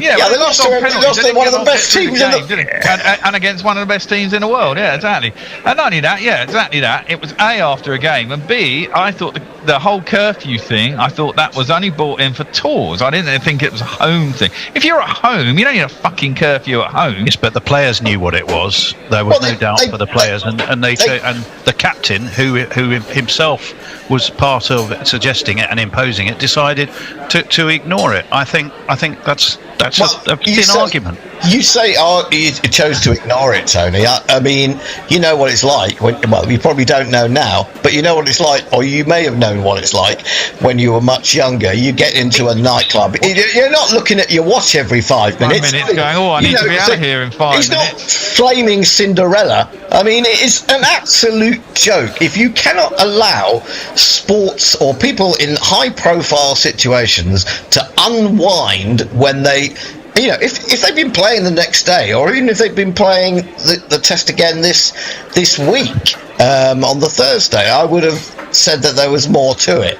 But really, from what I understand and from what we've been told, I just think it's another attempt to create a story when there isn't much of a story. It's the usual pile-on. I'm sort of saying the same thing here, though, because if you take the one incident, I would 100% agree with you. I think where people, rightly or wrongly, are getting on something of a moral high horse is they're looking at the cumulative incidents of Australia, New Zealand, and now this. Well, yeah, and he's the captain, and he's the man who came up with the rule himself.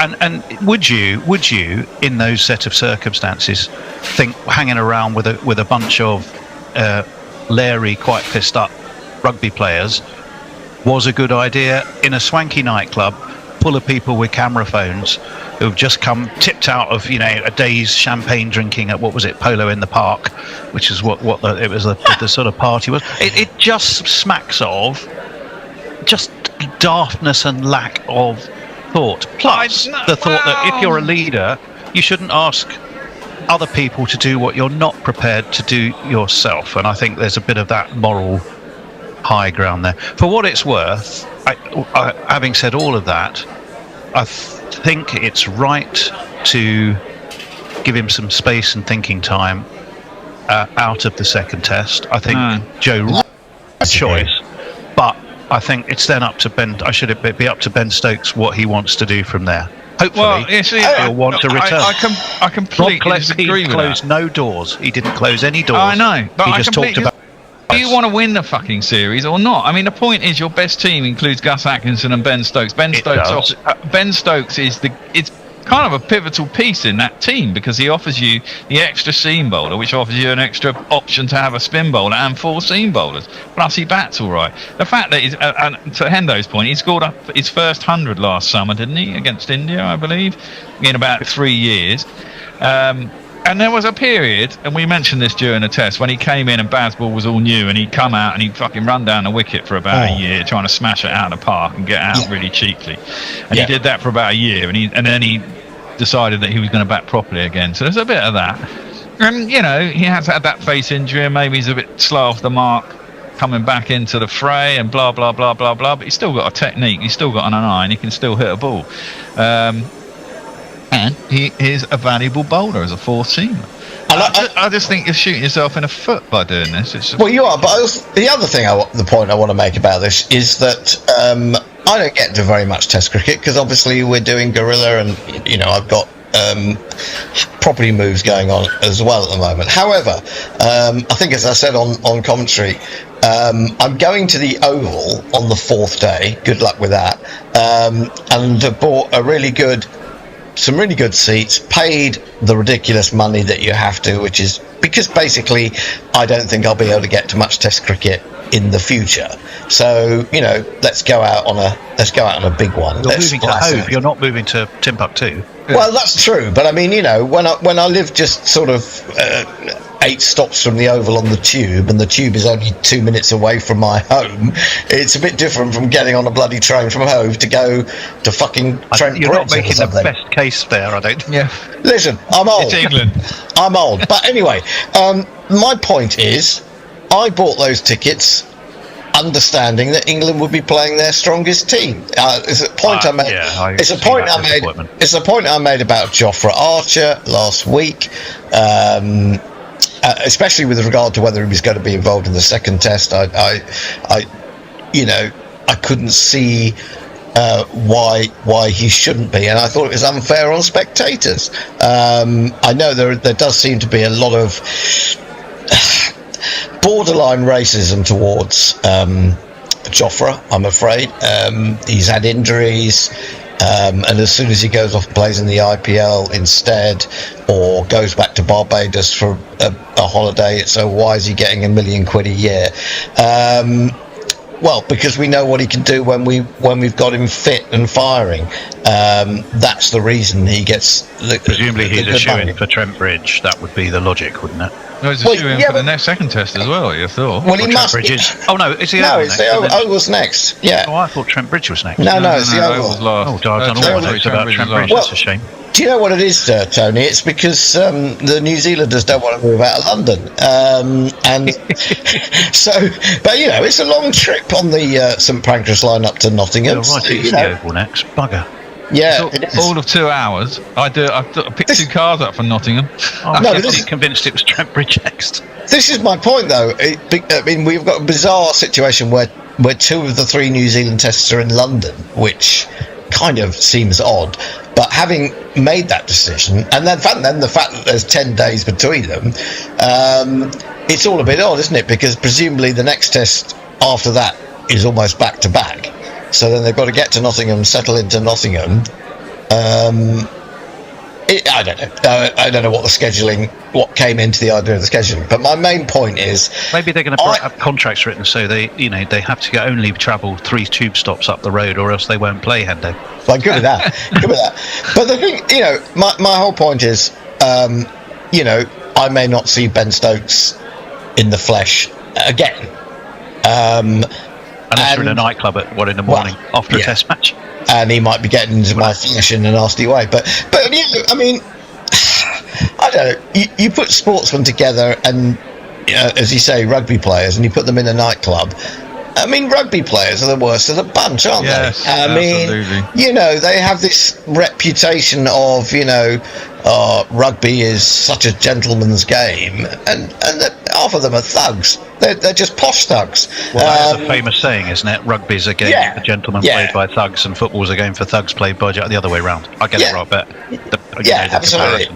But from a personal point of view, that's it. I mean, I think it's a huge overreaction. I think that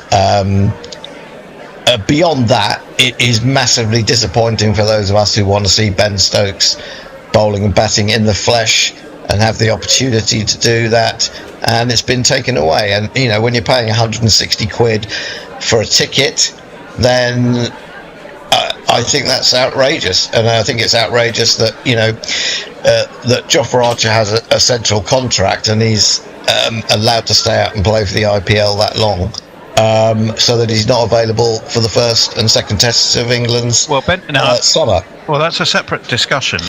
Ben Stokes' argument when he defended that was, you have to understand that that times have changed. Players will have different demands. They make their money in different ways. You can't deny them the opportunity to make that money. You have to fit around a different way of thinking about doing things.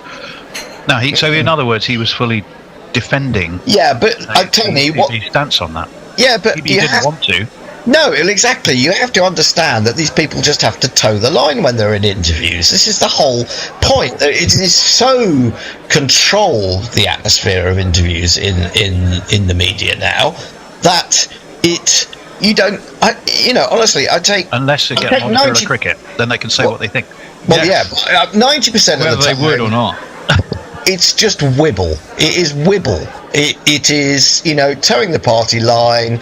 It's trying to find something to say to daft questions, and then they become headlines because there's nothing else to write about. And because, I don't know, I'm guessing a lot of cricket writers need to have this sort of this constant flow rather than actually writing sort of incisive and insightful stuff. I just find it ridiculous. You've got to have loads and loads of content. I mean, I do get Stokes' point, and I don't think that is necessarily just media speak, because, I mean, we've known this for ages. The problem is the IPL pays such big bucks. It's not like I can imagine they could turn down the PSL or Caribbean Premier League or any of these ones, but the IPL is seen as the premier T20 tournament, even though it's fucking tediously too long and too many games, and it comes at a really inconvenient time of year. I didn't know you thought that. You've never mentioned that before. Never mentioned that before. But the kind of money that Jofra's getting offered, you as an England board, you've either got to say, okay, Joff, let's cut a deal here. We'll pay you 50% of what you'll get in an IPL if you don't play in the IPL. And he might still go, well, sod it, I can stop playing for you and earn £1.5 million a year playing in the IPL. And my career is not going to be a long one. I can't see Jofra still going to be bowling at 39 and county championship division 2. And other countries, we're not the only country that had this. I mean, you look at the likes of, Trent Boult gave up playing international cricket. He still had a few years left, and he has been in a position where he said, I'm available for New Zealand, but they decided to kick him out, whereas Kane Williamson has done exactly the same thing, and he's still getting picked. Although he has just retired, I believe, from international cricket. I think that is hot news as of pretty much now.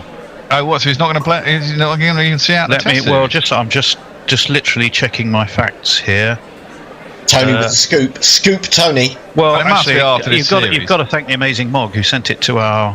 Oh right. Okay. New Zealand has confirmed his retirement from international cricket effective immediately. Oh wow. Now it appears to be an official thing from New Zealand cricket itself. And if that's the case, then mid-series, what's he been doing? 1-1 questions. I don't think he's been doing anything. I think he was desperately hoping that. I think probably in the back of his mind, Lords was going to be. He wanted to get some runs at Lords, which he hasn't really ever got. But surely you'd just see out the bloody series, wouldn't you? Yeah, as far as I can tell, I don't think he's going to. No, if that is correct. No, it is correct. I've just looked on the BBC website. But I think it's true. No, it is true. I've just. Listen to me. I've got the BBC story up. It says breaking. It says Froma, New Zealand captain, but it should be former. Kane Williamson. Somerset. Exactly. No, that's in. He's retiring to Somerset. No, it's in Norfolk. Oh, that's Cromer. Oh, that's right. Cromer and Froma. So anyway, Kane Williamson retired from all international cricket with immediate effect after registering a duck, and at 18 will play no further part of the 3-match series. Leading all format run scorer, 19,000 plus runs. He's going to retire with an average of 54. I just wonder whether. Fair enough. At Lords, he didn't really look himself, but then again, who did as a batsman? Yeah, and I mean, if he's judging it on that, I think there has to be a bit more to it than that. But it's an odd thing, you get selected for a test series, see it through. I mean, I know we've had examples of people who haven't done that. I mean, Graham Swan's another one in the Ashes. Well, the injury though, he had a dodgy elbow. Yeah. Do you think that's like his version of bone spurs? Well, maybe he's picked up a niggle and that's or maybe he's been having an affair and it's about to come out in a paper. What? I said maybe. I'm just trying to add a bit of salacious gossip into this thing. Maybe he's an axe murderer. Mate, you never know. I do think that if if he goes, well, he is going. I just find it a bit. I just find it a bit strange. I'll just give you. Let me give you the quotes. Explaining his decision, Williamson retired in November from T20 International, said, "I thought about it for a while, but over the last few days it's become clear now is the right time. I've always felt a strong drive and hunger for international cricket, and I take pride in knowing I've given it my all in every match. Continuing with anything less wouldn't be right, and I feel fortunate to step away on my own terms. I leave feeling optimistic about where this group is heading. There's a huge amount of talent and a real desire to do something special. It's a team I love. I feel incredibly unfortunate, blah, blah, blah." So it's not really giving a lot away, and he's just suddenly lost the appetite. Right. Is what, really between the lines is what it's saying. Interesting parallel there. No, I mean, I doubt you'd ever see. He just doesn't strike me as the type to be hanging around in a Kings Road nightclub at 1 a.m. after a Test match. But they're sort of parallel. If Ben Stokes was out of form, if Ben Stokes was questioning after 4 years, how much more of this can I do?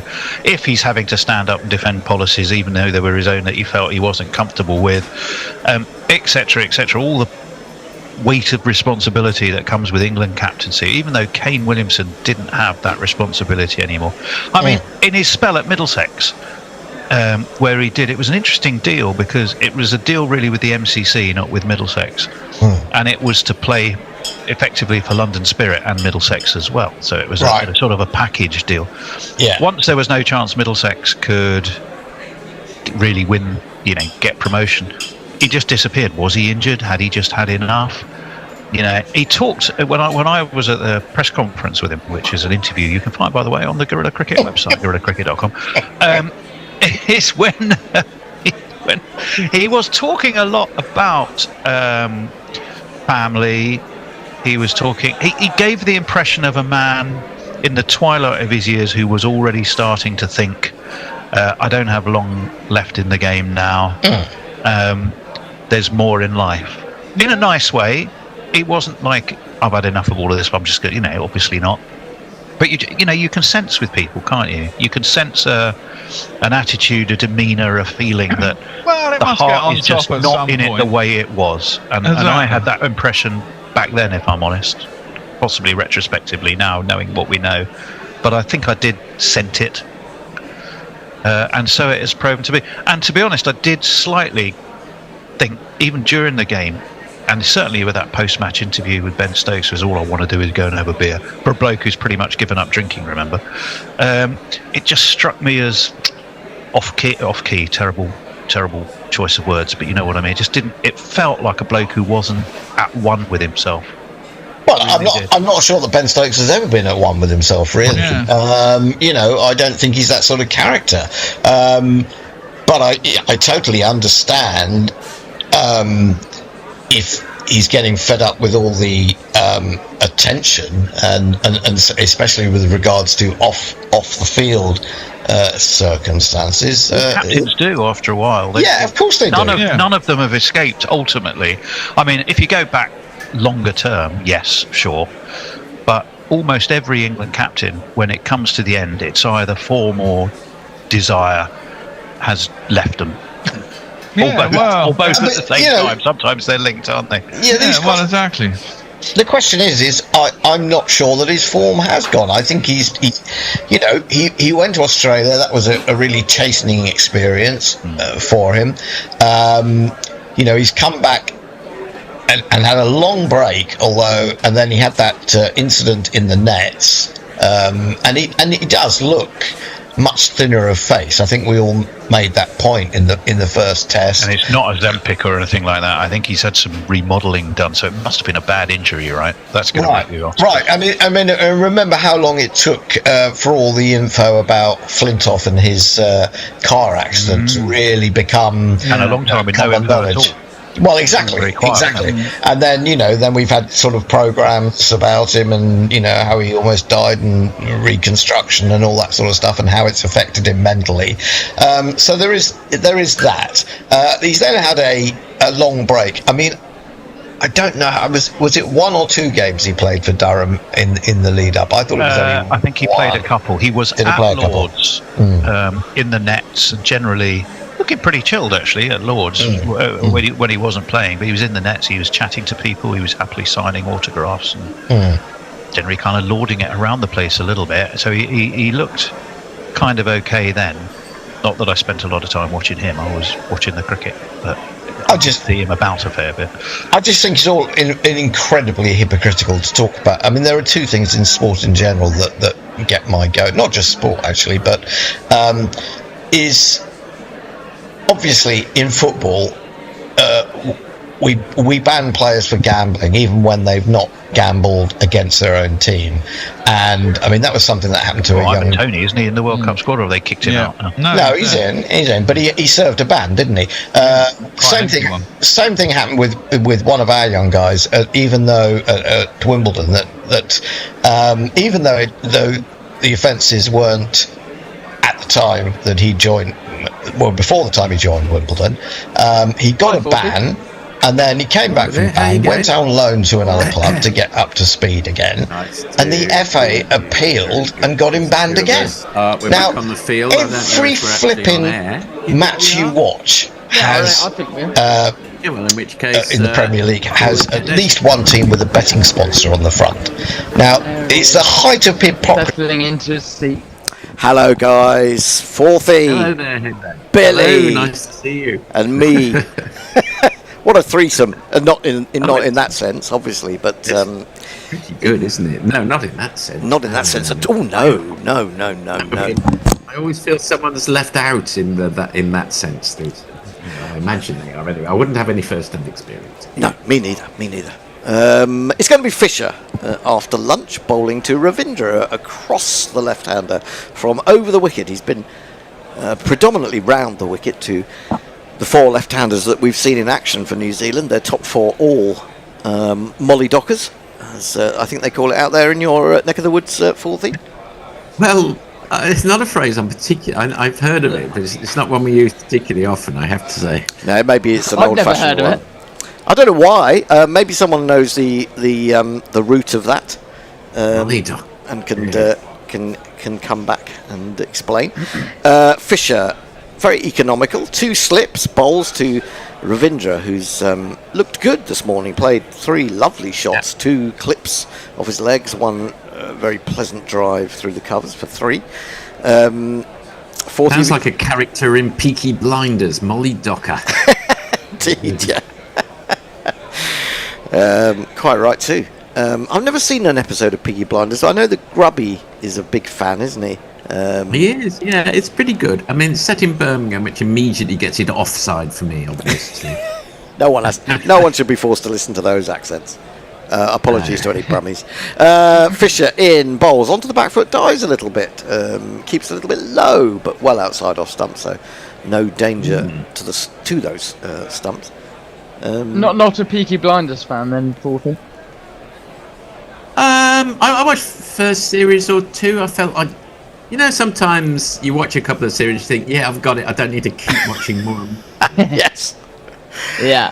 I did that with Ozark. Is it Ozark? Yeah, it just repeats itself over and over. Yeah.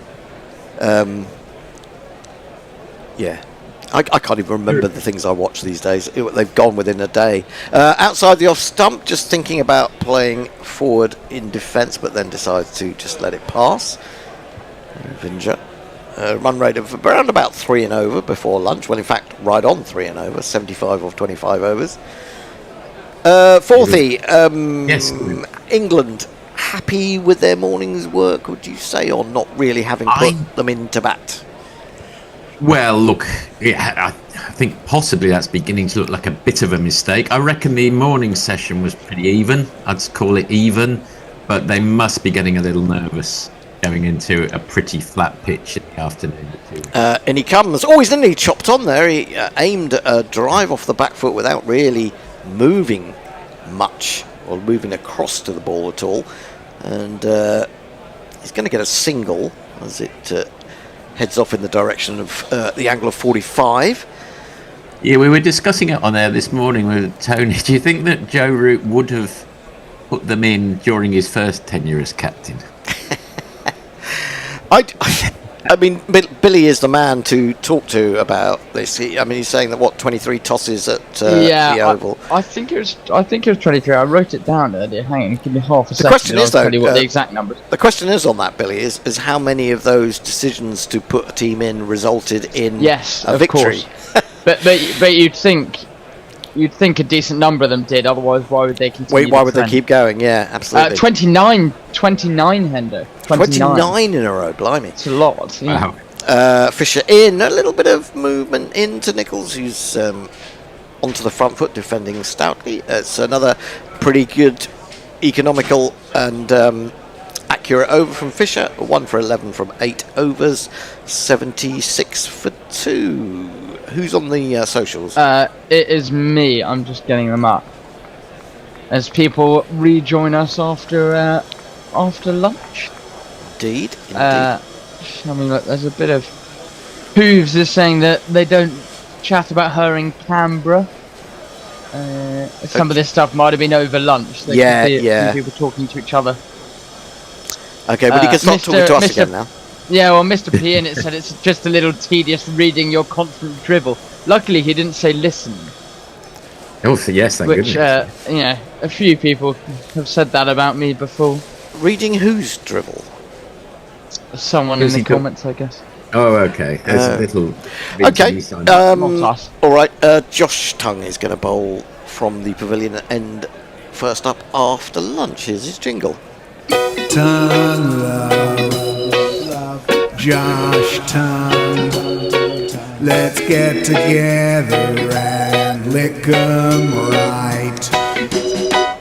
To slip Senegali, good length ball. Okay, shut up, Josh. And it's defended back to the ball. There is no run.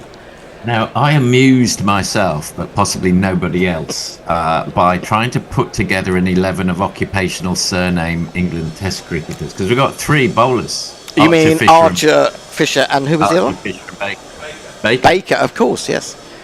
And how far have you got? I've got an 11. Good. Oh, wow. Very good. Well, that'll be an 11 that will be entered into the next Dice Cricket event. Yes, which is due when the next pandemic comes along. So let's not hope too soon. I quite like the pandemic, but I'm not allowed to say that because I know a lot of people had a horrible pandemic. I quite enjoyed that. Well, there was I caught up with a lot of telly, put it that way. Pushed up to mid-on by Ravindra, and there is no run. Right, here we go. What was the dice cricket for the right. Sorry, say again. What was the dice cricket for the? Oh right. Well, basically, what happened was. I can imagine. Have you ever heard of this sort of dice game called How's That? Yes, I've played it. I've definitely played. So I've played that lots of times. So basically, it was televised. We did televised dice cricket during the pandemic to test out our Zoom capabilities. Excellent. For later in the season, and well, it's legendary, isn't it? And of course, my team won because I was the best. You did see Bear's stubby fingers too often. Outside the stump, very full from Tongue. Ravindra leans forward but lets it go. Did you commentate on the dice? And we did. The dice comes in and is rolling. Yeah, that's exactly what happened. No, we kind of ad-libbed the commentary, didn't we? So basically, if you whoever was bowling, it takes up and then you rolled a LBW or something. He comes in a bowl, and then how's that? He's gone. He's gone. You need to listen to it back, Billy. You need to find it on the archive. Yeah, I will. When you're really bored. If Messi or someone could point me in the right direction, I'd love to listen to that. Ooh. Good ball from Tongue. It's right up in the block hole, but it hits him on the pad. It's probably angling down the leg side, so no sort of serious appeal. Right, so very quickly, yeah. I've got Alistair Cook to open. Oh, yeah. It's Alex Stewart. I've checked him. That's for steward. There's Alex Stewart, apparently. Foxy Fowler. Eddie Painter. I've got one of two Smiths coming in then. I think I'll probably have MJK. Trevor Bailey as our all-rounder. I haven't got a wicket keeper. I'll do the bowlers. I'm going to be showing my ignorance here because I'm going to have to ask you some questions about this. No. Tongue round the wicket and bouncer. Ravindra ducks under it quite comfortably. Doesn't really get up that high. Through the keeper, who is James Rue. Some of these jobs. Okay, Smith. Yeah. I guess a Smith is. You're okay with from Smith? anything, isn't yeah, it? Blacksmith, locksmith, anything that works. Yeah. What about what's a bailiff? Bailey is a bailiff. Bailiff. Yeah. Is that right? Okay. Yeah. I'm getting an education. And who was the other one? Who was the other one you mentioned? Foxy Fowler. What's a Fowler? I'll tell you what a Fowler is. I'll tell you what he is. Tongue in again, bowls to Ravindra onto the back foot, guides it out to backward point, Duckett Fields. There is no run. It's a maiden. 6 overs from Tongue, none for 18. The score is 76 for 2. Carry on. A fowler is a bird catcher or hunter of wild birds. Medieval times. I'll do the bowlers after we go over to Billy for some messages. Yeah. Yes. Why's my thing? My thing's I can do the bowlers now if you. Yeah, got it. Oh no, I've got it. Well done. Who said he made 500,000 on property? Congratulations, Matthew Cullen Hender. If you have inside knowledge of when the next pandemic is, please do share. Well, to be honest, I think I was actually quick on the draw with regards to the last one. I mean, I saw a tiny little news item in November about something in China, and I thought, don't like the sound of that.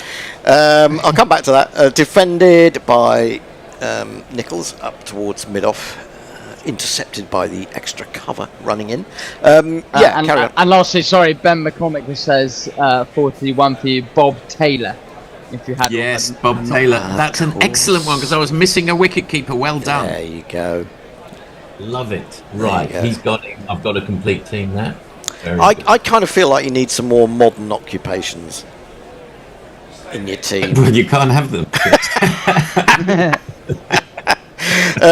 He's in again, bowling a very tight line and length, I have to say. I don't know whether I'm talking out of turn here, but from what I've seen, a bit Toby Rowland Jones-ish. Would anyone agree with me on that? If Tony was here, he would be able to tell me. A little bit. I'm Looks not a bit like it. sure I quite do on that. Actually. Okay, maybe I haven't seen enough of Toby. It's possible. Okay, I take it back. Imagine I never said that. Fisher 1 for 11, bowling very, very tightly indeed. He's in again, bowls, brings it back just short of a length, and Nichols just sort of gets his bat down at the last minute. Doesn't look entirely comfortable. Have we got any sort of up to date? No, you haven't got any of those because they were all sort of medieval. Well, you do. You've got Sonny Baker. Yeah, well, you have. But Baker's been around for a while, hasn't he? To be honest. Okay. Yeah, I'm talking about some niche ones. I'm talking about Coda or something like that. Fisherman. No, we've done Fisher. Yeah. That's the Bear's shouting something, but I don't know what he's talking about. Can't hear him. Fisher onto the legs of Nichols. That's more where he wants it, and he turns it quite neatly out to deep square for a single. I've got Cook. I've got Miller. Oh, Miller, Jeff Miller. I've got Les Taylor. Right. I had Dermot Reeve, who's the son of the sheriff, apparently, and Jack Leach, who was like people who use leeches with doctors. So there we are. That's a pretty good 11. Is there something on Warner? We've never had the Warner play for England, I don't think. Oh, is it England? Oh, yes, we have Plum Warner. That's a good Plum one. Warner. I wonder if that is occupied. A fairly notable Warner, has to be said. Again, pulled. Not for England. That one. No, not for England. This is pulled out to deep square, keeping Duckett busy. Right across the practice pitches, it sped out to him, so just a single. That's quite interesting. Yes, it is a job occupation. It's someone who guarded game parks or hunting grounds. A Warner. There we are. Ah, right, okay. I did read a fascinating book about the evolution of surnames. It was down to tax. You didn't need surnames before they Is that right? I didn't know that. Yeah, that's right. Because if you've got to do with Jack or John or Jim, that's all you needed then. Left alone outside the off-stump. Well, I mean, I understand that my surname comes from Henry's son. It does. So, yeah. But, I mean, there must have been quite a few Henrys around in the day. Yes, and like there's variations, like Matt Henry and Harrison. Indeed. Indeed. Hendricks. Hendrick, indeed. Yeah. Go on. It wouldn't. Yeah. Over to you, Billy. Yeah. Sorry. Yes. Shepherd from Fred. Jack Shepherd. Yeah, that's a good one. Let's go on, Billy. So just thumbing through for some relevance. Hooves says that he thinks English bowlers have the advantage. Messi says at least 8 Henrys. Steve Bruce says something about guerrilla soccer. I hope he means football. Because Tongue starts a new over, defended very correctly by Ravindra. He's got an interesting position there, hasn't he? Sorry, I'll just before you come back on that, he's got a fielder Archer who is, I don't know what you call that really. It's on a sort of mid-off line, but I wouldn't say he's catching exactly, but he's not walking in. He's taking up position for a catch, probably a little bit forward of the popping crease at the far end. In he comes again, bowls, forcing Ravindra back. He defends. Yeah, there's an equivalent fielder on the onside as well, isn't there? Oh, is that? Oh, I missed that. I'll have to have another look at that. Just get a couple of messages in quickly. Yep. Steve Bruce says, Hendo 40 and the young Pat Cummins. Good afternoon, you legends. Hope you're all keeping well. He always refers to me as that. I mean, it's a great compliment. I suppose there is a little bit of... Michelle Pfeiffer, good day, legends, from Sydney. After a nighttime sleep schedule during the IPL, I'm in the twilight zone, waking up for World Cup games. People are wondering if we're doing a football watch-along. I haven't heard of it. No. There you go. No. What are you both doing for the footy? What are you doing for the footy? Well, actually, tonight for the England game, I'm going round to a mate's to watch. Full, driven, but not really with any power, but he's going to still try and scarper through for the single. They'll get there comfortably. Baker was the man doing the fielding. Ravindra to 14, Nichols 24, 79 for 2. He'll be keen to get back on into some sort of form after his nightmare in the last test, Ravindra. Yeah, it wasn't a good... I mean, he dropped those 2 catches, didn't he, as well? Didn't get any runs either. Didn't get any runs, got a first baller in the first innings. Yeah. And that was coming off a good century against Ireland in that warm-up test. He's a lovely batsman to watch. He's a lovely batsman, yeah. Yeah, he's very, very good. 2 slips in a gully, now an orthodox mid-off, and then the extra covers come quite straight. There's a shortish mid-wicket, a deeper mid-on. Now that comes back, and he's bowled him! Came back, cramped him for room. All Nichols could do was try and get his bat down on it, and he deflected it onto the stump. Sorry, I'm just losing my voice. If someone would like to speak up for me. I sort of wonder if... You're out, no shame, you can carry. Every time you're out, ain't one better. But hold your head up, you're playing for your country. Nichols goes.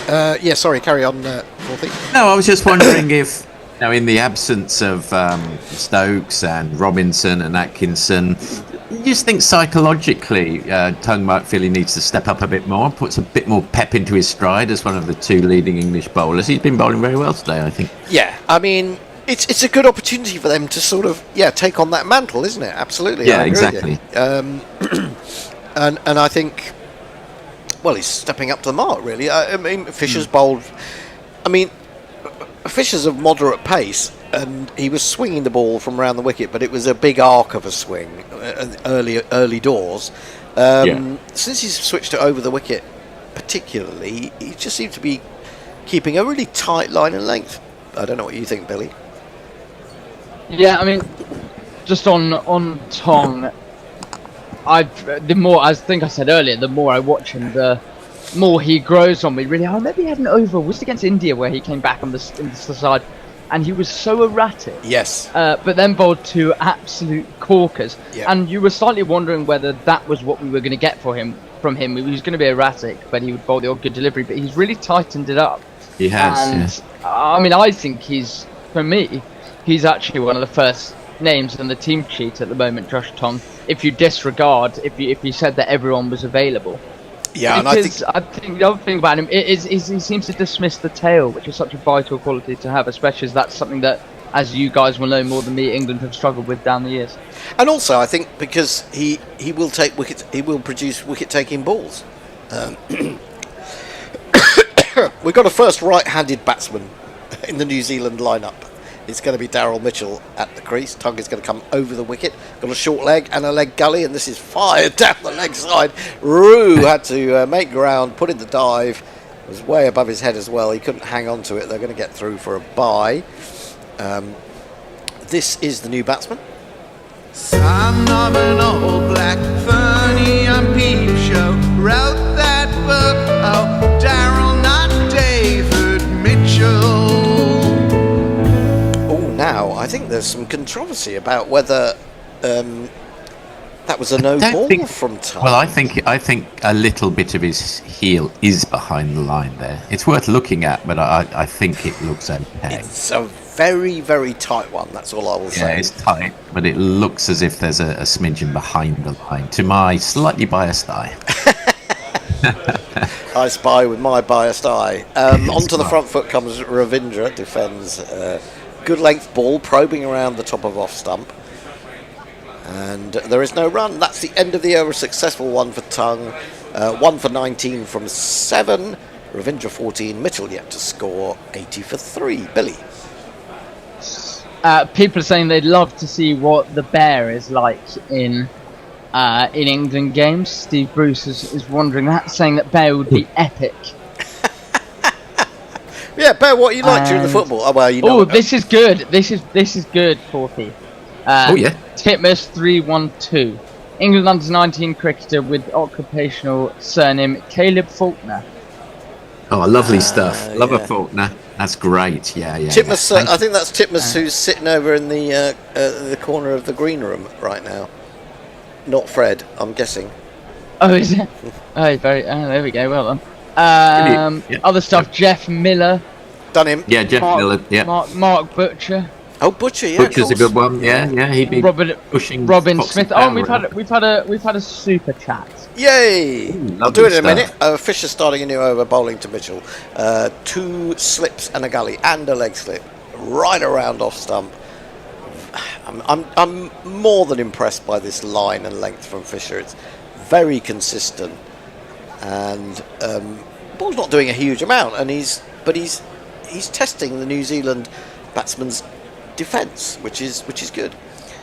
3 down now. Conway for 9. He was strangled down the leg side trying to pull. So Fisher did get lucky with that wicket.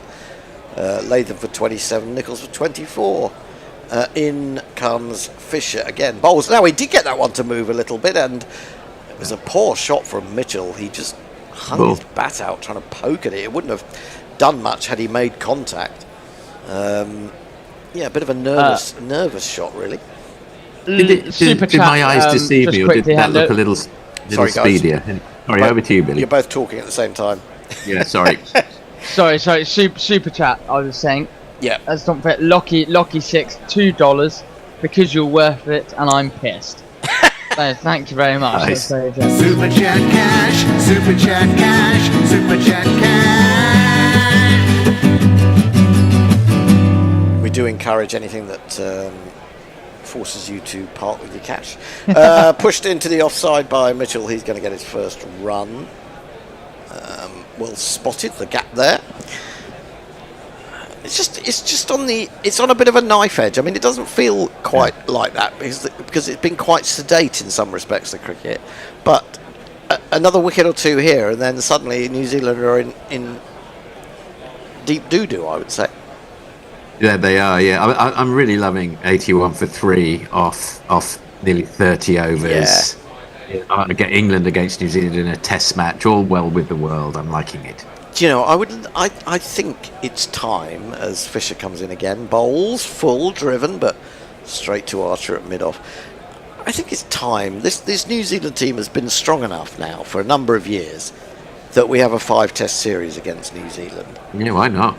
And I'm a little bit perturbed because, and I understand the economics of it, that the ECB is now committed to 5-test series, I think, against the likes of Pakistan. And I'm guess they're thinking about crowds, but Pakistan are a poor team at the moment, really. In comes Fisher, bowls, defended into the covers. I'm not particularly looking forward to this the series that comes after this, albeit much later in the summer. It's a tough one, isn't it? Because they have to plan these things. Yes. 2 or 3 years in advance. Maybe in 2 or 3 years' time, the New Zealand team will be in a. Well, it's an aging. There is some aging going on in this New Zealand team, isn't there? I think you can safely say. But they do seem to be. They do seem to be still producing good players, don't they? I mean, especially bowlers. I think. Continually punching their way. Yeah. Fisher again to complete the over. Just 1 run from it. Again, he's in bowls, and again he's just making them play, isn't he? He's making them play everything, really. Defended back to the bowler. Ravindra remains on 14 from 29. He's been given absolutely nothing to throw his hands at. 81 for 3, Billy. Matthew Cullen wonders whether Tong gets a disproportionately high portion of his wickets bowled. It feels like it's comparatively... I feel like he comparatively rarely gets people out court or LBW. Could be imagining it. I think there's certainly something in there. I think he gets quite a lot of people played on. Yeah, actually, purely because I think he bowls a bit of a heavy ball, and with his height and the angle in, I think he gets for that. I think he's got a couple of people out almost elbow into the stump. Yeah, no, I agree with you, Billy. I think absolutely it's I think played on seems to be a growing method of dismissal. I mean, it almost should have its own category. Is that the pace of the pitches, do you think, Candace? It may be. Tucked away towards mid-wicket. Shoaib Bashir is on, and he's doing the fielding. Or lack thereof.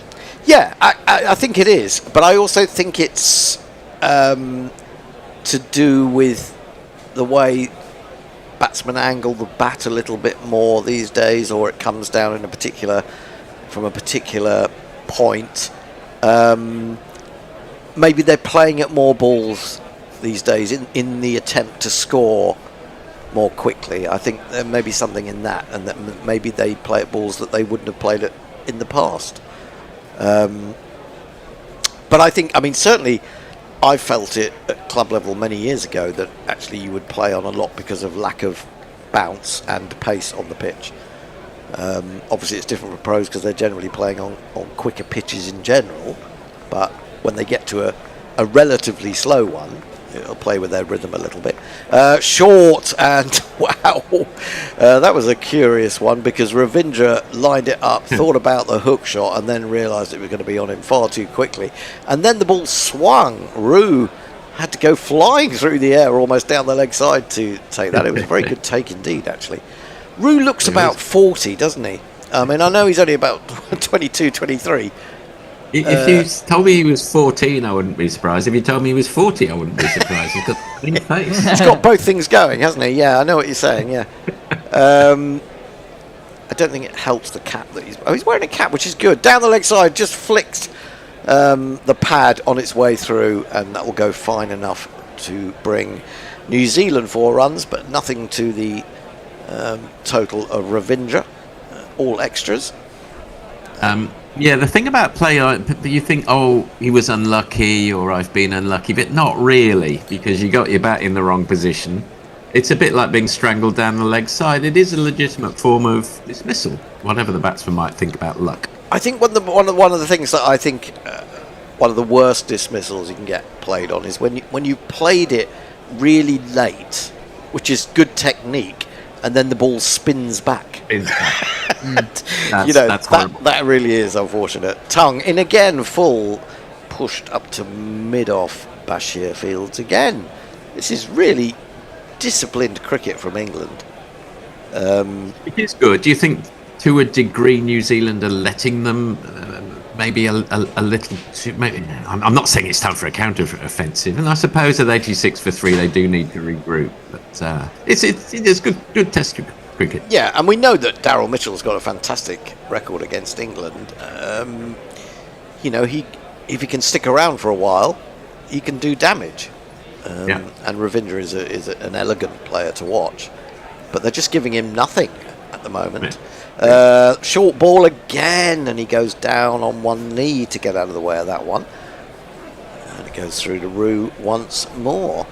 I wonder if you might try the Yorker or an exceptionally sole delivery here, Tong, to just end the over off. Yeah, well, he's forced him down under a couple of balls already in this over. It wouldn't be a bad idea, would it? You say Tong, Billy. Is it Tongue or Tong? I think it's Tong. I think it might be Tongue. Well, we call him... I think Tongue is much better to use because it's got, you can do things with a tongue. We can do things with a tongue, I suppose. He's gone through him. What happened there? How on earth has that missed? Did that go between bat and pad? I mean, he seemed to have bat and pad quite close together.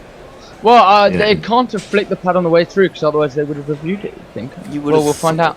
It's gone to an advert, so we're not going to see a replay immediately.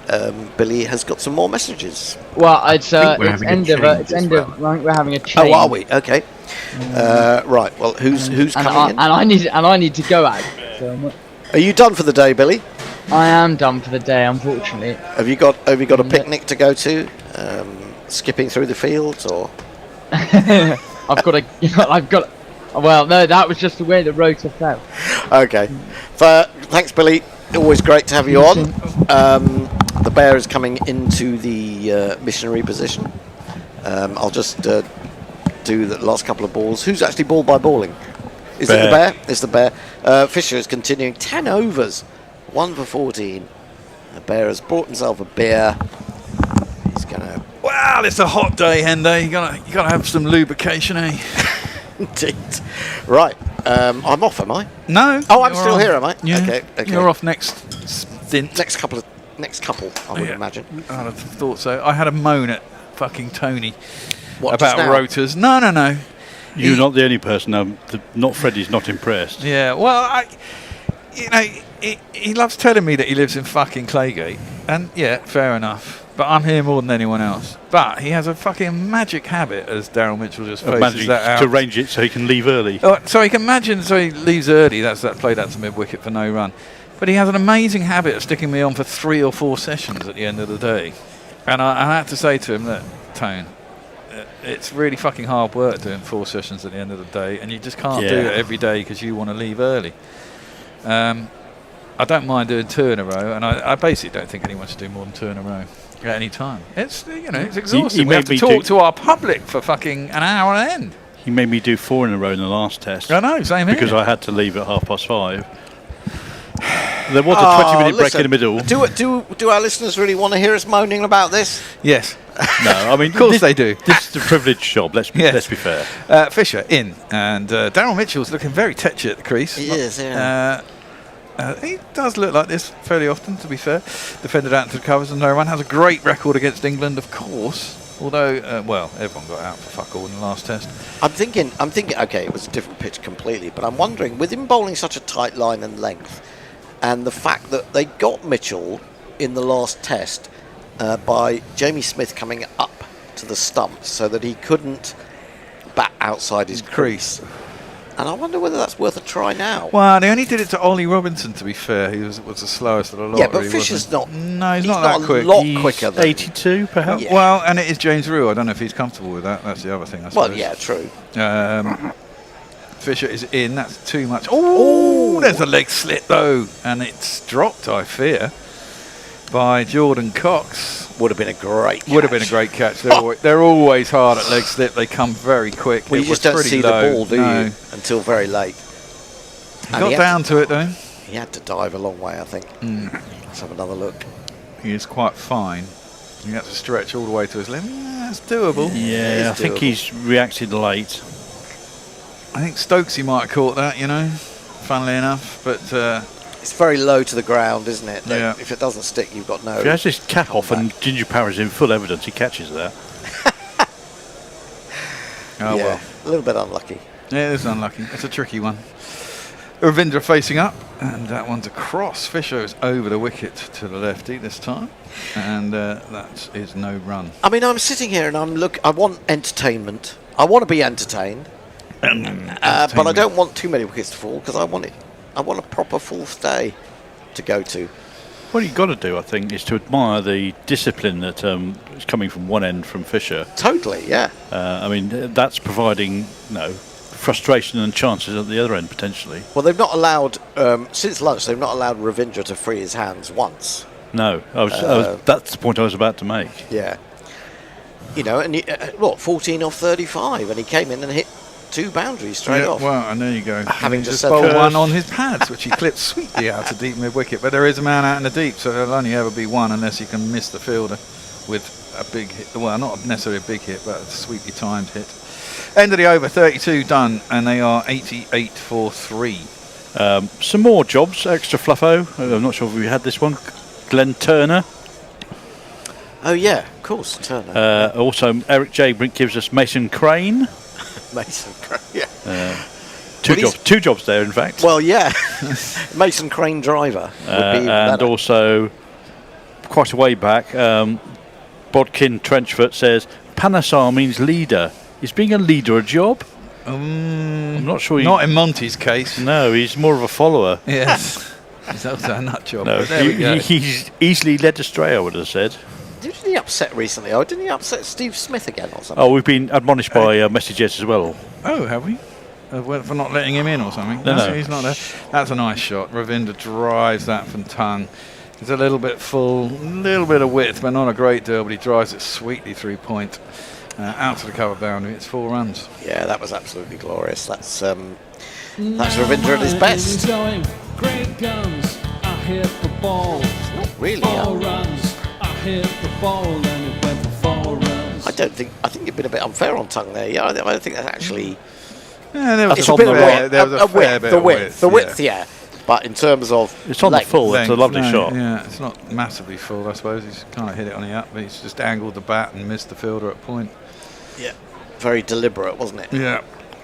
Tongue in again. Oh, attempt a Yorker there in swinging, and Ravindra jabs his bat down at just in time. One of these days he's going to miss them. It's either going to hit the stumps or the pad, and there'll be an almighty great shout. He does bowl a good Yorker, and he does get it to swing late as well. Yeah. He's almost as good as Bumrah in that respect. It is right in the toes on the block hole. Yeah, yeah. And it comes from a height, doesn't it? Yeah. He's a big guy, he's a tall guy. And it's angled in, so it's quite hard to line up. Because it's an awkward type of bowler. Well, he bowls over the perpendicular, doesn't he? All in all, it's bloody hard. Yeah. Short edge! Oh! It was always going up, and it was just wide of the man at Gully. I presume that's Bethel. He's already taken a great catch already today. Just out of reach. He was in no control there, Ravindra, but it's gone down the third man boundary. It's 4 runs. And if you kids can't listen, then you bound to see the way you get shot for crossing a boundary, I think England have bowled pretty well today, to be fair. Really well. I think they bowled really well. Considering that's lifted. I don't think it was the right decision to bowl first, but presumably tomorrow will be the best day for batting. Pitch would have flattened out a bit, all the moisture would have gone. Yeah, it'll be over by 11:30 on the 4th day. Yeah. I'll get half an hour. Well, you'll get a refund though. Yeah, I know, but it's the effort, isn't it? It's the effort. Oh, what, 4 stops on the overground? Bit more than that. Oh, bit more than that. Okay, that's left alone, short again, through to the keeper, no run. Yeah, I mean one good shot for 4 and one as you say, it lifted, I think, and because it almost looked like an afterthought for him to play that. It was very much reactive, wasn't it? Yeah. His instinct took over. Yeah. He sort of jabbed his batter out. Yeah. It could have gone anywhere, but with the pace on the ball, it went got away with wide it. of the man, yeah. Well, they've got a sort of very deep gully, backward point. Backward point's quite deep, isn't he? Yeah. I mean, probably saving the single if he hits it well enough, but... That one's a little bit fuller, defended square, out to point, there's no run. There's two slits, there's a gully, there's a kind of deep set backward point. He's close on that line. I think he's there for the drive rather than the cut. Yeah, exactly, slightly aerial or just stopping it if it beats the two inner fielders. One ball left and it's over. I have to say, I mean, I'm impressed. I'm so impressed with England's discipline here. Their bowling. I mean, especially since lunch, it's been really, really good. They're bowling straight. Bowling straight. I know exactly. You're making them play, aren't you? Yeah. All the time. Maybe that's something they learned from Lords, where you could have bowled at the stumps. Oh, that's got to be out. That's out, surely. No, they're not appealing, so there must have been inside edge. I think there was an edge, yeah. Yeah. Otherwise, that was as plum could be, wasn't it? It was, yeah. 96 for 3 after 33. Good spell here from England. And only taking the 1 wicket after lunch. You do get through these. You still got to get through Blundell, basically, haven't you? And Phillips. And Phillips, yeah. So, I mean, they bat deep. Yeah. Message just says, don't push your luck with Tony over the rotors. It's a shit job that nobody else wants. That's the admonition. Hang on, though. I will say, however, that Tony was keen to do the rotoring job. I mean, I was rotor meister until the COVID, and Tony was very keen to take it on. Yeah. I think it was because I didn't do nice spreadsheets. I just sort of tried to line them up on a Word Yours very document. much old school, yeah. Eric J says, Shaw Stokes has had a makeover and changed his name to Cox. Could Talking be. about the Could be. Yeah, it says paternity test, says Matthew Cullen. Metaguru says, those socks bare. You're not saying anything about mine, though. These are my trainer socks, yeah? Show me yours, Jason. Grumpy old man socks. I see. Oh, they are very grumpy What are they, old man. sort of... They're Pringle socks. Yeah, that's right, yeah. Golfer's socks. Yeah. Right. It's Sonny Baker, the hop and the skip, and he's back in. And he's bowling to Daryl Mitchell. He takes a step down the wicket at him. And it goes down his arse. This is the man. Sonny Baker's being picked for the band. He's got to give up the booze and the one-night stands and maybe knuckle down, not act like a clown, so he can get an IPL gig. I see what you did there, Baker Street. Yeah. Very quick, wasn't it, though? It's very I don't know if it was one of his jingles. Up a bit. Oh, he didn't get the sax solo either. No. Well, that would have got us dinged. Oh, yeah. That's true. That was deceptively well kept by James Drew, because that died on him, that first ball. I think he's done a good job. Baker in. And Daryl Mitchell defends and then looks to run, even though it's gone about 5 yards in front of me on the offside. There is no run. I mean, I think if you are a genuine wicketkeeper at professional standard, you're going to be pretty good. You know, I don't... One would have thought so. I mean, if you only do it sporadically, it becomes more difficult, but... Like Jamie Smith. But, I mean, you know, he's a decent enough wicketkeeper. Yeah. You kind of wonder if Jamie Smith is the third best wicketkeeper at Surrey. Well, yeah. Yeah. Who's the second best then? Popey?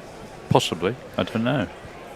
And then there's a job for... Oh, that one comes back in. There's a half appeal by Baker, but it's too high. Probably got a bit inside edge. Just no run. Just as he sort of turned there or looked down the wicket and we saw a front-on view of Sonny Baker, it felt like a young Ricky Gervais. Yeah, he's got that little bit of podginess in his cheeks, hasn't he? I was wondering about maybe he'll do the dance if he gets a wicket. Maybe we should suggest that to him on Twitter. Well, maybe we should, yeah, absolutely. He looks like he's a bit of a gym bunny. Well, that didn't end well for the last person we tagged as being a gym bunny, did it? No, why are you even starting to run up? Can't you see as Daryl Mitchell's pulled away? And the umpire's got his arm out. Yes, and he's still started his run up. He's not very looking keen. up. He wouldn't be the first bowler to run straight through an umpire's arm, though. No, there was always one. Or even to side check one. Was it Colin Croft who did that? He did, yeah. Colin Croft. Colin Croft side-checked the New Zealand on. Yeah, that's right. Tony Baker in short, and it goes through reasonably quickly. Mitchell can't do anything with it. That did look a bit sharper, but actually, according came up to as the 84. 84, yeah. I liked Colin Croft.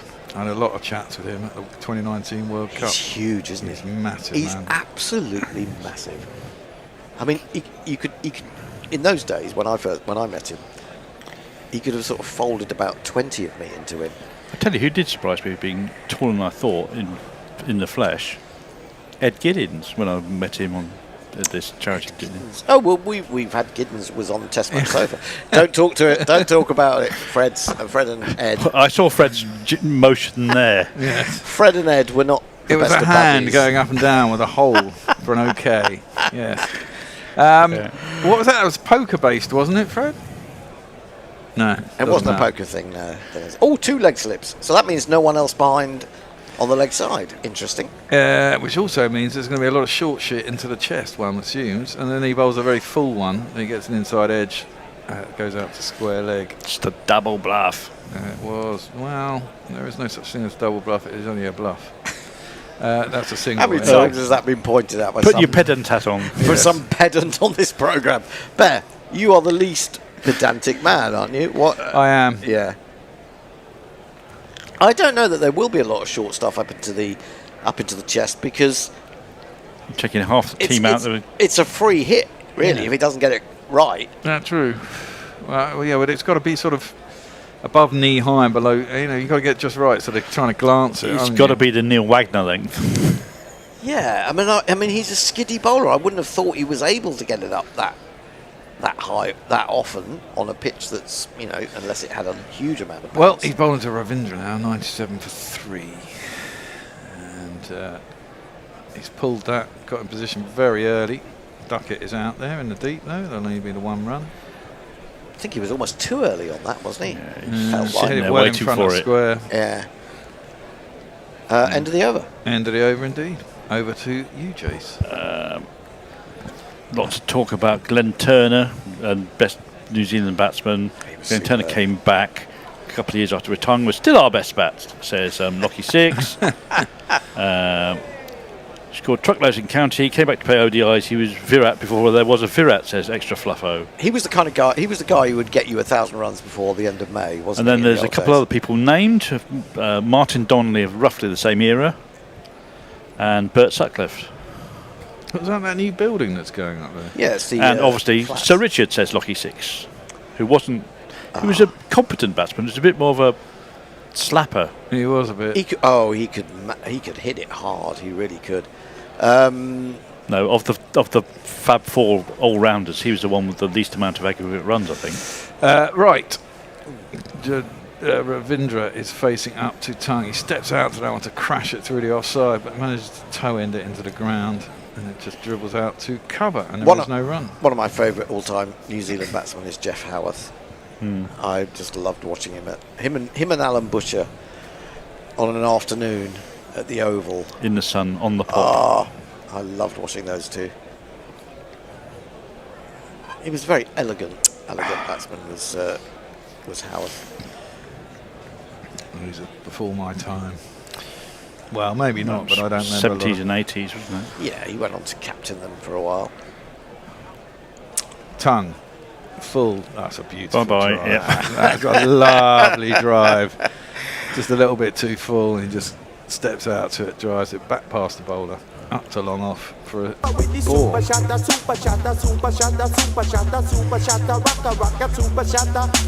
He's looking in ominous form today, isn't he, Ravindra?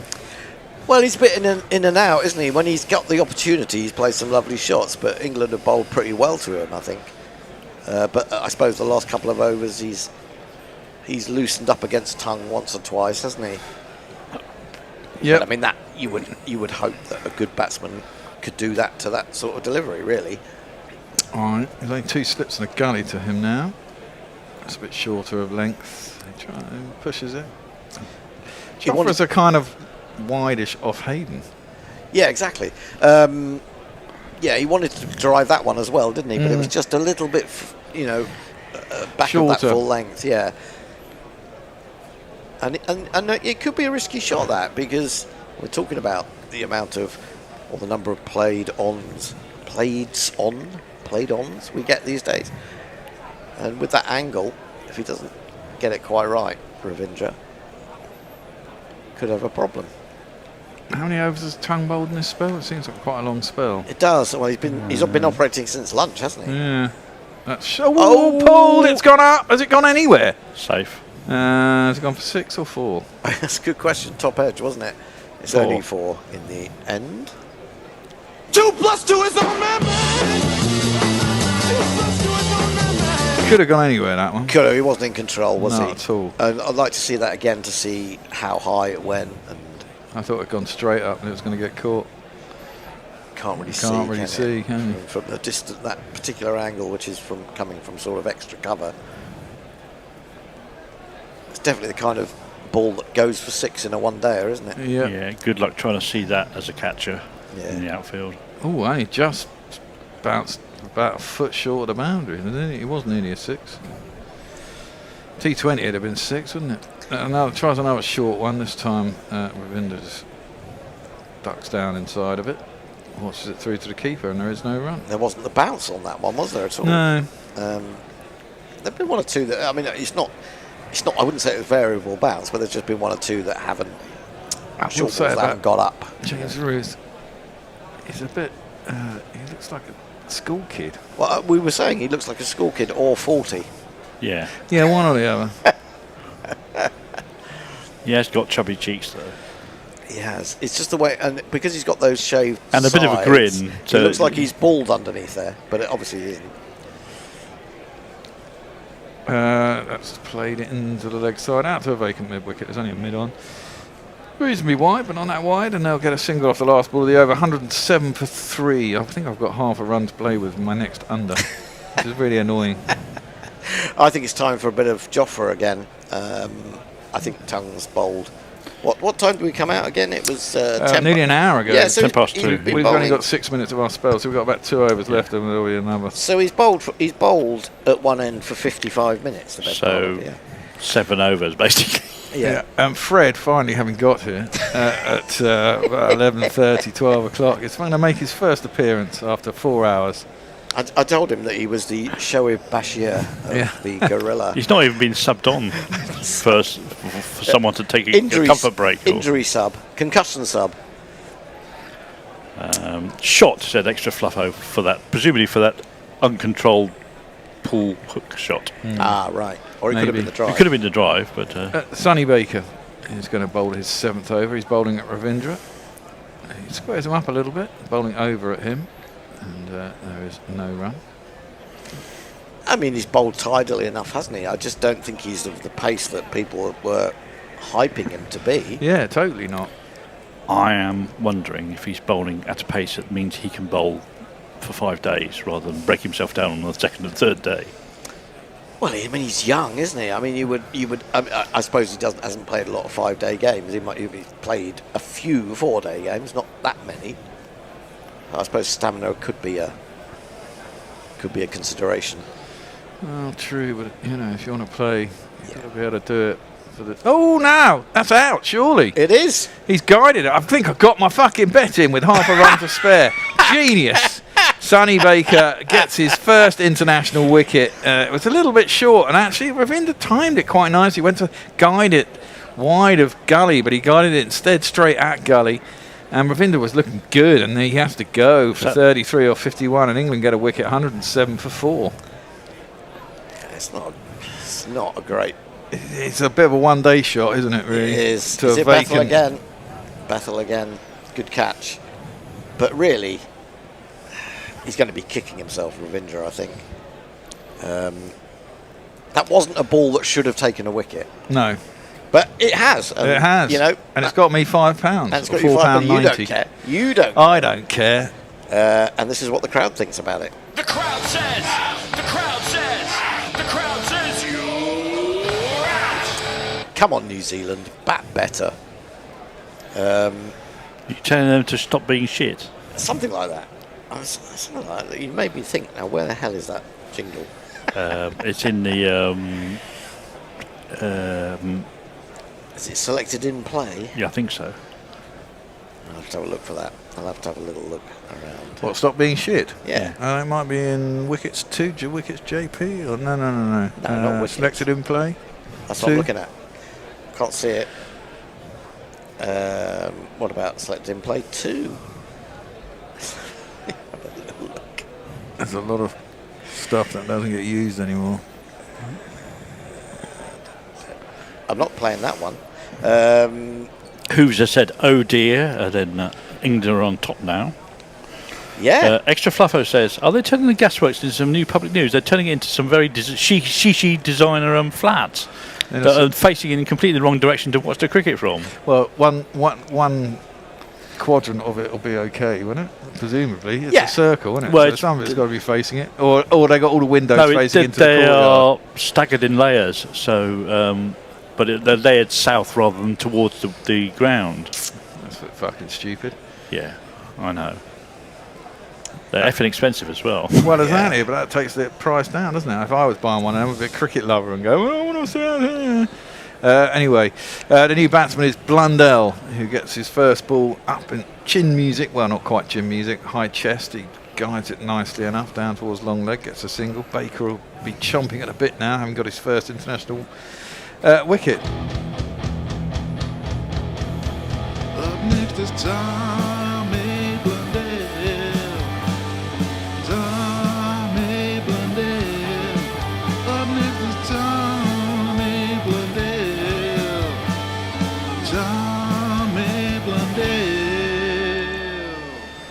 It was, I mean, as you say, he timed it fine, but it was a bit of a silly shot, really. Yeah, it was.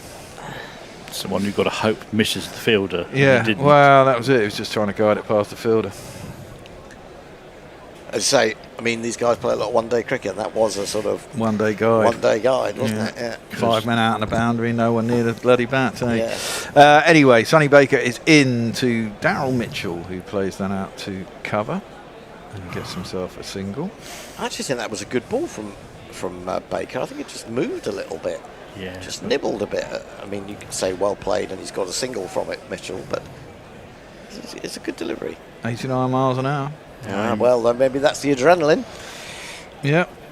But I mean, was Tony saying that people were talking about him being the new Mark Wood? I mean, come on. He's not fallen over yet. He's not fallen over. And he's not bowling at 96 miles an hour. And he's got no horses. Yes. He's got a little gallop at the start of his run-up. Yeah, that's true. He does have a little hop at a step. He's not even close to Mark Wood's pace. One hopes he's more sort of durable. Durable, yeah. Is Mark Wood retired now? You might as well, I think. Really. He said never say never, but I think the chances of him coming back are fairly rare now. Yeah. And why now? Because he was going to be the weapon in the Ashes. That's what they were wrapping him up for. And then a test. And he didn't even last the whole of the test, did he? I remember right. Got injured in the first innings, didn't he? After about 4 overs. That's full and fast by Baker, trying to possibly York Blundell, but he was good for it and just defended it square behind point. Oh yeah, 91. Wow. 91.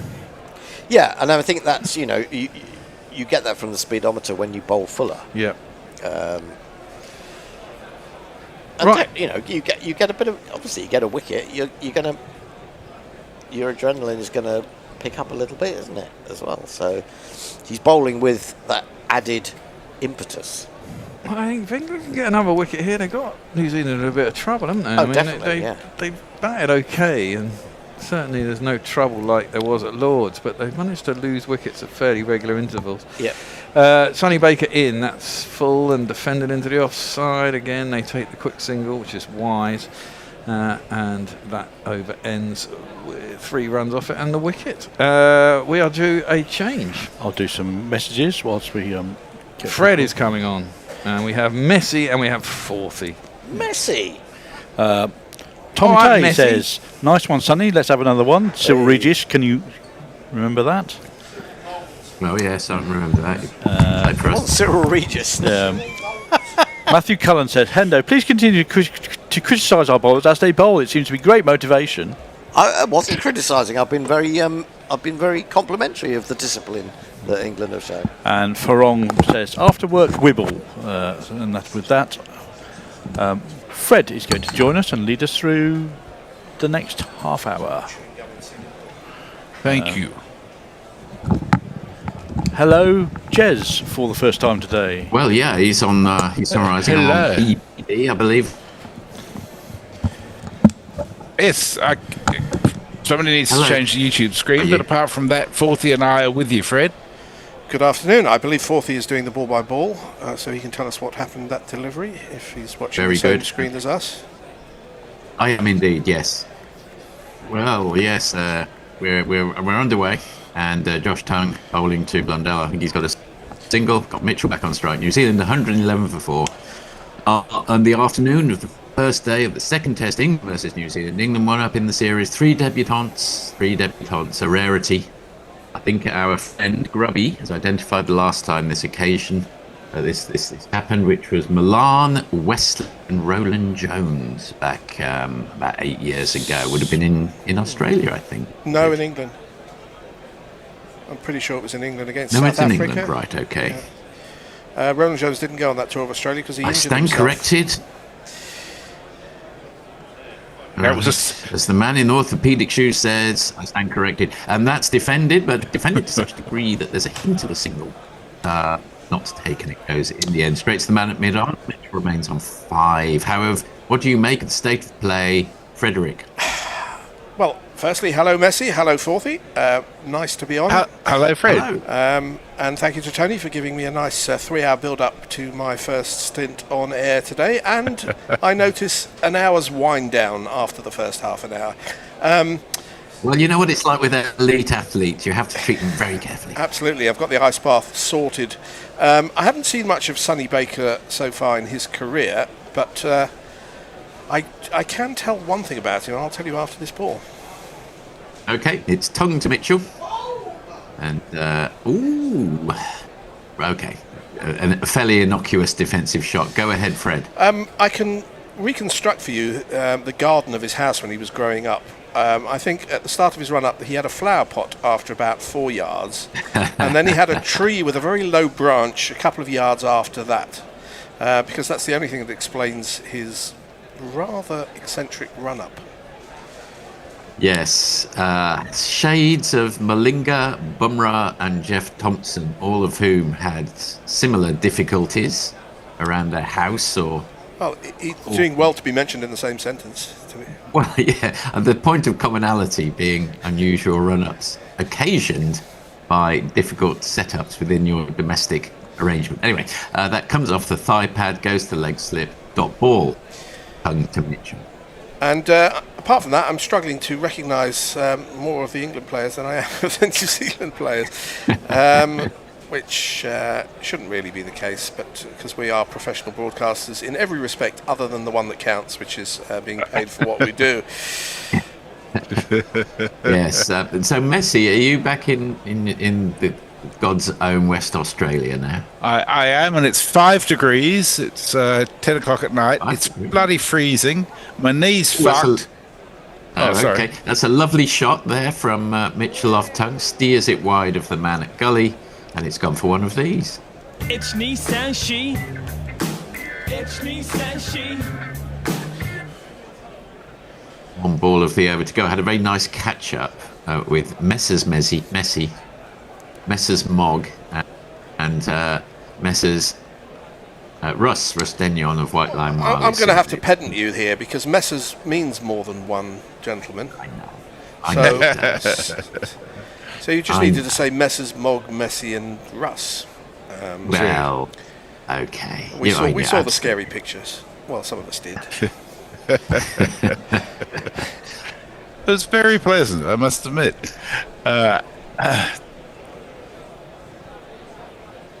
Was that? Tongue to Mitchell. You're covered most things. Dipping in and out. And defended, dot ball, and 7th over, 150. It's like you... Forthy, you're what's the word they use? Really annoying me. I thought I'd fix that problem. You're but dipping in and turns out, out- and it wasn't the end of the over because the last ball was a no ball, so we're going to have a free extra delivery. I'll try to get closer to them. Oh, he's well over. Okay. And whilst I don't know. I'll get. Oh, that's well over. Yes, he's got some flashy wheels on, some flashy footwear there, tongue. and But I they can were over the also- line. I'm getting closer to my microphone. I don't know whether that helps. we will see. What can you also do? Well, you'll find out after this ball, last ball of the over. Got quite a jerky feed, so apologies for that. And that's defended again. Dot ball. It is the end of the 37th over. 116 for 4. Did you want to come in quickly, Fred, or can it No, wait? leave it to Messi. Okay, Farong says time for much needed vodka and mango juice. Or bourbon. Mr. P in it says, hey, Miss. Lockie says, yeah, we love you, Miss, as well. I do. Please don't feel uncomfortable. I'm not researching property in your area. John O'Gorman says, will somebody please tell Tony that I've just spotted a traffic warden sniffing around his car? Diana Patterson's with us. She says, I never thought Fred was a tech ignoramus. No images of our foreign correspondence. And Farong says, so we have not Forthy and Messers vision-wise. Where is Tech Tony? Yes, where is our image on screen? Can somebody put on the... yes, Jason Hiscox is jumping to it as we speak. So you will not be deprived the handsome visages of our Antipodean contributors.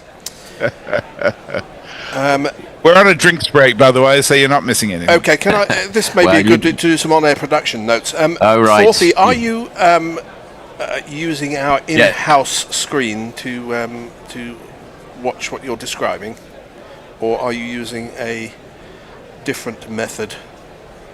Yes, because there's such lag. Right, which means that Flag, that's we're seeing a ball sort of a couple of... you're on half screen, is it correct? A couple of sort of a few seconds before you are, so it doesn't make for seamless interaction between all of us. Anyway, hopefully that can be sorted out. I've not waited 3.5 hours for this, I will tell you from the start. It can't. I think we're... Oh, you keep stopping in middle of sentences. Anyway, we are at the drinks break in the middle of the second session of the first day of the second test between England and New Zealand from the Oval. New Zealand asked to bat on 116 for 4, Latham 27, and the rest of them scored some runs. It's just gone off the screen. The wicket takers today, the first one was a strangle down the leg side, which was a really poor way to get out. And then Archer got one to, he turned the number 3 around. I'm forgetting everybody's names. There's no point shouting at me, I've got headphones on. 4 wickets have fallen, and they were all... Ravindras will be a little bit disappointed in the last one. As people were saying, he played a sort of a one-day shot, which is just angle it down to third man, forgetting that there were 3 slips in the gully there, and was caught quite well by Bethel, who is a good catcher for someone with that ridiculous a hairstyle. The wickets have been shared between the 4 bowlers that we've seen so far. Archer, Burson, who makes Archer, Fisher, who does fishering, Baker, who cooks stuff, and Tongue, who goes where he shouldn't. Happy day for Fisher and Baker particularly. Was quite impressed with Fisher because he's bowled a very disciplined line. He's not particularly quick, but he's bowling on his home ground, and the lines and lengths have been spot on, really. And I was surprised to see that Cricinfo tells me that Baker is 23. He looks more like 13 to me. Well, everybody does when you get to your age. That's true. 2 slips in the gully for Forthy to start this new over. Well, the same... the same can be said of the wicket. I think you the may same can be need, said of the wicketkeeper. I think that's just young people nowadays. Defended, but in fact went past. You're still chopping in and out a lot, Forthy. You may need to do a high quality IT bit of work, which is switching stuff on and off. because it's choppy at the moment. Anyway, I'll take over. I think I whilst might we try have to and do that. I don't know sort quite this what's over. happened. I will. You take over.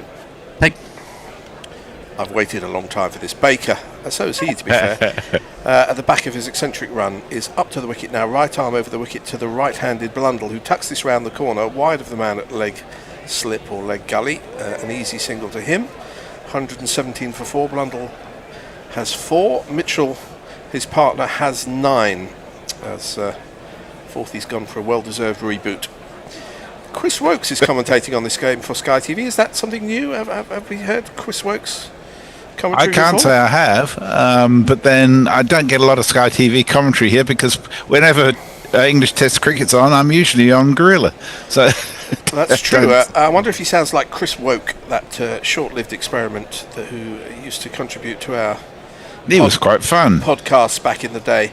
Baker in again, bustles in, and this is towards the hip of Mitchell, who lifts his hand and bat out of the way, and Rue takes.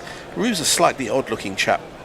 He looks, and this might sound cruel, but he looks like a yokel. He looks like Jeremy Clarkson's sidekick on that show about farming.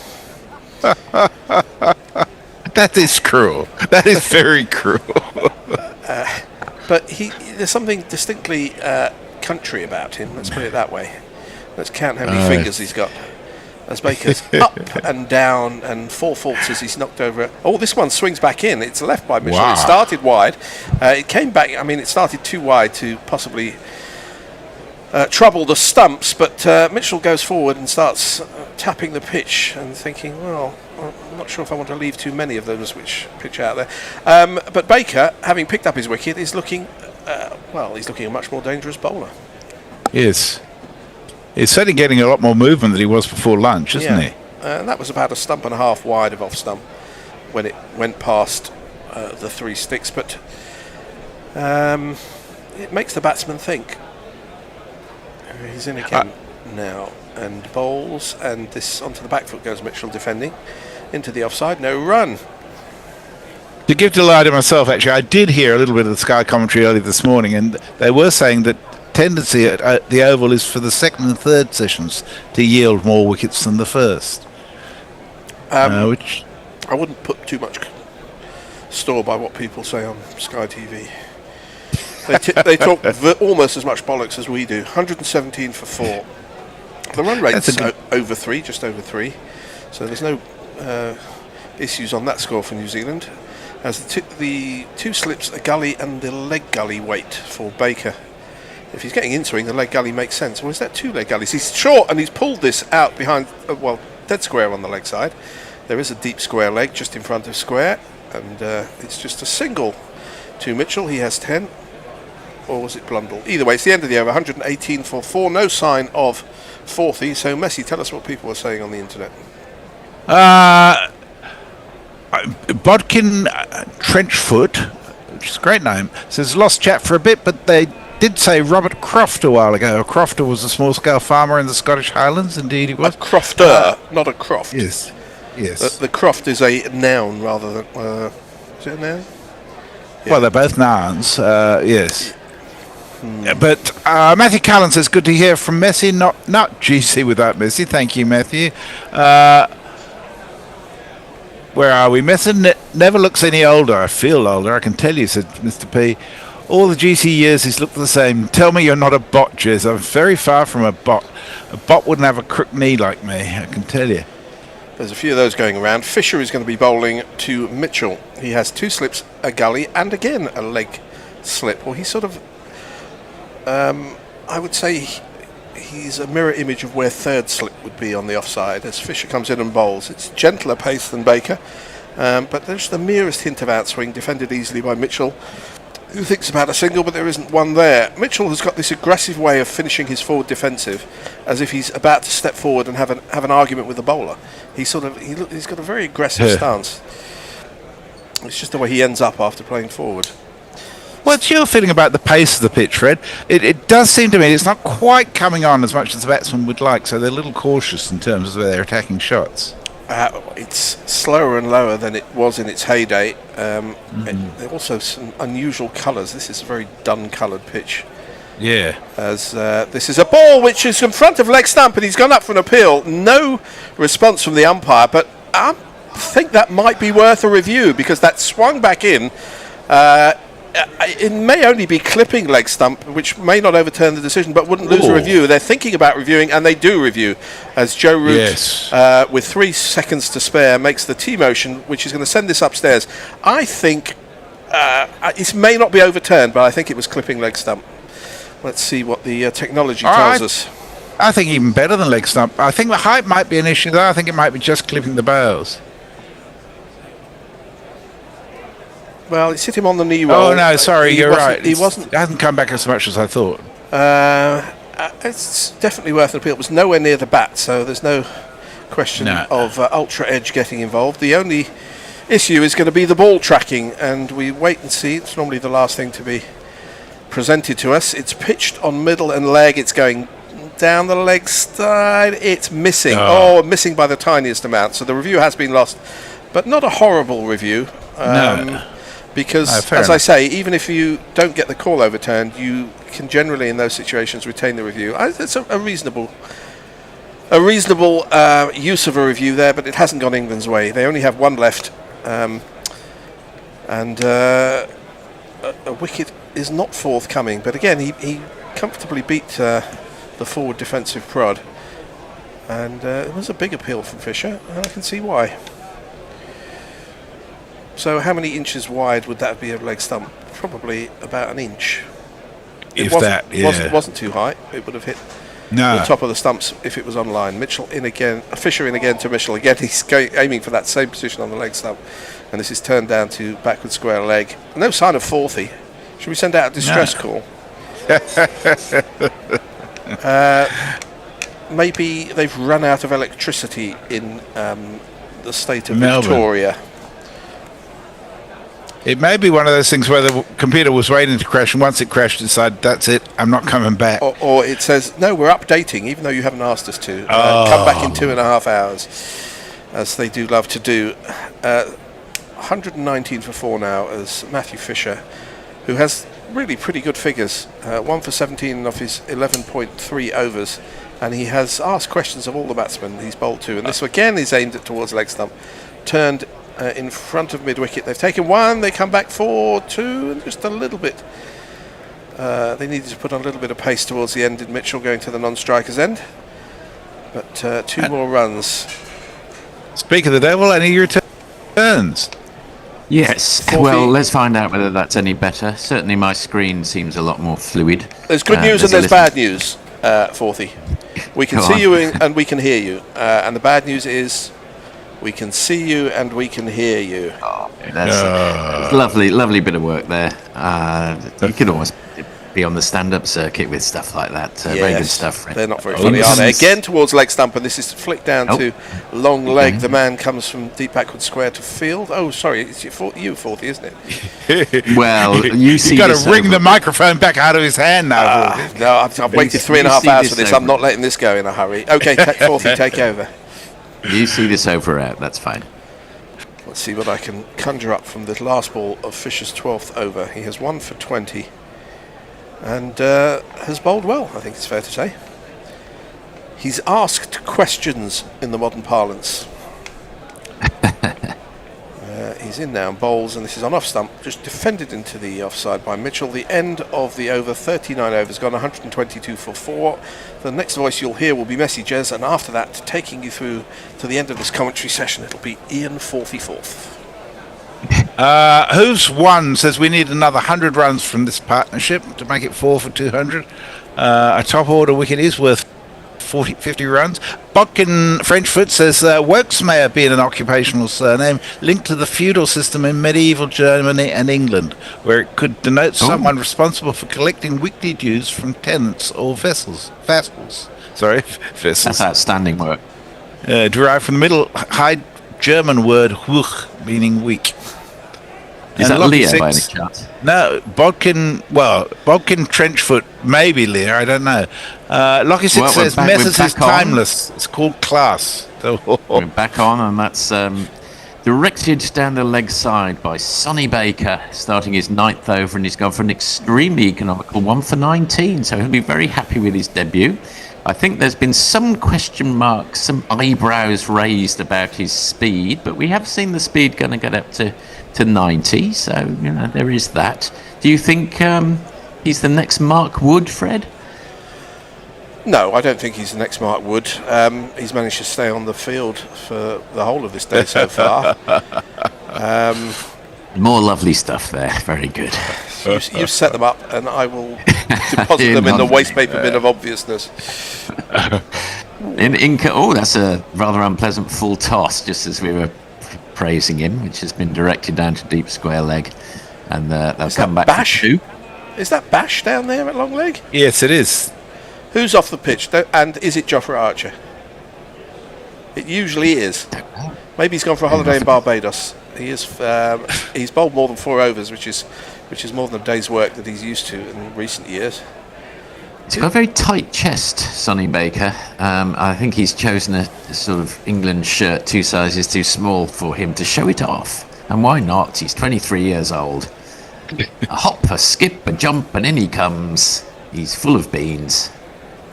And that's hurries Blundell a touch, and he plays it off the back foot. No run.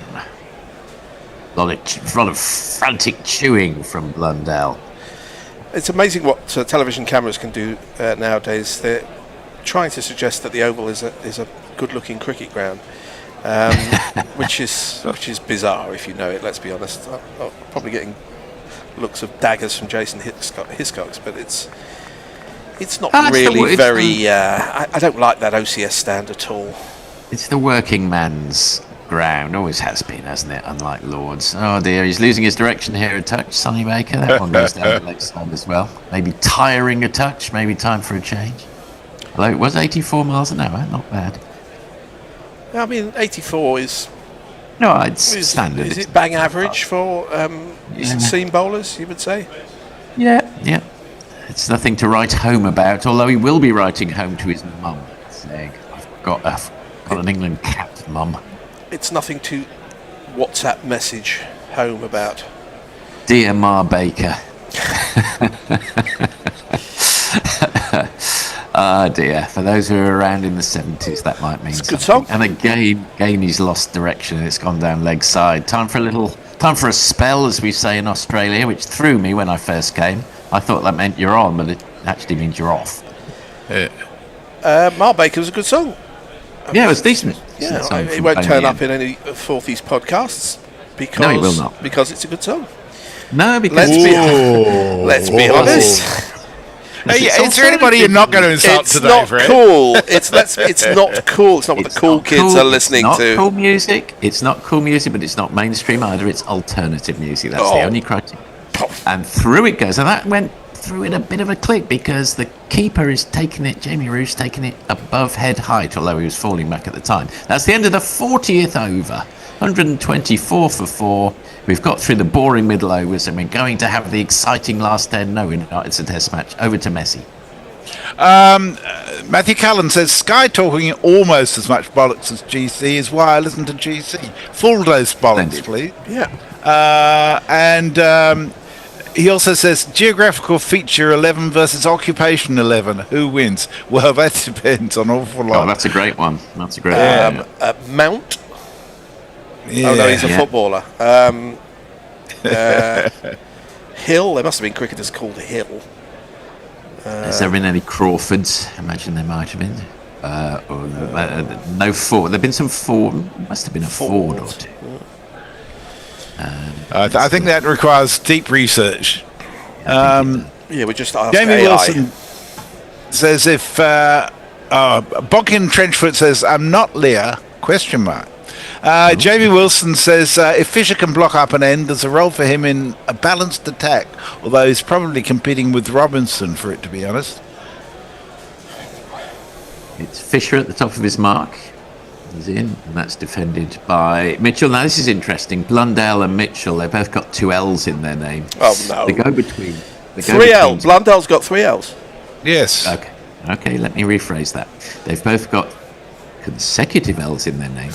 And the Go-Betweens, the group, once thought that the secret for getting hit albums was to put double L's in the title of all the titles of their albums. They had Tallulah, Liberty Bell and the Black Diamond Express before Hollywood. And the reason for that, and we come back to that after Fisher bowling to a fuller ball and guides it to gully. I think about a run but decided against it, was because they thought that the reason Thriller by Michael Jackson was a smash album was because it had 2 L's consecutively. Jesus Christ, that's deep stuff. That's not deep stuff, that's just bullshit. Bullshit. Yeah, which also Which has double consecutive L. L's, yeah. Maybe they should have called an album bullshit, or maybe their music is bullshit. I don't know. Can't no, think it's of alternative. any. It's alternative cool music, Fred. Yeah, that's. I have been alternatively cool for many decades. In comes if ever Fisher, and that was played a long way away from his body by Mitchell, and gets a single, steered backward of point for it. No, I used to like pop music even when I was sort of 14. Pop music's great. You know, you don't have to know who produced it and who the mixer was, and you know, it's just a good song. You just listen to a good song and enjoy it. And you didn't have to understand the words either. You just knew the words but didn't listen to them. Yeah, I know exactly what you mean. Yeah. There's no arty poetry about it. It's just a song. Opinions can differ about what makes good music. In comes Fisher, and that's a full half volley on leg stump, and it's clipped down to the man at deep square. I think they'll probably come back for 2. They hurry back and they make it. Blundell goes on to 10. Mitchell's back on strike. The Oval looking an absolute picture. It's customary to say that about Lords. Really, I mean, it's more of a, I wouldn't say pointillism. What artist might conjure up the Oval best? Lowry. Oh, yes, that's a good call. That's a good call. Or if it's a bit misty, Maybe possibly Turner. Whereas Lords would be sort of Constable or Canaletto or something good. Yeah. Oh, clever. Again, in comes Fisher to Mitchell, and that's pretty well a half volley on middle stump. Flicked away. They'll come back for 2. Archer does the fielding. Gay. Then, what? Sorry? There's nothing wrong with it, is there? No, it's not Archer. It was Gay. Oh, sorry, my mistake. Archer, we think, is off the field because he needs wrapping in cotton wool. Indeed, yes. I was surprised to discover that I always think of Archer as being about 23 and about to burst on the scene 90 days, 31. Yeah. The chances of him taking 100 Test wickets? I don't know, not high. Nice forward defensive. Over from Blundell to Fisher. 127 for 4 at the... Oh, no, is there one ball still to go? No, I think 41st. Over to Messi. Lockie 6 says, is this a 350 first innings pitch? I would think that the team batting first would want that, yes. Yeah. Lockie also says, if I had a king-size bed and a goose and a buggered knee, I wouldn't be reading any messages on YouTube.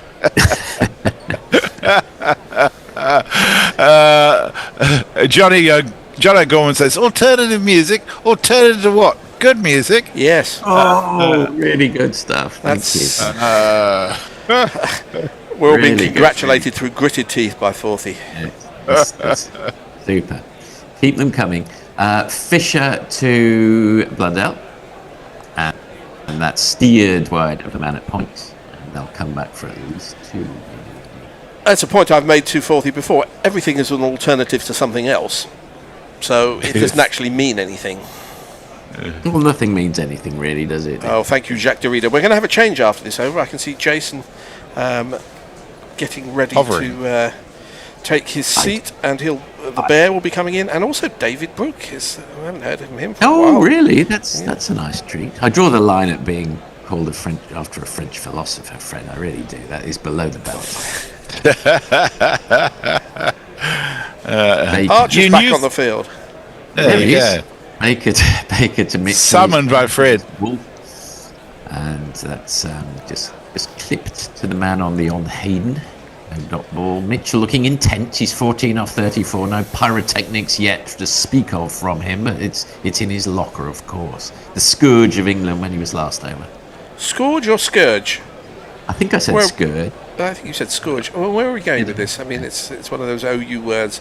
A bit like... we had an argument about tongue earlier. Well, I've been calling him tongue. I think it's Billy said it was tong. May just be Billy's regional accent as well. He's got a number of regions because he's from the southwest and he's been studying in the northeast, so he's picked up all kinds of hybrid accents. Oh, hello! Just as we were saying, Mitchell, no pyrotechnics, completely opens his body up, smears it wide of the man at mid-off for one of these. 1, 2, 3, 4. It's been so long since there was a boundary, I'd forgotten I was on jingles.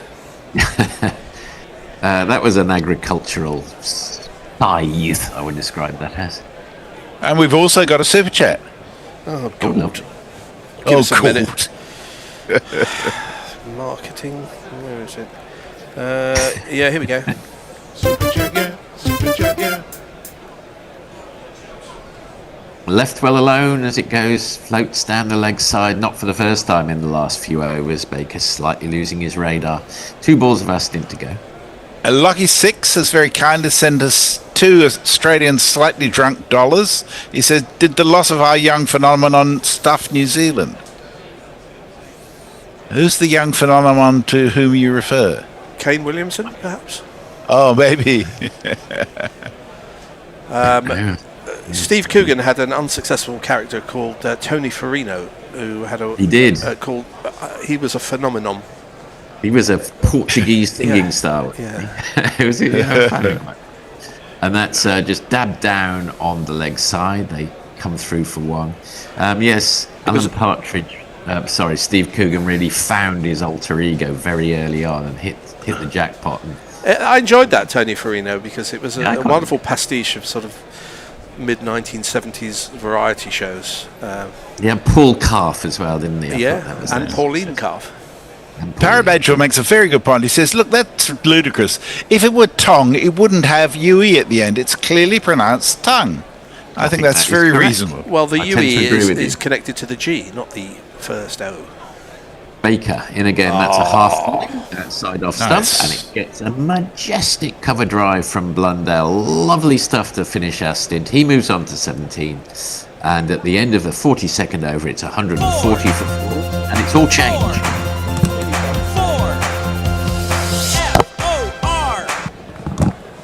Messi, do you want to hold the fort while we do a little change out? Well, as it happens, I'm pretty much up to date. Oh, except Buck in Trenchcoat says, how did we forget Joss Butler as one of those with an occupation, of course.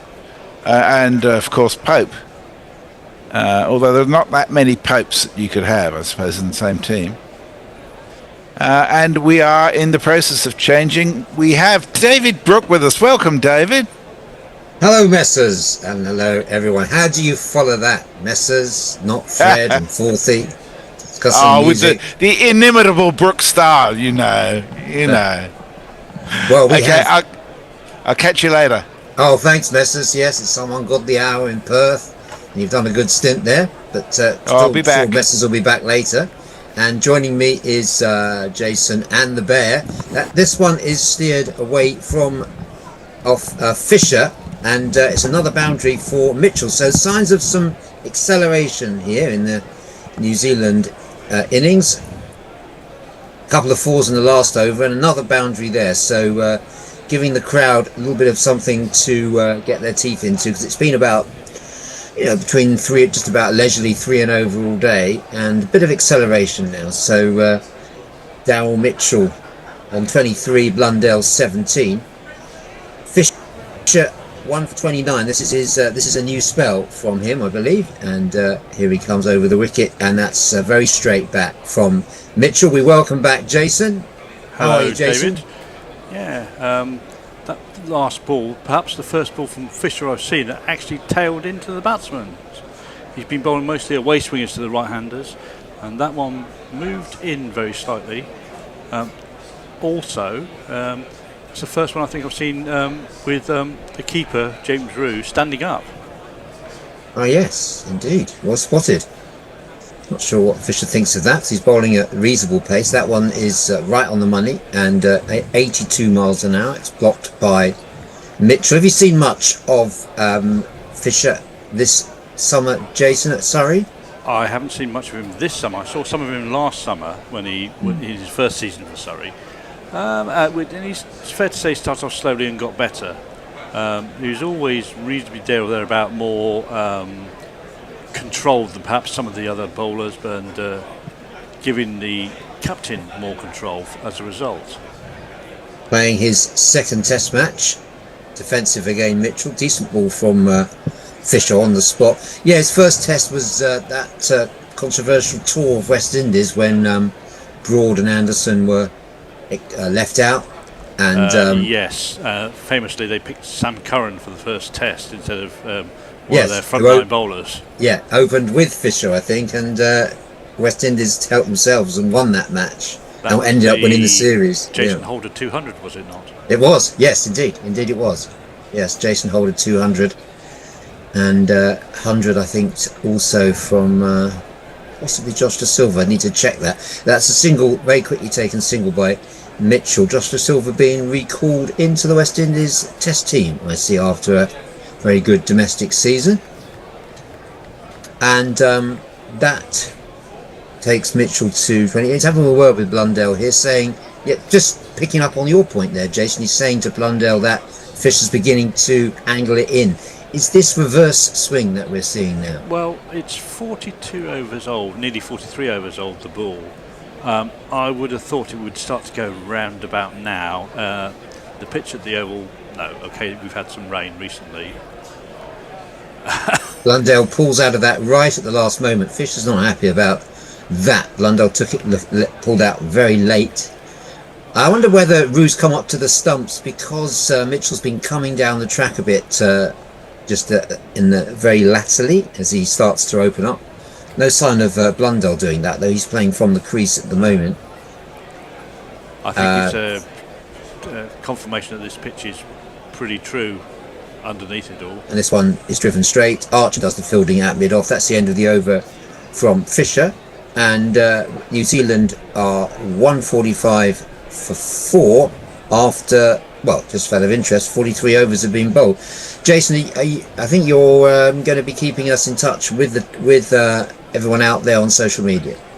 I am. No under 16s. Not sure how far back to go, but Bodkin Trenchard says both of them is an English name meaning valley or hollow.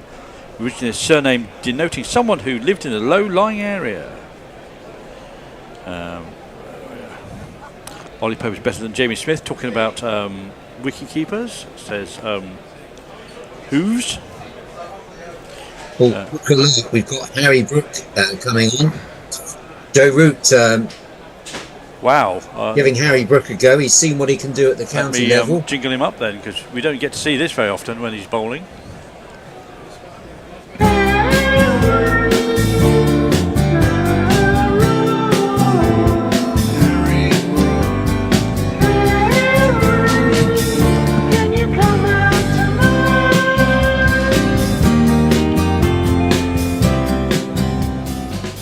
Well, Joe Root's seen what he can do at county level, and he's thrown the ball. He had that spell of bowling in the championship where he took 3 or 4 wickets very quickly. He's bowling his medium pace from wide of the crease. This one is angled into Mitchell. We've got an interesting field. Jofra Archer's taken up a position at mid-on, just as the Bear takes up his position in the studio. Yeah. Greetings to you, Bear. Sorry about my late timings. Bubbly guts.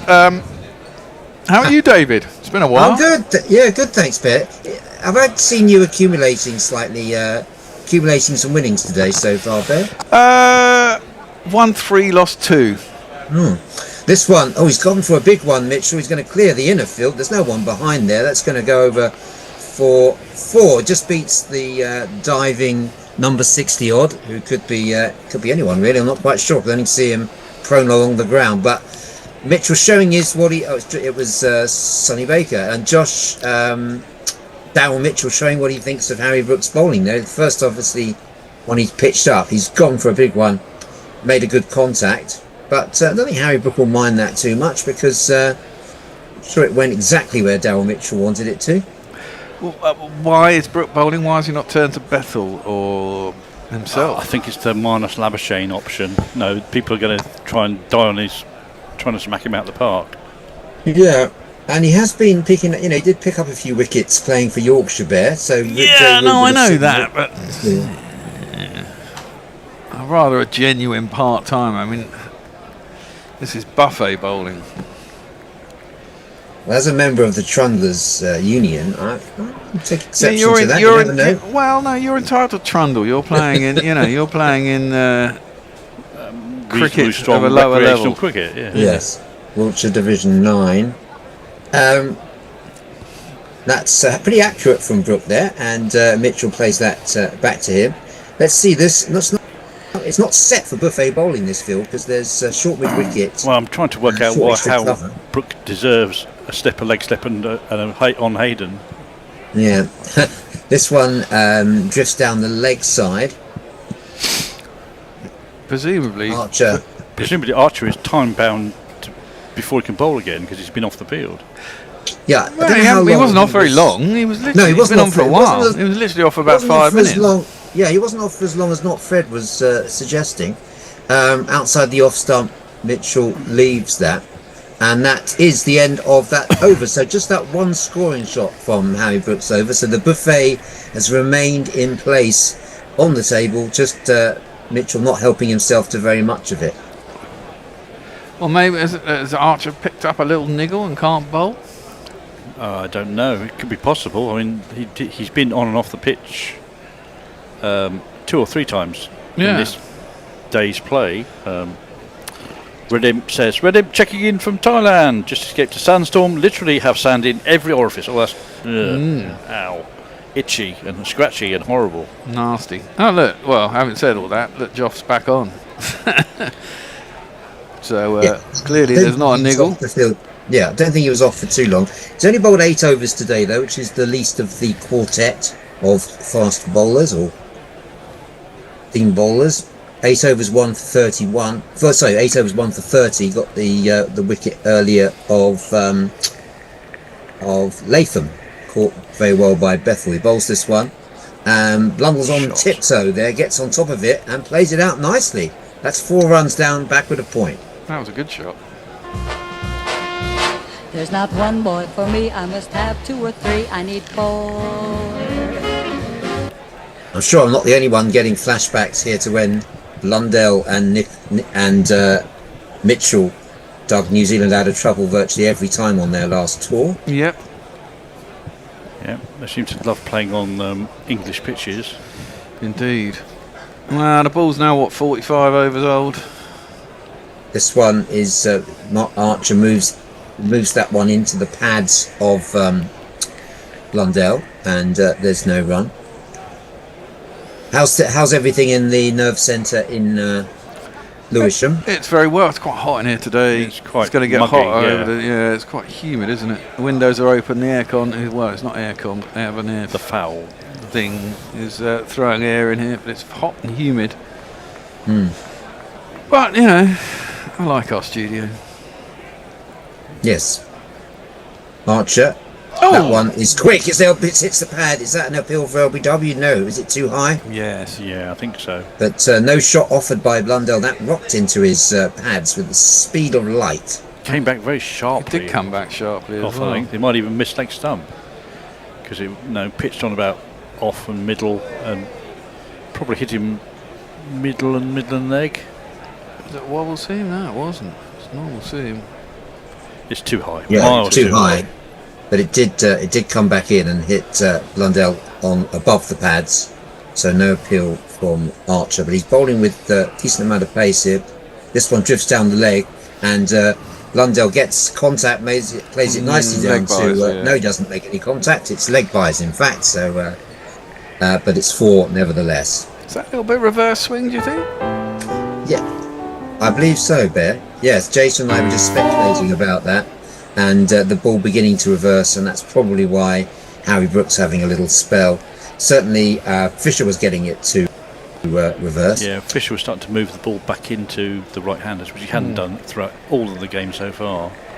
And it looked like it might be reverse Well, obviously, swing. the quicker you are, the more likely it's bound to happen, isn't it? Another quick one, but also drifting down the leg. And this time, is there some bat on it? No, leg buys again. So Blundell not making any contact. But he gets off strike, and I think he'll be momentarily relieved by that. Archer's looking pretty fit. And slightly bigger than we remember him, not round the waist, but sort of, looks like he's been pumping, some of his time doing gym bro shit. Yeah, in the IPL, pumping some iron. Some of his fitness regime has been circulated on social media. Big full house in to watch him as he runs athletically in, glides in. This time Mitchell is solidly behind it. So, yeah, decent over from Jofra, reaching 87 miles an hour. He did pass 90 earlier on this morning. And, go back to Jason. Gabe Owners asked a question. Hello, Gorillas. Are you guys looking forward to the by-election tomorrow? I didn't realise there was one, which is how much I am invested in it. I'm presuming this is a by-election for... Makerfield. Andy Burnham? Yes. With a big dust up between Labour and Reform. We've got a bloody by-election in Lewisham. Another one, because our Crofton Park ward, the guy who won it, also won the mayor of Lewisham. So we've got to have a vote again. Is it tomorrow? Yeah. The mayor of Lewisham, that should be you, Bear. Well, obviously, but I didn't put my name forward.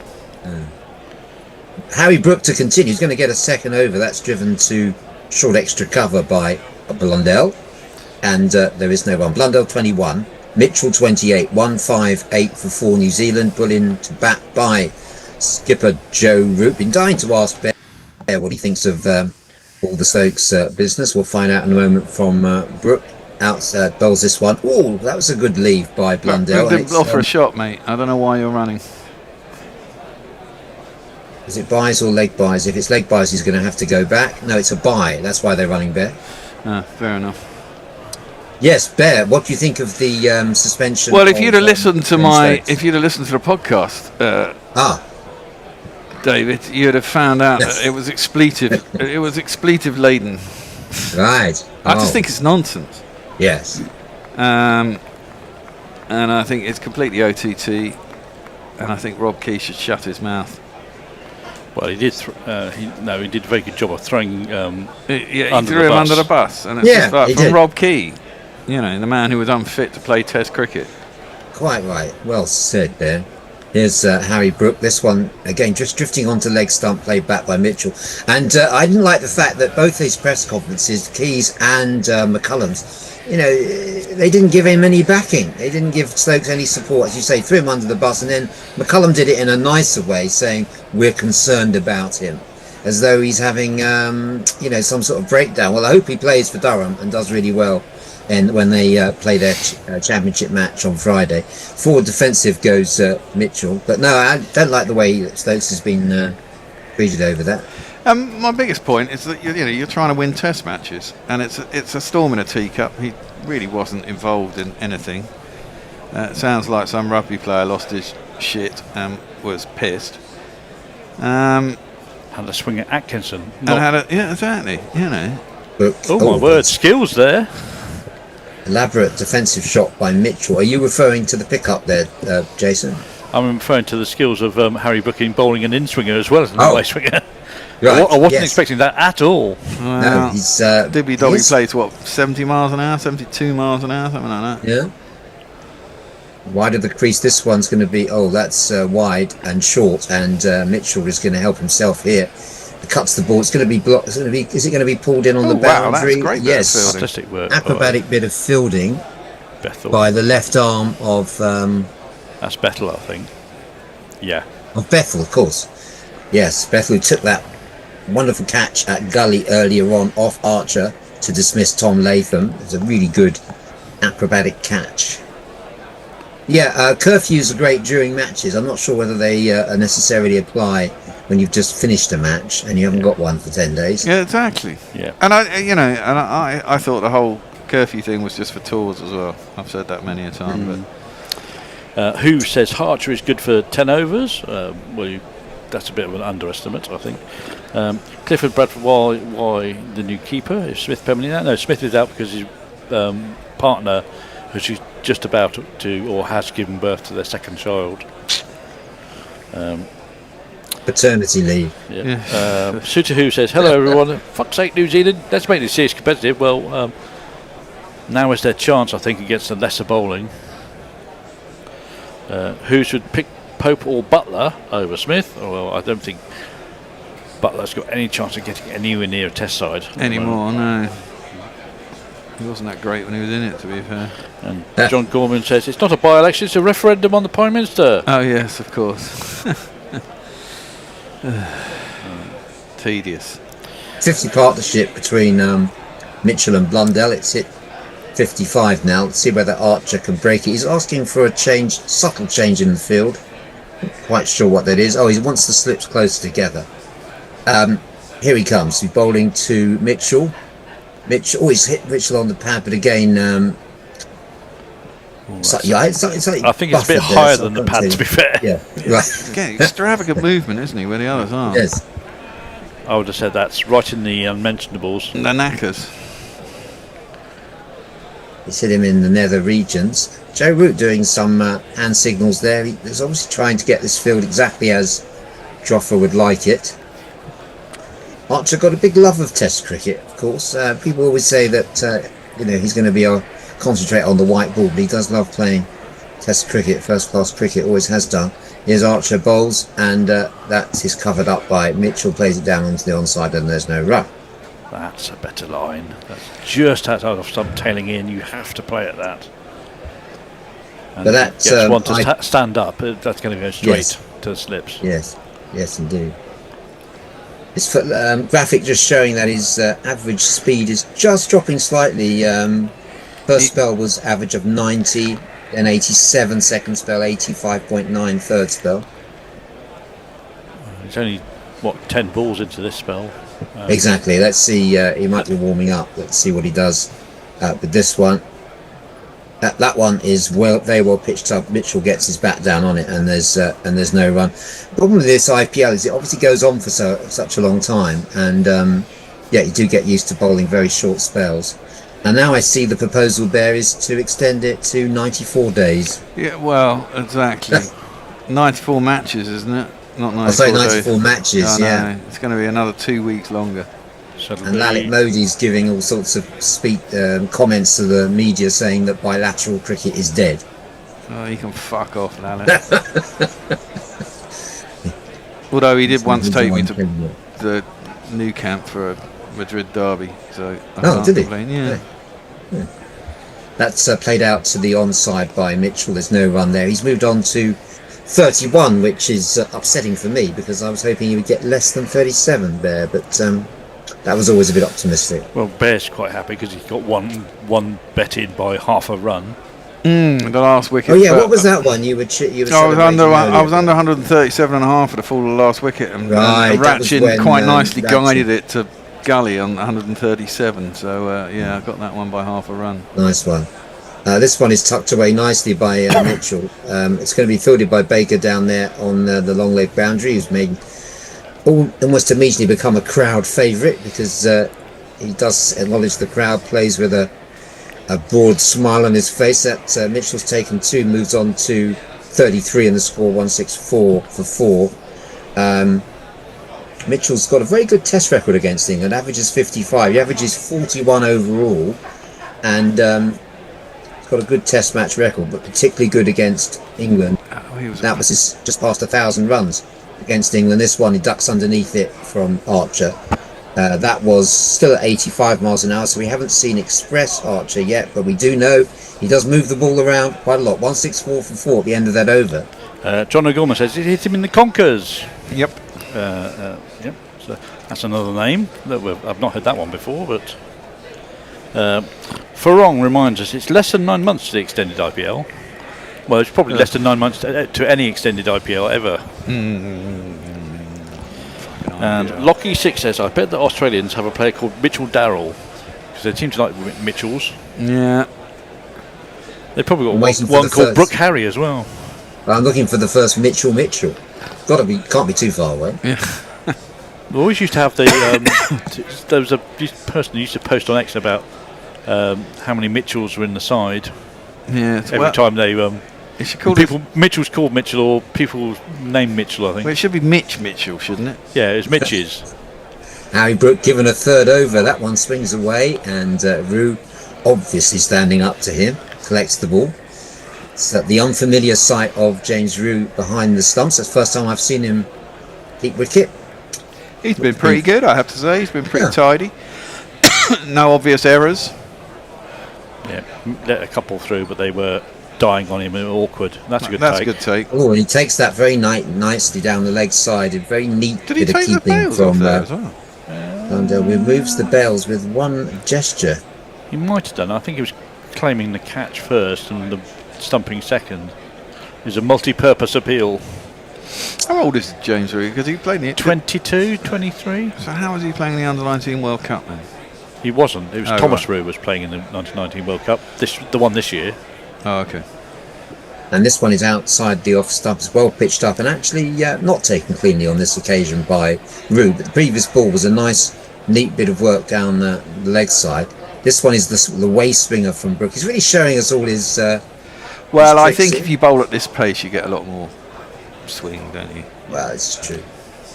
Two leg slips for him, bowls, and you can see why that one's down the leg side again. Nice take by James Rue. Appreciated by Bear. He used to bowl a lot down the leg side. No, I used to have a great keeper when I was a kid. I was going to say, he looks like he's got great hands, but the footwork needs work, I think, for James Rue. I mean, Ben Folkes would have both feet over underneath him rather than his hands white out beside him. So there's work to do, I think, to his technique. Yes. England trying to get extra overs in here. Do you think this is well, trying to catch up on Brooks over rushing rate? back to his It might mark. be an overrate thing, the Brooks bowling. It's also the ball's doing nout, really, apart from any. Here's Brookie bowled. This one is the in swinger, and it's played out by Blundell with a lot of care. No one wants to get out to Harry Brook. He's running back to his mark, maybe getting one more over in before tea. It's 10 past 4. It's 8 past 4 on the oval clock. So yes, Brook wants to get another over so that Archer can bowl. But Blundell is going to take his time. He's having a look at the field, having another look. It's a very, very attacking field for people of Brooks' pace.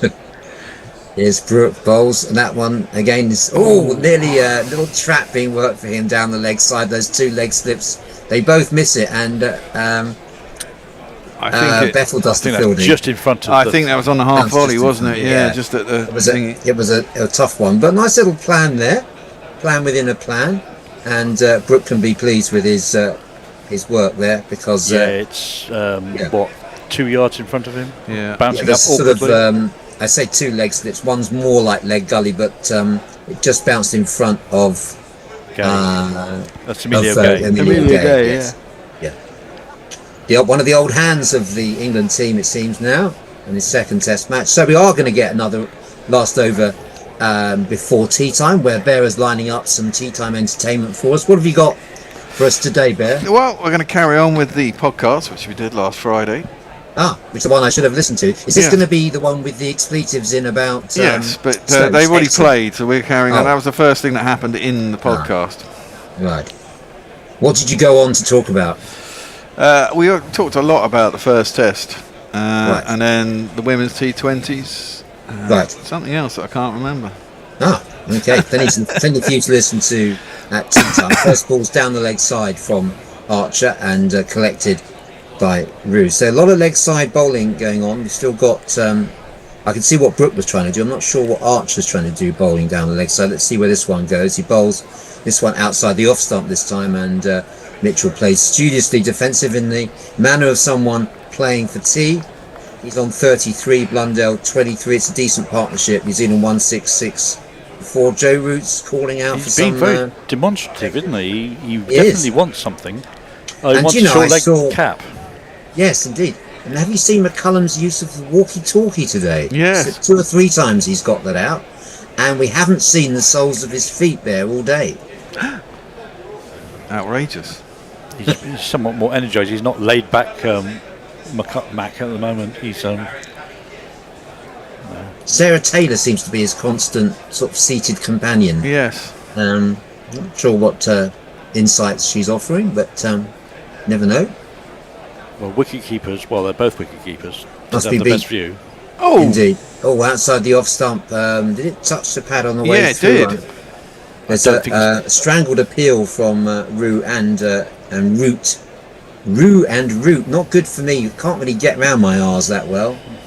They're going to review that? I mean, No, no shot offered. they've got one review left, having burned 2 reviews. Yeah. I think it's really early to gamble on the speculative review. I didn't think he came back enough anyway. I don't think it came back just enough. remind us, Jason, where did England lose the 2 reviews earlier? First one was for a catch behind. Yeah, it didn't come back enough. By Rue off. Was it Joffrey, Archer? wasn't it? It was Joffrey, yeah. And it was just off the thigh pad. And the second one was a more reasonable review about LBW, and it was just missing leg stump by about an inch. Yeah. So they didn't get to get to retain it. No. That was Fisher, wasn't it? Yeah. Archer again. Mitchell covers up, plays that down to Gully, and there is no run. So just 2 balls to go before tea. Archer was pretty disappointed that about that last ball. He obviously thought that. It didn't come back enough. Just going over the top off. All tracking shows that it would have gone, over off stump, and impact outside. Yeah, but no shot offered, so that didn't matter. Oh, of course, yes. Thank you, Bear. Good point, well made. I think. What can Joffrey conjure up here from this one? Mitchell outside the off stump, doesn't have to play at that one. That was wide, could be ignored. Emilio Gay gives it a clap, not quite sure why. He's at short leg, he's made that position his own. Even the debutants can't displace him. Yeah. Well, last ball, Yorker. Yeah, I thought he might bung in a short ball at some point in this over, because Mitchell is running down the wicket at him, basically. He's playing defensive shots just to stop him from doing that. But no, you can't do it on the last ball because he's just going to ignore it. Well, Bear wants a Yorker. Let's see whether Archer is going to oblige. That is the sensible thing to do. You don't need a walkie-talkie to tell that to Archer. Let's see what he bowls. It is he goes for the Yorker. It's just slightly misdirected. It's played back by Mitchell. That is tea. Tea will be taken. Later time of 4:10 because of the half-hour delay to the start. Yep. New Zealand 166 for 4. Whose session do you think that was, Jason? Bear. I think that is probably New Zealand's, but You only think just. it's pretty 99 even? runs in the session. 91. Couple of wickets. I mean, I don't think England will be overly. They're not going anywhere quickly. They're not going anywhere quickly. That's the thing, isn't it? I mean, they've only got 166, so they're 4 wickets down. I mean, you do need to get another 2 really to even get through to the semblance of a tail. This New Zealanders bat pretty deep. Glenn Phillips is next in. Well, if you've got an injured Henry at 11, is he still injured? Well, there's still. I mean, there's no point in question putting him in the marks. side if he's injured. Yeah, I mean, why is he in the down. starting lineup? Well, presumably they've got no one else. They've got Blair Tickner, I suppose. But I mean, they've got an endless supply of seamers, Bear. Yeah, I do rate Blair Tickner, but not instead of the 3 that they've already got in their side. I mean, they've got an endless supply of them. I mean, Nathan Smith's not a bad Yeah. bat, and he's coming in at 8. Yeah. So, I mean, they bat pretty deep. So, Jameson's England have got to a decent keep on slogger, it. yeah. And they've got to keep on it, England, and try and wear them. I mean, having decided to bowl, ideally, you want to bowl the Oppo out for 250, don't you? But it looks like a pretty flat wicket. Look at the number of overs that have been bowled. Yeah. That's criminal. That 49. should be 60. Yeah. Yeah, the over rate 11.7 overs per hour. That's pretty low. That's because you've got long run-ups there. You've got Baker seems to run up from the boundary. Fisher and Archer got quite long run-ups too. You see that number of overs bowled, and now you understand why Harry Brook was bowling. Yeah. Well, otherwise you get even more points deducted by the the ICC. Yeah, England really need to win all their Test matches from now until the thingy if they want to stand a chance getting into the final. Or they could bowl a spinner. They could bowl, Root could bowl himself, yeah, and or Bethel, if they wanted to do. They've got 2 right-handers in. You might as well give Bethel a go. I wouldn't bother with Rooty. I'd go for the left armour. The 2 wickets to fall in that session, we lost Ravindra caught Bethel bowled Baker 33, and before that Henry Nicholls, usually you can't get rid of him, but he managed to survive 57 balls, 24 runs bowled by Tong. So 166 for 4. Don't go anywhere because there's a very interesting podcast now. The one that I missed, and I wish I'd always try and listen to these. It's the Bishop and the Bear, and if you stay tuned, you'll hear the Bears' views on that first Test match, the Women's T20, and a couple of other things as well. So I think we're ready for enjoy that. Yeah, cool. Off you go, And Bear. see you shortly. All right, see you shortly. Bye.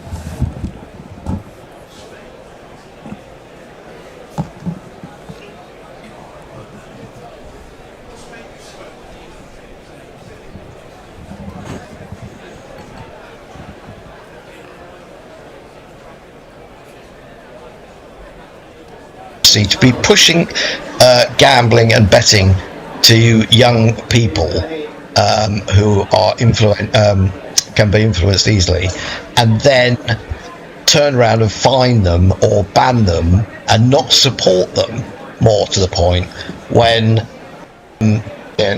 but he served a ban, didn't he? Same thing happened with one of our young guys, even though at Wimbledon, that even though the offences weren't at the time that he joined, well, before the time he joined Wimbledon, he got a ban, and then he came back from ban, went on loan to another club to get up to speed again, and the FA appealed and got him banned again. Now, every flipping match you watch has, in the Premier League, has at least one team with a betting sponsor on the front. Now, it's the height of hypocrisy to be pushing gambling and betting to young people who are influenced easily, and then turn around and fine them or ban them and not support them, more to the point, when they give in to temptation. It's like we expect these people, these young sports guys, to have some sort of superior moral fibre to the rest of society. I always caveat anything ever when I'm criticising, say, Ben Stokes, who is 35. I'll always go, hang on, let me remember what I was like when I was in my late teens, and certainly all the way through my 20s. I wasn't, and I was mashed the whole fucking time. And it's not just to say that. I want to go on to that other point about him saying all I want to do at the end of it is go for a beer. Well, you can understand that, because everything in this country is a drinking culture. You cannot sit down at night and watch a series, a box set or whatever, without the first thing that happens in a domestic situation, when someone is under a little bit of pressure, they bring out a big glass of wine or whatever, or have a whiskey or whatever. Now, it's just reinforcing this attitude, and then we expect people under enormous pressure in cricket to actually have to abide by some other sort of moral concern, as if they're not in some way influenced by the wider context of society. It's just a joke. The hypocrisy is unbelievable. Absolutely, totally agree. Couldn't agree more, Hendo. Good. It's nice to have someone agreeing with me. I'm the slightly more moralist. I'm not. You're the bloody fucking media. You're the headmaster. You are the fucking media, Tony. You're the headmaster, and we are the boys about to be caned. Steady on. Well, you're lucky he's retired then, aren't you? I can't pick him up by his little scruffy beard and smack you with him. No, it's very true. He's gone. At least I can't do it internationally. I can do it privately for a fee. Shall we move? I think we move on. Talked about. Look, what about the match itself? Great match. Well, yes, I see. Here is something we do agree on. Unsatisfactory pitch, though.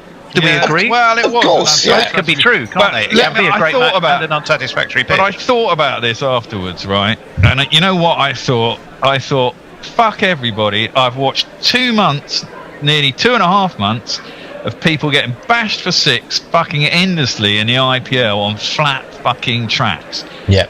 Good for the bowlers to have something they can fucking use and take some batsmen out and show that there is a point to bowling rather than just being a fucking bowling machine that gets smashed back over your head and over the boundary. And you know what? You take the rough with the smooth and everyone can complain about it, but I've just been watching that bat fest for fucking 2 months and it is boring as fucking hell.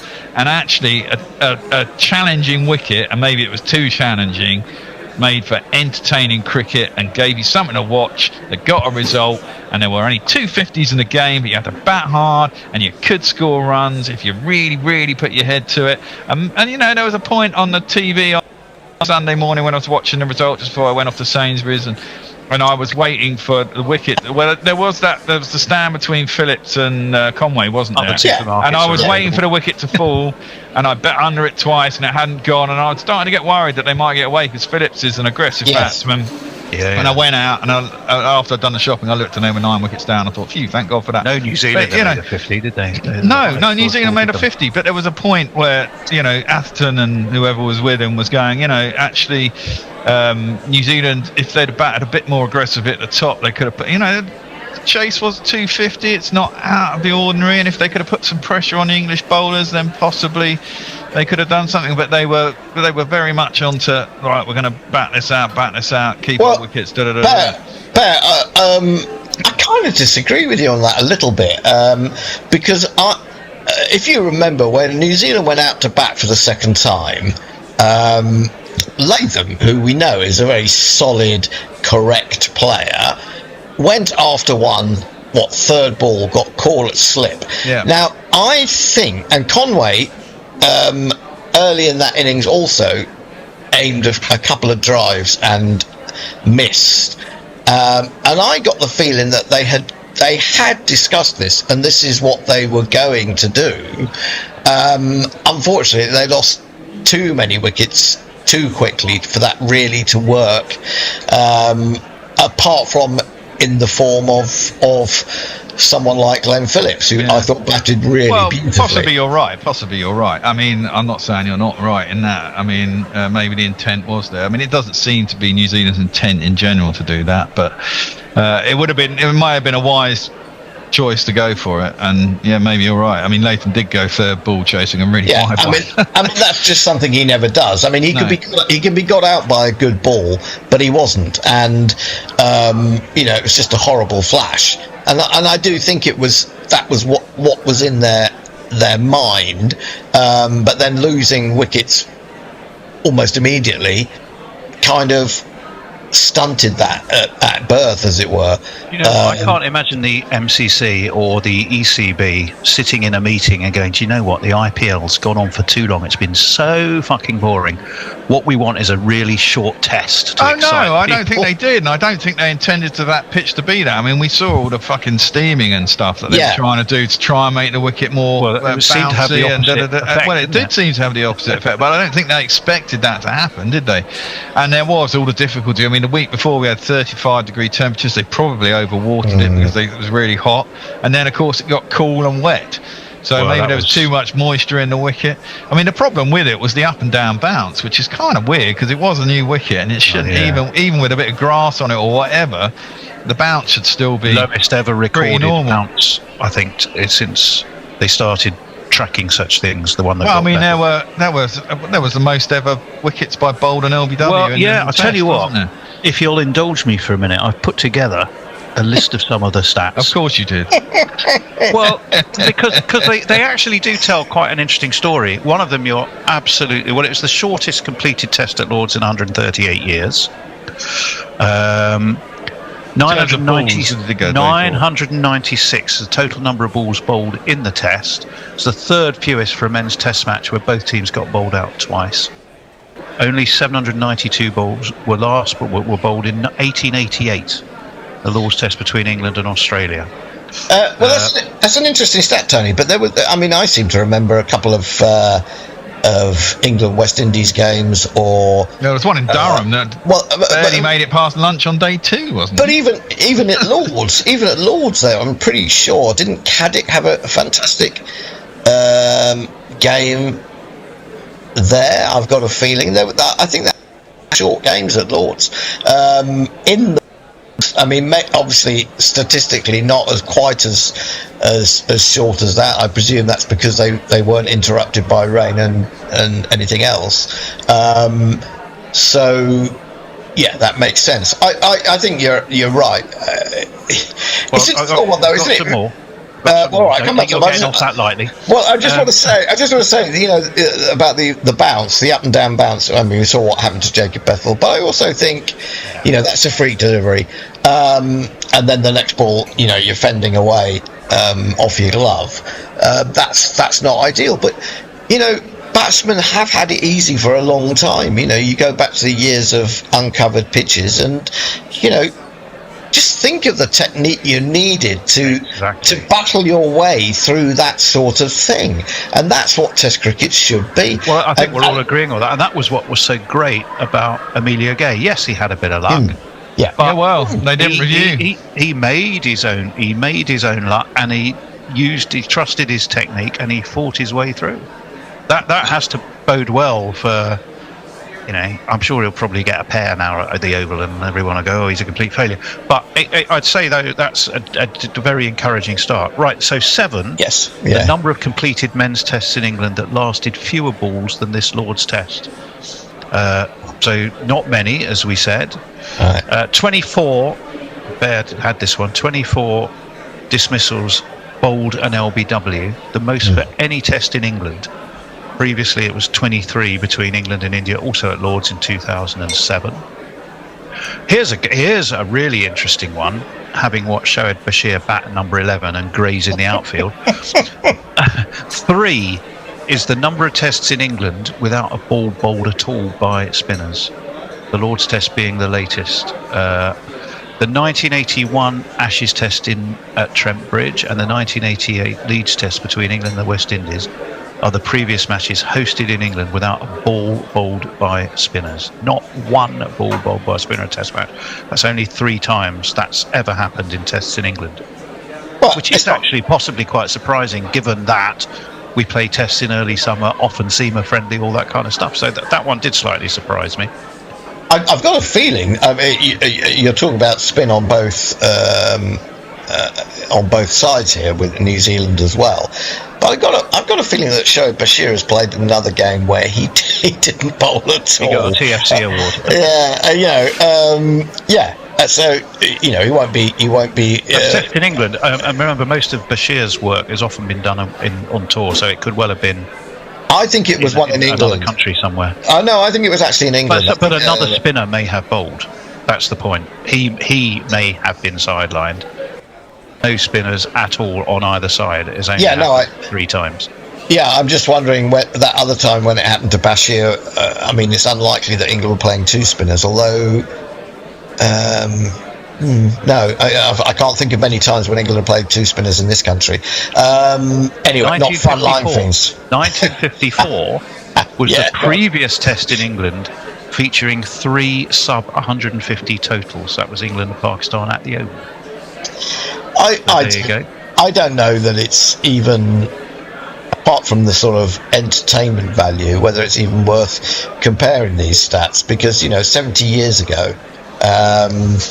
They tell a story, though. They tell a story about. What do they though? Because we're talking. If you're talking 54, we're talking about uncovered pitches, aren't we? Well, they also tell a story about technique. So it's not just about this is an interesting one. I found this one interesting anyway, but then I like this sort of thing. 57 was Emilio Gay's score. That was also equal to the highest partnership in the entire match. Wow. There have only been 12 completed. There we go. That got a wow. I'll stick that one down, as this one possibly was vaguely interesting. There have been only 12 completed tests in which the highest individual score and the highest partnership of the game were both not higher than 57. 3 of those were hosting England. There you go. I say wow more because who the fuck goes looking for this stuff? Not me. I found it in an article that actually compiled. Yeah. I didn't go hunting fair it down enough. myself. No, I'm not suggesting you did, although you might have Second done. lowest aggregate score for New Zealand since 1970 across both innings, and they were. England at least seemed to have an idea about how they wanted to go about things. So Harry Brook chanced his arm, made runs. New Zealand seemed a bit. They were seen a bit between two stools, didn't they? Do we want to defend? Do we guts it out? Do we attack? Only Phillips seemed to have a clear thought in his head. I know how I'm going to do this. Well, no, as I said, and Nathan Smith maybe in his brief flurry. I think they started out that way in the second innings, as I said. I don't think they realised, having won the toss, overcast conditions, bowled England out for 140 odd, within the day, or within 2 days effectively. But having done that, I guess they were a little bit surprised at how difficult it was to bat for them, I think. Again, it's that whole thing as even though we sat there being disappointed and it was kind of easy to say, oh, England haven't learned anything, it's the same as the Ashes and all that sort of stuff. It was completely different, really, because there weren't many players who got out to poor shots. Bowlers got people out, or the pitch got people out 24 times. Yeah. So even the leaves, and there was a couple, 3 leaves in the game that got wickets. Bold. Yeah, and one of them was quite, I would say, was bad. I mean, you just get tucking behind it and at least try and play it. It came back, but it didn't come back that much. You shouldn't have been able to do something. There was one that came back an absolute mile to somebody. Oh, there were a few. I mean, they didn't necessarily get wickets, those ones, but I think Glenn Phillips on the final morning, he got one very early on from Rob Robinson, which he inside edged down for 4. And he could have easily played on and not got any runs at all.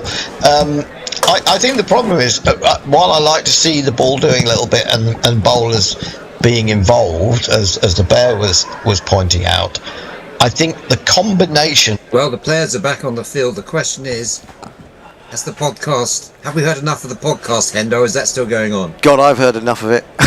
And I was on it, mostly. Well, no, it was very good. I didn't mean it like that. Well, no, I was actually lying here during the tea break saying, can someone turn that down? I was upsetting myself with my own rants. Well, we're back out. Tom bowls the first ball outside the off stump, and there's no run. And welcome back, Hendo, and welcome back to Will. Will! Hello all. Hello. How are you? We're all right. How are you? I'm good. I won a tournament on Sunday. A tournament? Excellent. Can we have a touch more volume? A cricketing tournament. Oh, excellent. Where was that? Yeah, it was nice. It was at Sutton Coldfield. It was the 5th annual LGBT cricket something or other. Right, and that one's pitched up from Tongue and driven back by Blundell. Production note, Will, could you just give us a bit more volume? I don't know how my audio is, but I'm not hearing you as well as I'm hearing Hendo. Is that better? Much better. 166 for 4, resuming after tea. And Hendo's been studying the game very closely since the very first ball today, which I have to say I missed most of the first session. So, and Tongue bowls outside the off stump, and there's no run. So, Hendo, out of this quartet of pace bowlers, who's impressed you the most? Ooh, that's really tricky, isn't it? I have to say, I know he got an early wicket Fisher, but I wasn't particularly impressed with his early spell. But he came back and his discipline, his on-off stump, good length, making the batsman play the whole time. It gave no width really to the likes of Ravindra, who, as we know, can stroke the ball beautifully. Bowls, that's guided by Blundell. And in a dangerous direction. It's into the ground, but towards gully. There's no run. Yeah, I think. I think Jofra's bowled well without a huge amount of luck. Curious that he was left so late into the second session to get a bowl. But the more I was thinking about it, was it because this is effectively his first long form game since just before Christmas? And I believe he was off the field for a while, although not quite as long as not Fred was talking. No, I don't think that's it was driven out by driven by Blundell to extra cover, and there's no run. Will, tell us more then. Did you runs, wickets? Yes. So, according to everyone else in the team, I was on the end of possibly the best over they've ever seen in all of cricket. Excellent. When you say you were at the end of it, did you survive it? I did. So I was in at number 11, and it was the last over. We needed 5 to win. Just break off for a moment. This one is on the leg stump of Blundell, and he just might get 2 here as he plays it down to square or rather wide long leg.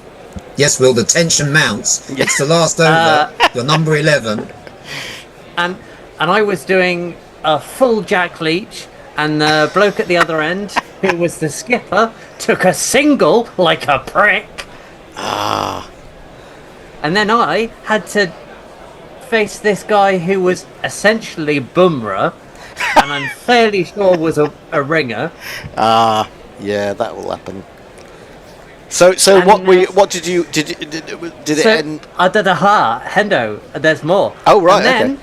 And then I got hit in the bollocks twice in a row. The same bollock. I am Too much so information. bruised. So bruised. Too much information, Will. And remember this. So we needed 5 to win at the beginning of the over. We'd taken the single. The last ball of the game. Yep. I inside edge it. Yep. For 4. Wow. Victory. Excellent. Brilliant. No matter how they come. It was very fun. It doesn't matter. It's in the scorebook, isn't it? Yeah. Sonny Baker it is, who gets his first ball and looks like it's going to concede 4 runs because that was nicely steered by Mitchell. It was wide, and Mitchell had plenty of time to guide that to deep backward point for 4. Yeah, good shot, England. Yeah, it could just be getting away from them a little bit here. Now my innings going, great guns, I hit the ball, 4 runs, I hit the ball and it went for 4 runs. Well, that's interesting, isn't it, Dave? He bowled that from a long way behind the crease. He was about a good 1.5 feet. It's very strange, a interesting variation. Yeah, I mean, why not? It's not necessarily a bad thing. No. This one is short dug into the ribs of Mitchell, plays it comfortably enough down to mid wicket. Yes, the game could be ebbing towards New Zealand. These two, as we know, on the last tour, staged many a sort of rearguard action, and Mitchell is one of those players that once he gets in, there must be a reason why he's averaging over 40 in Test cricket, and of course over 55 against England. He passed his 1,000 runs earlier against England. Yep, he's done really well in this country. The debutant again, Baker, rushing in here, bowls. That was pitched up.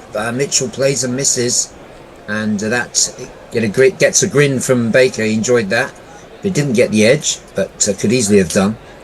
And Joe Root is pacing around there, looking like it was a close shave. Well, he kind of got that to swing in, and Mitchell still played inside it.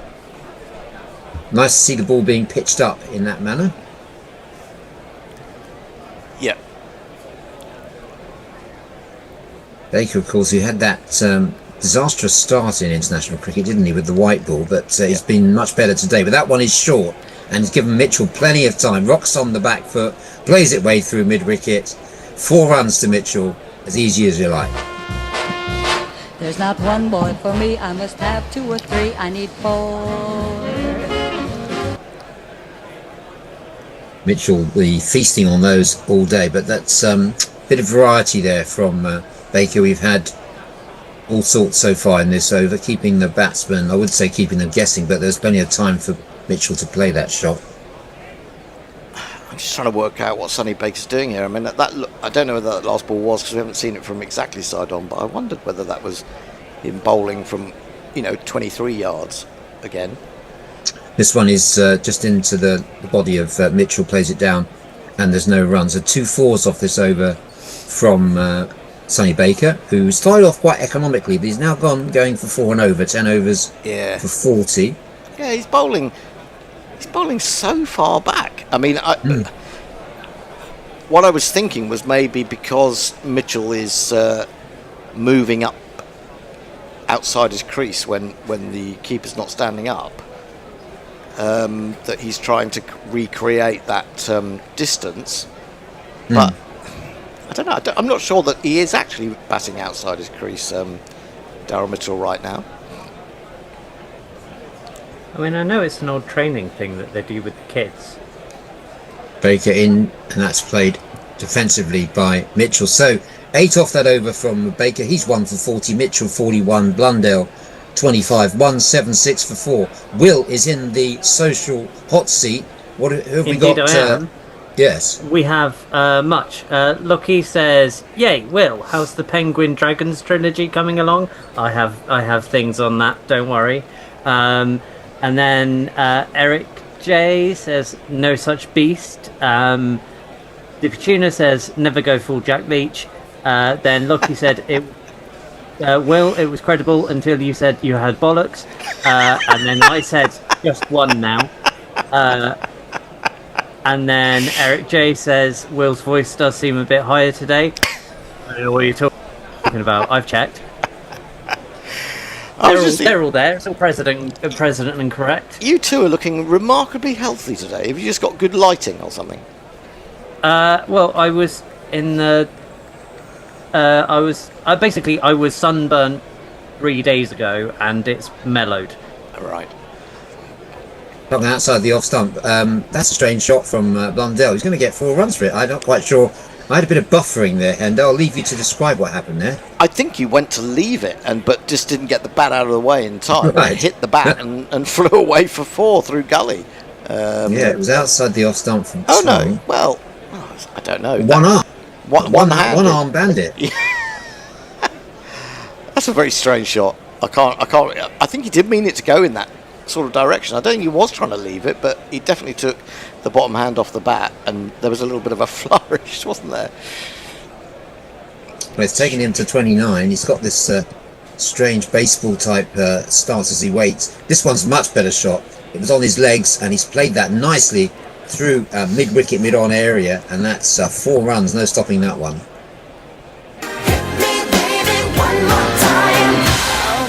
He has indeed hit it one more time. That's 2 fours in a row from Blundell, and this, as Hendo was saying, this partnership building up nicely for New Zealand.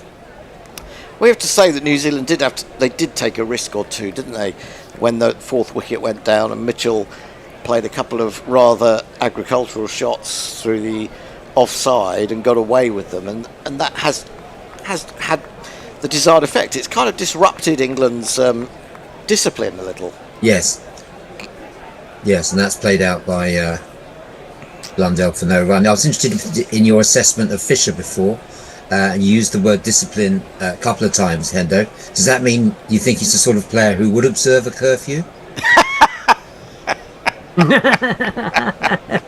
Probably not, because he's a Yorkshireman. No, I don't.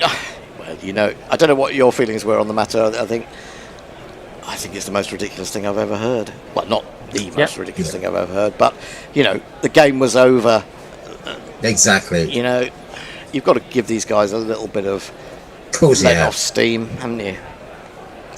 This one's nicely clipped by Blundell, but this time it's well stopped by Emilio Gay at mid-wicket. No, I agree. Curfews are for during a match, if you must have them, but not when the game's finished, surely. And you've got nearly 2 weeks till the next one. Yeah. I mean, way too much. Yeah, if they were due back in on the Thursday to play the second test back to back, then there might be something. Fair enough. Yeah, but in the circumstances, it was ridiculous.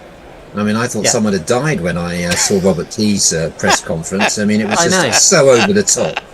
Honestly, so when I saw it, well, I said on the chat, didn't I? Oh, outside the off stump, that's left by Blundell, and nicely taken by a certain Mr. Rue.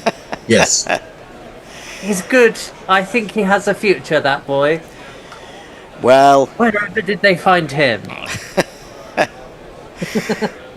I just think what kind of society we're becoming that when drink is so glamorized the whole time, and then when a bunch of sportsmen go out and have a bit too much and get a bit leery, it's suddenly Yeah, it was a massive overreaction, and that's an overreaction from Blundell to that half volley from Tongue. He really threw the bat at that. Didn't make contact, which is just as well, unless he did and he's walking off. No, he didn't. He's just having a word with Mitchell. He's quite a long way away from that, in fact, but he certainly threw the kitchen sink at that and didn't make any contact. Yeah, there was a little bit of swing away. It just, I think it was there for the shot, and then it just went further. It was quite not a terrible ball in the end in that respect. No. Again, pitching it up. Over to you, Will. Sorry. Right. What have we got? Oh, right.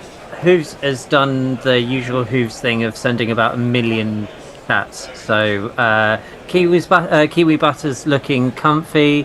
Lockie says same as KP, but to be fair, Will's voice is much nicer. Thank you. I never ever compare me to KP in any way, be it flattering or otherwise. Even a favourable. Even a favourable thing. I don't want any comparisons with that man. What you wouldn't say that your inside edge on Sunday was a KP deliberate, what we used to call a Vatican slice in the old Guerrilla days. No, absolutely not. Because unlike him, I have some sort of morals and would say I totally fucked it, but it went all right. Yeah. There's Sonny Baker bowling, and that's a very solid defensive shot from Mitchell, who is on 41. Yeah, I thought that he was thrown under the bus in both press conferences in different ways, with absurd overreaction from Key initially, and then even the McCullum press conference, which was a kindlier affair, but he kept on expressing concern. Yeah, that was weird. Which in a way is worse, isn't it? Because it's saying that he's not just had one night out. He's obviously something wrong with the guy. Yeah, that was very dubious in my opinion. I don't really get that at all. Yeah, it's very poor. Outside the off stump, that's driven nicely by Mitchell. He latches onto that. It was sort of half volley-ish. Maybe didn't quite time. It's been pulled back by, I think that's Duckett, who managed to get the hand to it. And Bethel does the tidying up. Nice relay work from the two of the shorter members of the England team, and keeping Mitchell down to I think 3. So they saved a single. Yeah. And 3 runs there to Mitchell. Goes on to 44. I honestly think that the thing that surprises me is that they're all so bad at drinking. Yeah, if you'd seen the video of genuinely, if you'd seen the video of Stokes in the nightclub, which has been doing the rounds, he's not swinging any punches, but he's not dancing in a particularly sober manner. And it's sort of like, oh, okay. Like I honestly think that most people went as hard, if not harder, than they did when they were that age. Oh yeah. Into the pads of Blundell. This is from continuing from Baker, and that's driven up to mid-off, and there's no run. Blundell having a look at his bat. It was a good ball right up in the block hole. There was a little bit of in-swing as well. I think the difficult thing for England is I think there is you were talking about reverse swing. There is a certain amount of that out there for them.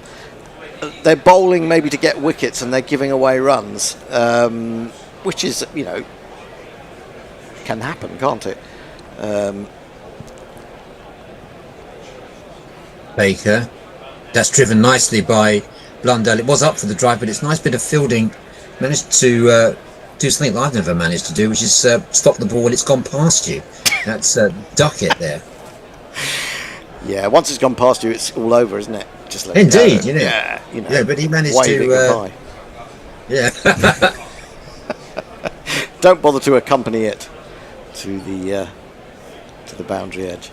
So it'll be interesting to see, Hendo, whether Stokes plays in the county championship, which I hope he does on Friday. Durham's the suggestion that he will play in that. He's not been suspended from county cricket, and I think it would be a good sign that everything's okay and what's the problem? I'm ready to play the third test. Yeah. Baker running in. Nice pull shot. It's going to be caught. It's at mid wicket. Yeah. He didn't. He climbed into it. Didn't time it. And Emilio Gay has taken that catch. I think at mid wicket. It was badly misdirected by Mitchell, and he saw it short. His eyes lit up, but he didn't make decent contact, and he's out for 44. And it's another wicket, second wicket for the debutant Sonny Baker.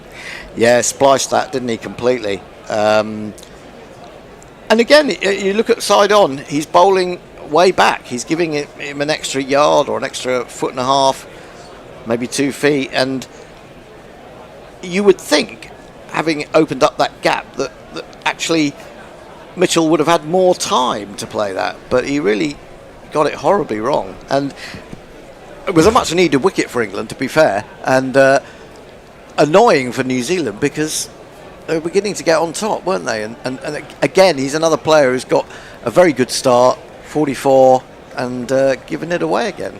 So Kiwis are just not really helping themselves today, are they? It's certainly been a disappointing batting performance from New Zealand, I think, because the runs were there for the taking. You have to discount what happened at Lords, but even there, you could have argued that they should have managed to get one decent partnership going. Yeah, and I mean, it was Glenn Phillips, really, wasn't it, on the final day, who actually batted as well as anyone on that patch. And you would have said probably beforehand that Phillips is more of a one-day player, isn't he? He's a very good hitter, but he also showed good technique, I thought, as well. I mean, there's been so much talk about the pitch, Endo, and I just thought New Zealand batted poorly, and not to get proper partnership at any stage apart from, they say, the Glenn Phillips one.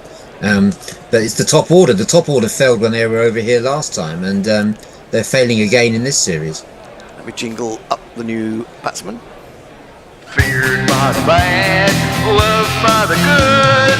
Glenn Phillips, Glenn Phillips, Glenn Phillips.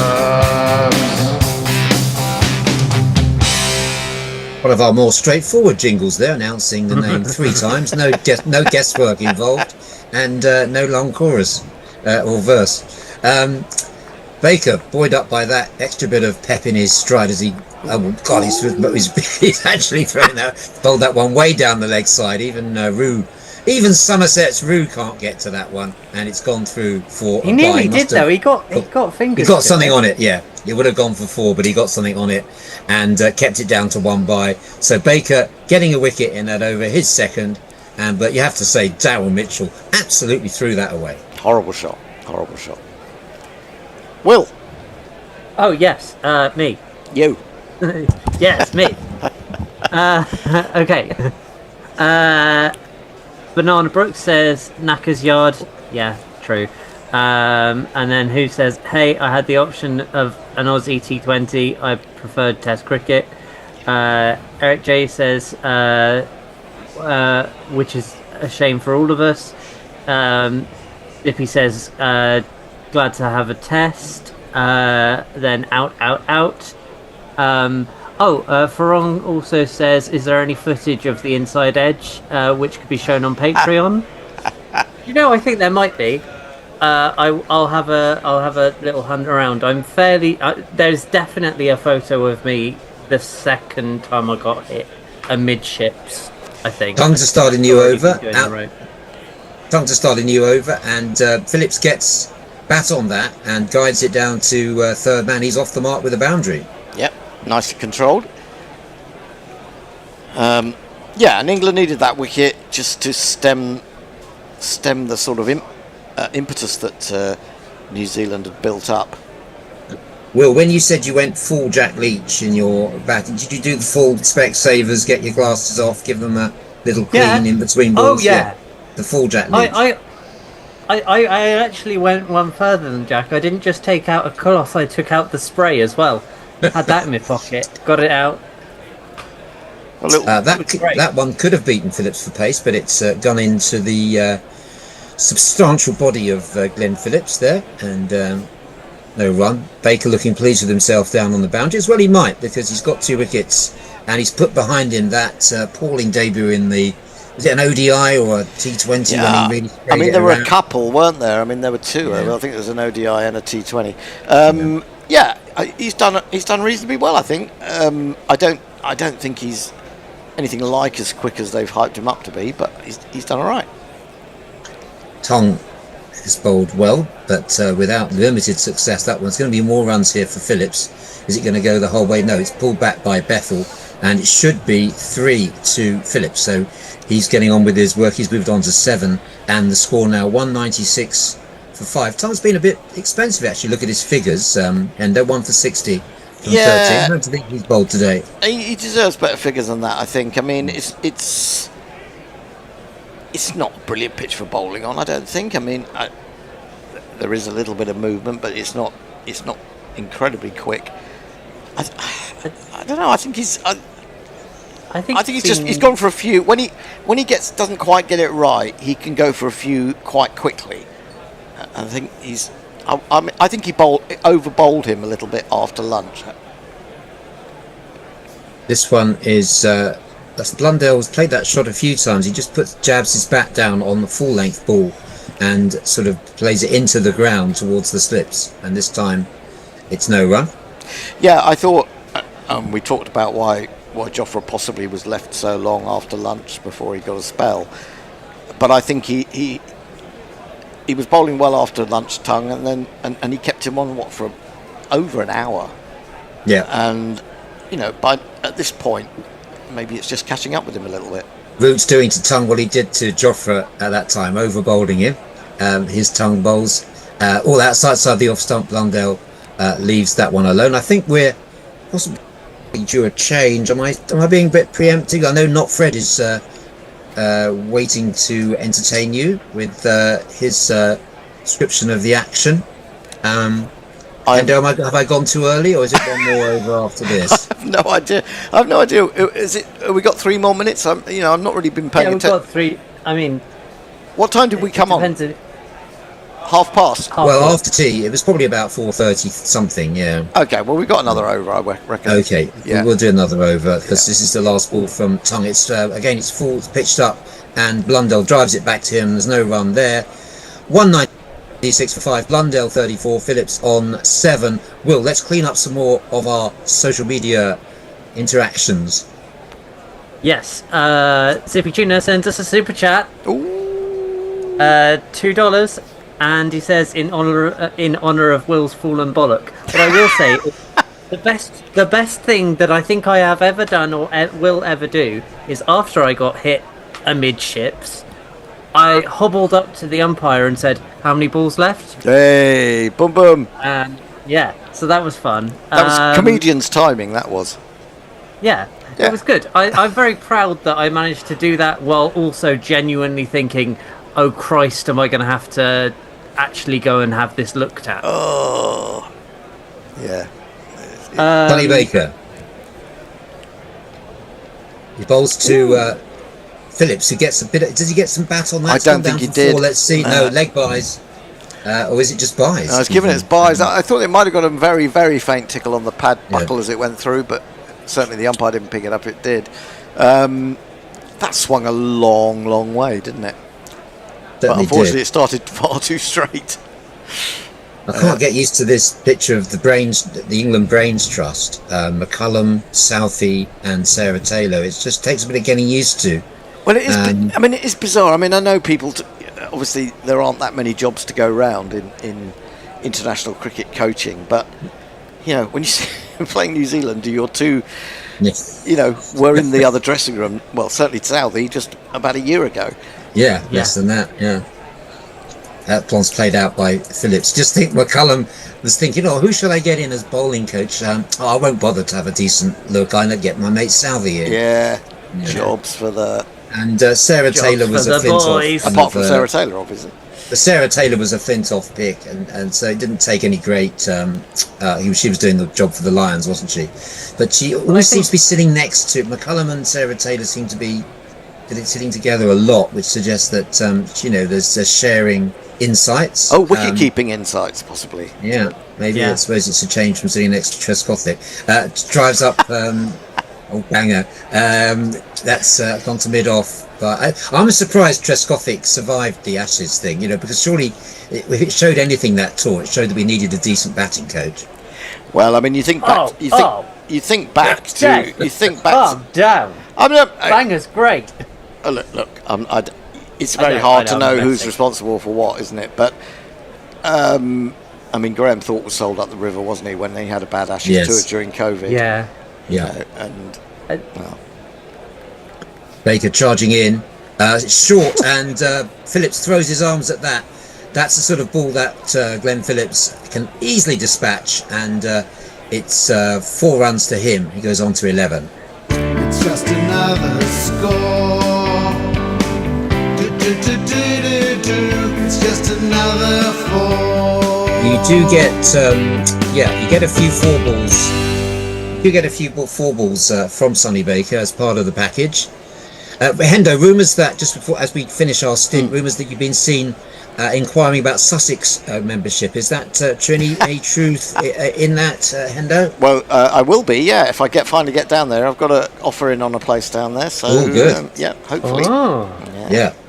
We need you. We're about to lose 8 players. Oh, really? Here's, that's driven nicely by Phillips. This one is over pitched, and he's going to get 4 more for it. Driven down to the mid-off, long off boundary. That's front and 2 and 3 and 4. Oh, it's all happening, isn't it?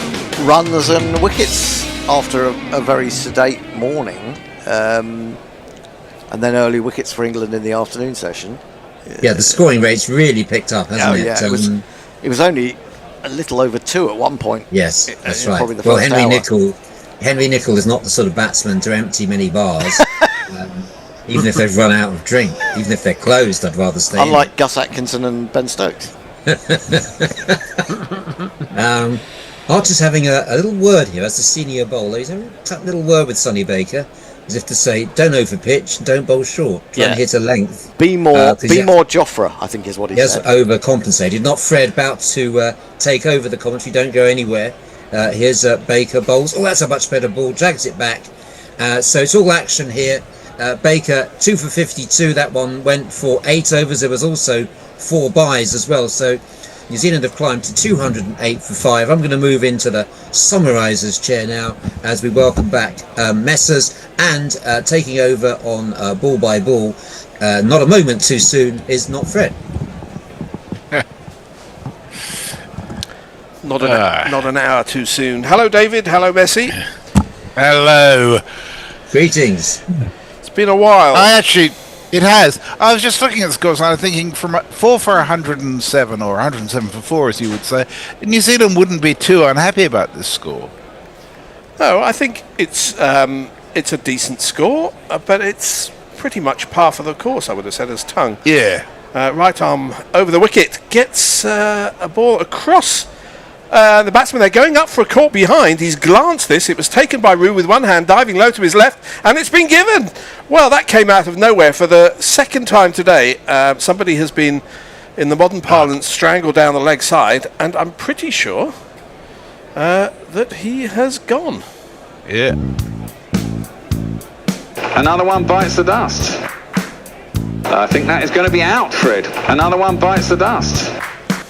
Well, the Bears right as usual, and Blundell makes his way off very slowly and disconsolately, unsurprisingly, because that was just a ball pushed across the right-handed batsman, and he just, well, he's got a little feather on it, and what's he looking at? He can't drag himself off. Are they waiting to see if it was a no ball, perhaps? I think they're waiting to see if the ball was grounded. That's all. Anything I can think of. But it's another. It looked like a clean catch.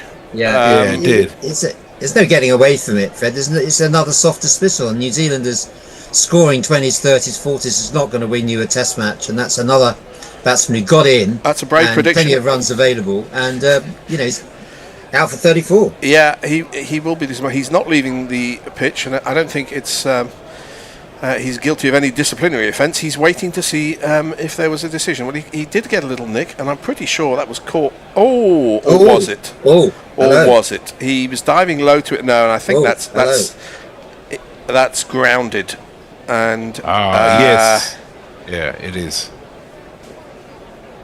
we're looking at this angle from behind the keeper's arse, and Blundell is not quite so slowly making his way back to the middle. So I officially, on the name of Guerrilla Cricket, rescind that wicket jingle, and the decision of out has been overturned, and it was a dot ball, so nothing much happened there. Is it too late to rescind my verdict of it being a soft dismissal? Yeah, in fact, Blundell has asked his solicitors to look into your comments. Well, I think he was actually wanted to get off to give you a good punch after you said that people wouldn't leave the bar to watch them. Blundell, who got a century in a test match in Ireland, very insultingly referred to earlier by a Guerrilla Cricket commentator as the warm-up test. It was, I mean, I'm sorry, that's just wrong. It was not a warm-up test. They played a test match against Ireland. Yes, indeed. As Tongue, who was happy for a while and is now more contemplative as he bowls another ball to Blundell outside the off stump this time. And it's just nudged down towards the gully. Well, Blundell's got away with that because I think we can call it a drop by Roo, as the little rabbit-faced odd chap behind the stumps, looking very proud in his brand new England cap, will be, I think, disappointed that he hasn't taken a clean catch there. Let's have a look at this angle slightly better. It was very low. It's a very difficult chance. It's a very difficult chance. He did get the under. It sort of hit the end of his fingers. So this one's dropped into the offside, and a quick single from Blundell, trying to draw the crowds back from the bars. And one more to him. He has 35. It was he didn't get his fingers underneath it. No. His fingers were pointing downwards. I'm not an expert on wicket-keeping technique, as I'm not an expert on so many things in life. But whether a good keeper will be disappointed with that, or will just say that that was actually not a catchable chance, I don't know. Probably the former, as Tongue will be bowling now to Phillips, wider of the crease, and this is aimed in towards middle and off and defended quite confidently by Phillips, who has 15, 209 Maybe for we 5. can agree. I was just wondering whether he said, trying to sort of row back from his previous remark, that we can agree that there have been a number of soft dismissals today from the New Zealanders. Mitchell's for a start. Mitchell's. Yeah, Ravindra played a one-day shot. Yeah. The first wicket was just a nothing strangle down the leg side. Why is it called a strangle? Does anyone know? As Tongue bowls. Again, this is driven between the bowler and mid-off. It was a little uppish. It went at catchable height, but there was nobody there, and down to the boundary for one of these. I'm on jingles, aren't I? Yeah. In the name of fun. Yeah. It was driven on the up. No chance of the bowler really sticking out a hand. It was too far away from him. But we were talking at the tea break, that the English bowling had been very disciplined and there weren't few balls. There's been a lot since, as Phillips faces up to Tongue, and this is just nudged down square on the offside. Has that got enough? Has he timed it well enough for it to get to the boundary? No, because it's overhauled by little Benny Duckett. And they're going to come back for 3 to complete the over. After 56 overs, the score is 216 to 5, and whichever you is doing social media messages, this is your moment. It is Messrs. Can I just sneak in very quickly with a shout out to our own Raj Patel, who's listening to us back in India, with Mr. Patel Senior, Vijay Patel, just to give them a shout out. And that was it. Consider yourself shouted at. Will's testicles getting a lot of airtime. Eric J says that midships is a naval term, but sadly a bit lower in Will's case. Zippy Tuna said hit him across from the poop deck, caught in front. Stocky. Oh yes, taste, fellas. Don't have to read them all out. That I had a mysterious bump appear on my unmentionables, had an ultrasound done, and decided I wouldn't complain about my job anymore. Well, Sonny Baker, he of the eccentric run-up, he's picked up 2 wickets today, and he's looked absolutely delighted on both occasions. He got the last wicket to fall, which was an absolute gift really by Mitchell. He's up to the wicket now, bowls to Phillips, an in-swinger, which in-swings onto the middle of the bat, and it's played down into the ground and partially stopped by short mid-wicket, no run. Emilio Gay at short mid-wicket. His fielding's been pretty good. He took a fairly simple catch for the last wicket. I think, I'm trying to remember most of the last test was not about fielding, it was about unplayable deliveries and balls not bouncing. If I wasn't on the record before, I can go on the record as now saying that is the worst pitch I've ever seen for a test match in England. And Lords should be ashamed of themselves as Phillips faces up to Baker. He cuts at this one and cuts hard and cuts well. Just backward a square on the offside. A really good shot, and it's gone for one of these. 2 + 2 is on man. Sonny does give you a 4-ball most overs, I've noticed. He only, in his latter spells, he was very parsimonious at the start of his Test career. I did see some of your tweets on this subject, Fred, about if Lords have got money to rebuild stands that are perfectly good at them in the first place, why have they got the money to provide a good playing surface? If you want to be the best Test venue in the world, and they have that ambition, they think they are, then you need to have the best playing surface as well. As Baker's this is an in-swinger, and just a gap is found in the offside by Phillips as Archer chases after it, sprawls rather ungainlily, if that's a word. It's a single. The playing surface is very important in cricket. If you want to be the best of the best, then that's where your efforts should be aimed towards. And I am a traditionalist in many ways, but if slightly artificial methods can be invented... Oh, Archer slipped there. He could have hurt his ankle and been out for 10 years. If artificial means of preparing better test match or cricket tracks in general are available, then I think they need to be considered. You don't want uniform pitches all around the world, obviously not. As Baker comes in and bowls well outside the off stump and left by Blundell. But it's time to be a little bit creative with pitches because they're getting worse everywhere. They have experimented with hybrid pitches in some county grounds around England. I'm not. I was going to ask you about that. Entirely sure they've not been very successful as yet. But if you don't try and you don't try different things, then you won't ever improve. So perhaps more work needs to be done. But it should be a sports science angle.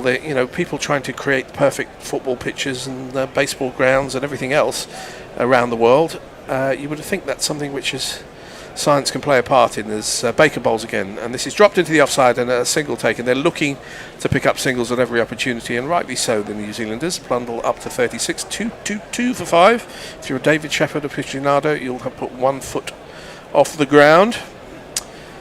As Sir Clive Lloyd, who's looking like he's recovered from his trip around England with the Bear in 2019. He's a lovely, softly spoken man, which is remarkable when you consider how he managed perhaps the most ferocious bowling attack in cricket history.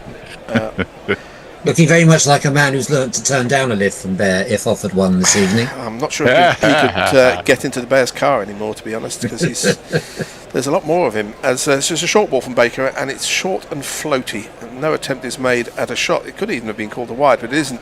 The end of the 57th over, 2 for 5. Well, David and I spoke with Clive Lloyd at Lords last year, and he made out that it wasn't nearly as scary as the Bear had pretended. Well, maybe his memory had saved him from trauma. He didn't see Bear's reaction when he got home and discovered any number of speeding tickets on his doormat. Then he perhaps would have been a little bit more scared.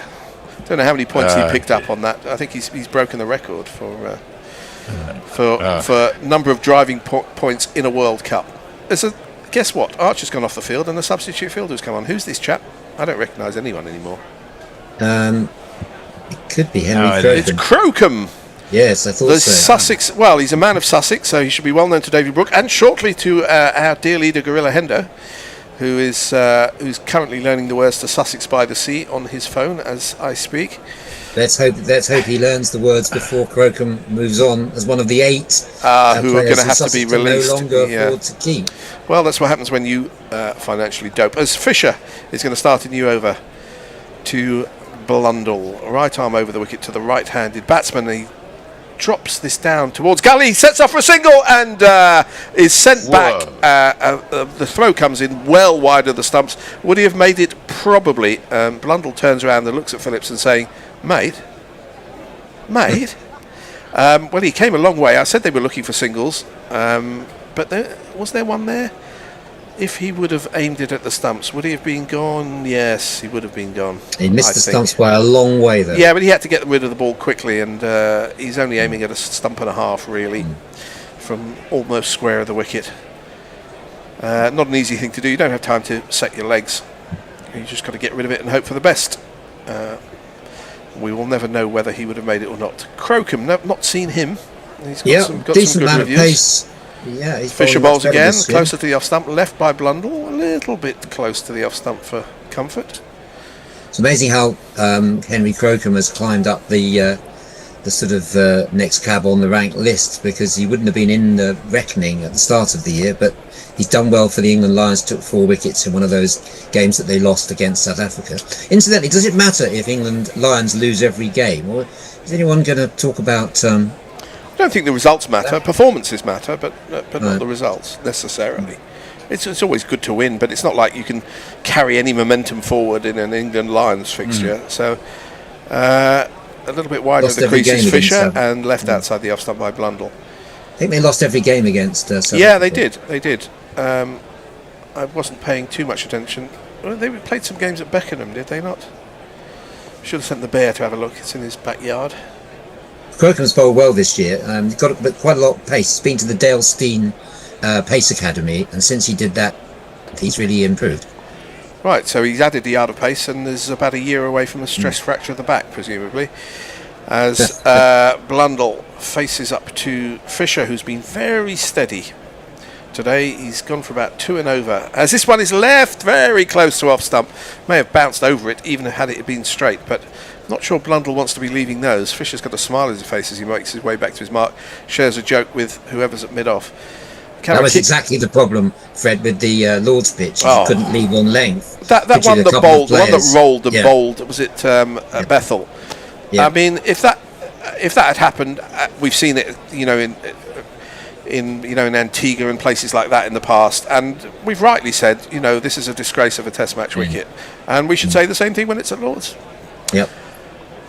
As Fisher's in again, and outside the off stump, this is shape of outswing with a 58 over old ball. But, perfectly good Allen stand that didn't need rebuilding. Just nonsense. It's just they're looking for, they're talking about building 2 hotels on the nursery ground. Is that going to improve the square? I'm not sure about that. At the risk of having Bear explode, can I ask if any experimentation has been done in England with respect to drop-in pitches at all? Well, as I say, they do have what they call hybrids. The word I use, hybrids. They've tested them in certain county grounds, and it's not been a success so far, from what I've heard. As the last ball of Fisher's over is full and straight and defended by Blundell. The end of the 58th over, 2-2-2 for 5. Somebody may have more information on it than I do, but I'm only half remembering whispers from people who have watched those games and said they have not been very successful. But again, as I say, they get better by more experimentation. Indeed.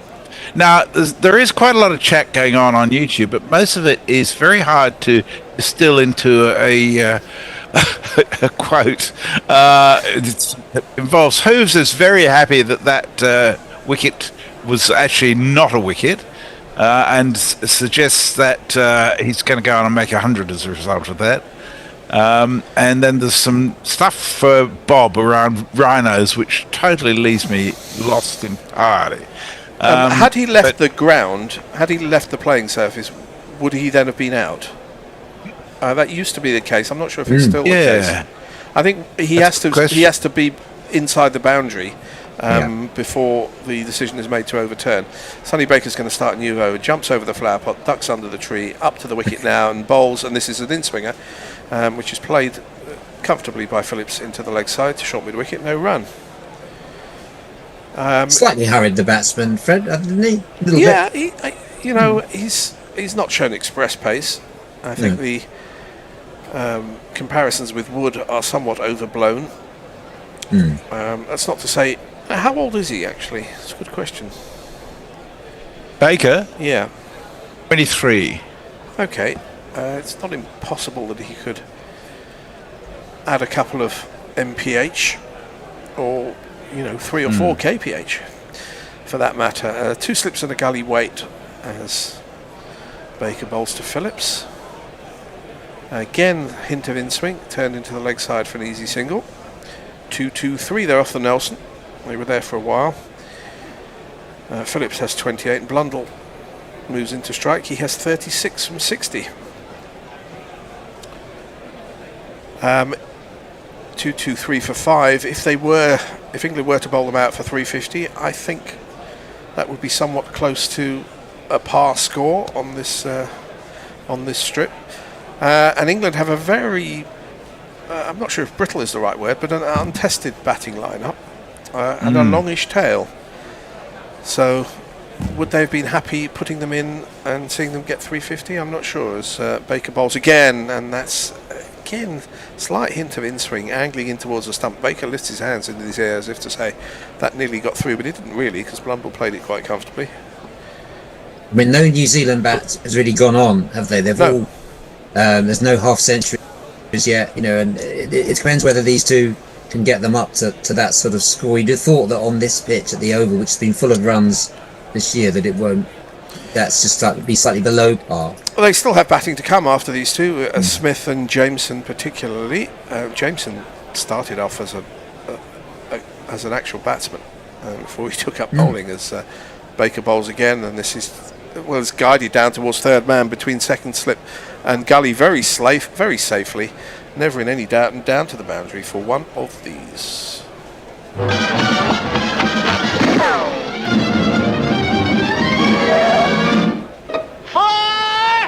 Very productive area for Blundell, that he often plays down in that direction.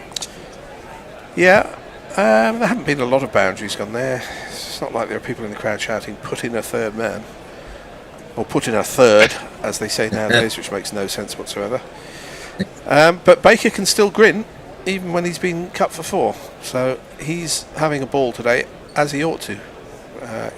Making his Test debut, even if it's only at the Oval. As this is outside the off stump, and it's a little bit of good carry through to Roux, the rabbit behind the stumps.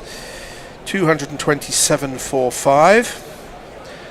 So, Fred and David, what sort of history does the Oval pitch have in terms of its behaviour over the 5 days? Well, when we were growing up, it was far and away the best wicket in the country for batting, and there was pace and bounce.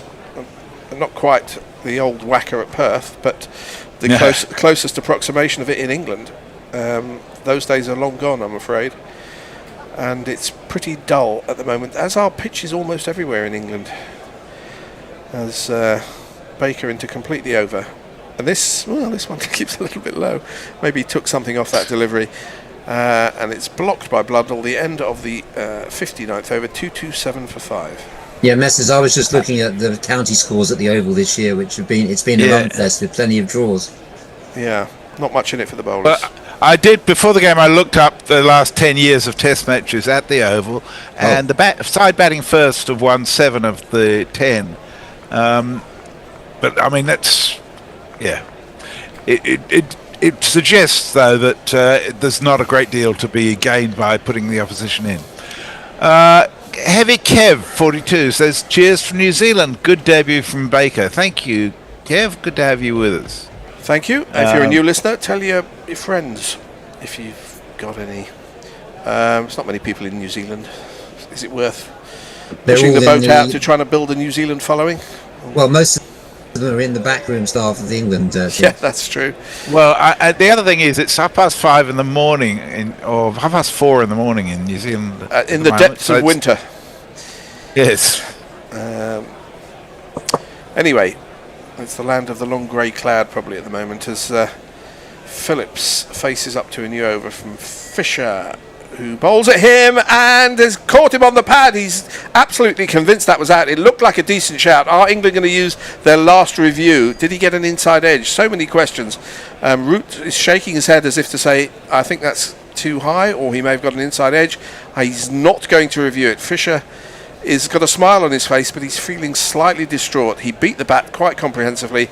It caught the pad. It looked like it was zeroing in towards the stumps. Did he get an inside edge? No, a little bit high. Caught him near the box area, and probably a good decision from Root not to review. Oh, don't know. More times I look at it from different angles. Sometimes it looked high, sometimes not. We're going to have to wait for ball tracking. Yeah, it was certainly straight, but maybe on height, we turned that one down. And genuinely beat the inside edge of the bat. As good ball from Fisher. He's in again, and this is more of an outswinger, and it's guided very sweetly square of the wicket by Phillips. He timed that well, and he's going to pick up one of these. Should have had a third. 1, 3, He wouldn't have got that, the third. It would No, have to there's be a the fourth or a lot of fifth. runs in that area, Fred. A lot of runs just behind point. I'm sure if we saw one of those what do they call them? Marshmallows? Wagon wheels. Wagon wheels, that's it. Marshmallows. Marshmallows, that would be good. It's sort of Joe Root's. Confusing the outside of a wagon wheel with the inside. This is a rare sight for England followers. Archer's on the field, if only behind the boundary, as Fisher comes in and bowls again. This is aimed towards the leg stump, turned into the leg side. This time there is no misunderstanding between the batsmen. They don't attempt a single. We haven't seen the Hawkeye of that LBW chance a couple of balls ago yet. And if you're listening, Sky Cricket, please provide us with it. No, they're not listening. Odd that. There's a shock. You would have thought if they had a bit of rebellious instinct in them, they would be listening to us rather than Mike Atherton and Chris Wokes, who I'm sure, well, no, I'm not sure of anything of the sort. Anyway, Fisher in from the ugly stand end, and this is on leg stump, turned, square into the leg side, easy single. I actually thought Grubby was on Sky Sports earlier when I realised it was Chris Wokes. Well, I'm trying to remember what Chris Wokes actually sounds like as opposed to Chris Woke. Archer's as opposed to Grubby's version of Chris Wokes, which is very solidly Brummy. Archer's sitting on a boundary board with a drink in hand. Not a care in the world. No, we are looking at this LBW appeal, and it would have, Hawkeye is telling us it would have hit the leg stump and bail at the very top. Legitimate for the umpire to have given that not out, and it wouldn't have been overturned on review. But they wouldn't have lost review, as the next ball is zeroed in on off stump and defended by Blundell. So that's Blundell's shot. That one there is where he just puts his bat on and just sort of guides it into the gully area along the ground. Yeah, but he's played it sort of between gully and also backward point. So unless you're going to have two men out there, you're unlikely to. Which I don't think they want to. They want to waste two men there, frankly. What do you think of this bowling attack, then, guys? What do you think it's got a ad future? hoc, isn't it? I mean, you look at the people who are missing. Yeah. Atkinson, Robinson from the it's last. Serviceable. As Fisher bowls again, just the merest hint of outswing is one way of looking at it, or you could say it was a full half volley, driven back into the ground, and then Fisher sticks up a hand in front of his face and blocks it. The end of the 60th over. The score is 2-3-2 for 5. Blundell has 40. Phillips has 33. Messages has your messages. Will says, I'm 32 and my knees are 92. I know that feeling. So Lockie says, fucking hell, Will has Rod Stewart's knees. I've been asked to I've been asked to make a clarification when I said he's coming in from the ugly stand end at the Oval. Which ugly stand? Because there are so many of them. Oh, you Lord snobs really can't help yourselves, can you? I've spent the last half an hour slagging off Lord, so I'm sure you are equal opportunity abuser. Jeffrey Archer is on the field. Savour that, England fans. I think we're actually due a change. Are we? Another over. Shouts to the Bears. Okay. That's probably him. Who's happening? I'm staying here. The Bears coming in and Jason's coming in, and we'll be saying goodbye to Messengers and David B for... No, not for the day. Messers is coming back for the last stint and a half. Jofra Archer is bowling. For those new listeners who've only been following cricket for the last 6 years, he's an England bowler born in Barbados. He doesn't play much cricket. He bowls sort of 4 overs and then waits for another game. As he comes in, bowls short, and it's chipped up in the air. Is there a man out in the deep in the leg side? There is, but it's nowhere near him. It's bounced twice before it gets to him. But he wasn't in control of that shot, Phillips. And he's just going to pick up 2 runs. But Archer's asking, can I have a fielder there, please? Yeah, Phillips taking on. He's taken on every challenge that's been thrown at him. We already moved on to 35 off just 24 balls. Joe Root, no stranger to stable door captaincy, is probably going to grant Archer his wish. And he timed that. I mean, it was pretty close to the middle of the bat, and Archer's thinking, why isn't there somebody there where the ball landed? Should have thought of that before you bowled. Exactly. Apparently, his mother says his name is Jofra, not Joffre. Well, anyway, I he's think bowling, and that is a good ball, as Phillips had to hurry up his defensive shot. And Archer seems to be bowling pretty much the same pace as the other bowlers, but there's much more nip off the wicket and through the air and carry through to the keeper. He's a very athletic man. He's tall. He's got a very... I mean, his action is quite languid, but it's all in the shoulders and the wrists, and there's a lot more zip from the same speed. He does a lot with it. When he first started playing for Sussex, it wasn't his speed so much as the movement he was getting that caught people's eye. So this one's a short ball again, and Phillips, perhaps mindful of the fact that there may be 2 people out on the leg side, decides to let it travel over his shoulder rather than essay another hook. I don't know that there are 2 men out. It was only really when he started playing for England that the speed gun became the obsession. That he's been able to move the ball around a lot. Which he ought to do in England. And if you've got that extra zip because of your wrist and your shoulders and everything else, then it's exacerbated by English wickets where the ball moves around for bowlers of even a more gentle pace. Only 1 slip now.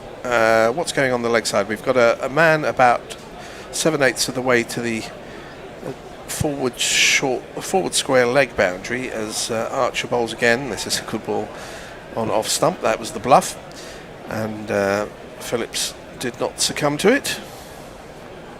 You're looking forward to the start of the Royal London One Day Cup, Fred? Oh, immensely. The Women's T20 World Cup, is that tickling your fancy? Cannot wait. Not to mention the 100. I said don't mention. You're such a troublemaker, Brooke. People who have listened to this show for many years, I don't need to explain to them what cricket is and what cricket isn't. No. They know my opinion, and they either agree with me or they are wrong. As Archer is up to the wicket now and bowls, and this nips back into Phillips. He turns it into the leg side. They set off for a single. There is no chance of one there as Cox, who did he spill one earlier, Cox? Yeah, leg slip. I think he did. He had a chance which he didn't take. They say in football games, they say the keepers would like to get their hands on it early just to get a feel of the ball. I wonder if the same is true with fielders. Certainly slip catches can be the ball can be pretty hard and travelling pretty fast when a chance comes to you at the beginning of a game. As Archer 2, 3, 4, 5 on the scoreboard as this is on middle and leg and turn to short mid wicket, no run. We're going to have a change. We should have had a change 4 minutes ago, but the Bear couldn't be asked.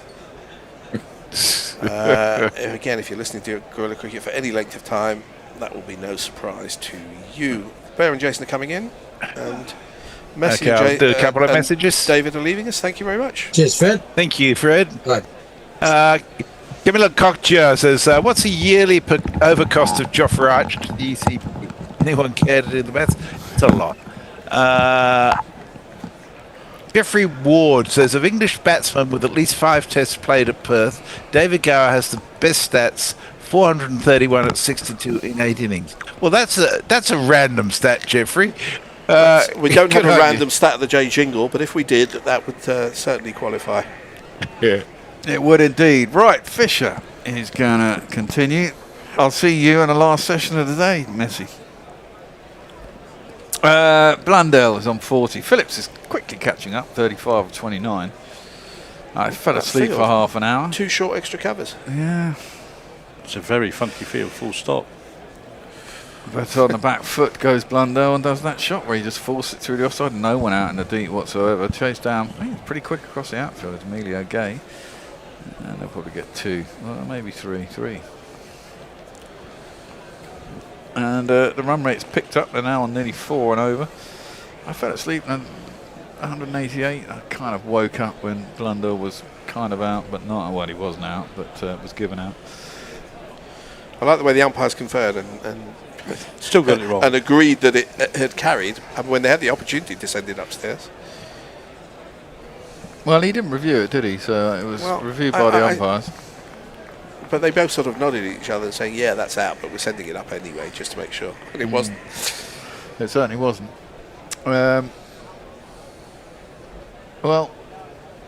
Phillips defends that.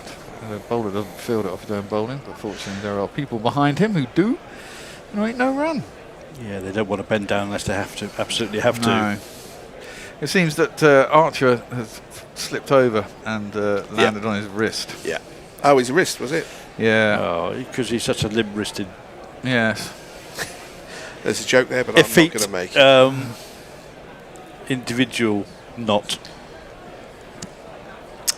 I presume that's Elephant and Castle. I don't know what those buildings that are so tall, that's so near. But, yes, there's Stratos building in Elephant Castle, I think. Well, there's lots of them now.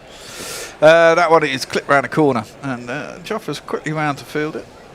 Down at long leg, and then he gets a single. It's the one that looks like an owl with pointy ears.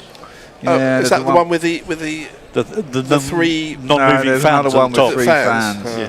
There's some odd-looking buildings in Battersea as well. There's a very thin sort of cylinder.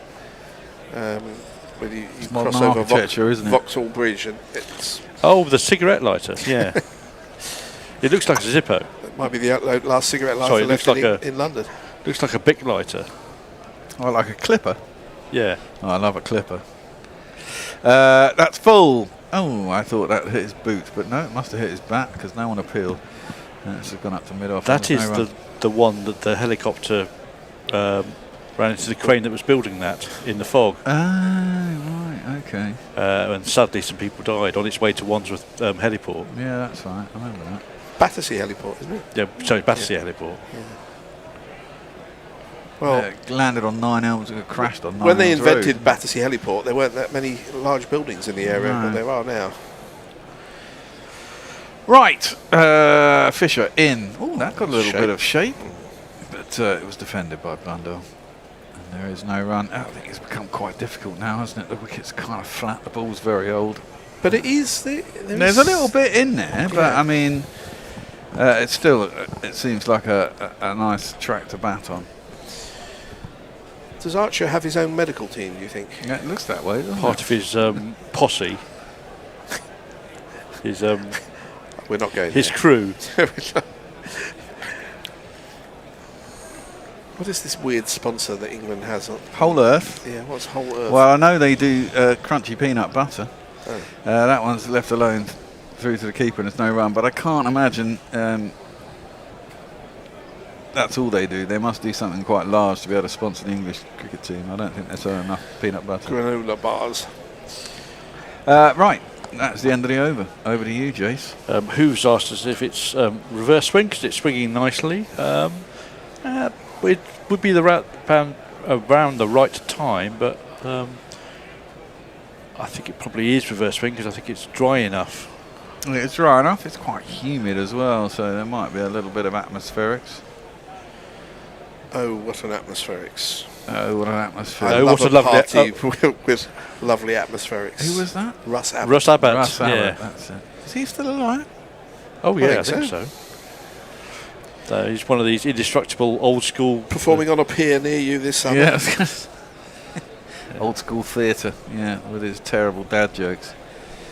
Maybe that's where Tone got all And his. his very bad Bond impression of Basildon Bond. Oh God, yeah, I remember all that shit. He's 78. Yeah, not as old as I thought. That's short and through to the keeper without troubling Phillips whatsoever. And there is no run. It just showed the dearth of talent in the 1970s and 80s that got onto mainstream TV. He's actually retired and he lives in Portugal. Oh, living the life. Becoming a wrinkled prune. He stepped away from the entertainment industry to enjoy a quiet private retirement. I'm sure he would have been absolutely mobbed by people in any pub in England. You know, is that ghost written by Russ Abbott in his Wikipedia page? But that's worse. I think that's AI. It's an AI overview. A bit like, what's his name? He did Up the Elephant Around the Castle. Who was that? He does have Jim Davison. Jim Davison, the racist, that's right. He'd probably sue me if he heard me. That's down the leg side and there's no run, although it was proven, wasn't it? But he does have the Russ Abbott Classic golf event at La Quinta do Lago Resort in the Algarve. Ah. There you go, your Russ Abbott. And it's his real name as well. Trivia. Oh, no, it's not. No, it's Russell Roberts. Okay. Yeah, because the band, the backing band was the Black Abbots, wasn't it? Was it? You know that sort of trivia, Jace. That's outrageous. The Black Abbots. I am of the right era to have actually seen them on the TV. Well, aren't we all? Well, I remember, yeah. Oh, what an atmosphere. Wasn't that number one at Christmas or something? Oh, I can't believe we're talking about Russ Abbott, but that one's cut down to gully and there is no run. It kind of says a lot about the cricket at the moment. We're in a lull. Yeah, we are in a lull. You can't play that, though, because it gets us dinged. Oh, really? Yeah, well, it's actually just a massive 30 seconds out of a song by somebody. Who's got a very aggressive AI. Well, no, not at all. It's just YouTube and her fucking aggressive Is it AI. Radiohead or somebody? Who is it? No, it's guy who died. Oh, that narrows it down. Yeah. Let me see. Jim Morrison. No. Elvis Presley. No, it was much later than that. I think I know who you're talking about. Wayne. No, not Wayne. Oh, wow. Oh, I know who you mean. That was vicious. And swayed out of the way to Phillips. May have fallen on his arse, but he managed to get up in time. He may have even clipped his helmet, but it went past the keeper. Nick Drake or no, not the Nick other Drake, one. but one, someone like that. Bloke who did Hallelujah. Yeah. That fella. No, it didn't. He was with his father or son or the other one who was also. He's the son, but the father. Yeah. This is great listening. YouTube will tell. YouTube will tell us eventually. Before I deign to look it up, because everyone really rated him, but I'd never really heard of him. Jeff Buckley. That's the one. Jeff Buckley. Yeah. There we go. What was his father's or son's name? Tim Buckley. Tim Buckley was the father. Who was Tim Buckley? Jeff's father. Well, obviously he was Jeff's father, but was he a musician as well? Yeah. Okay. They're both singer-songwriters. Okay. Right, Jeff cuts. Jeffrey Archer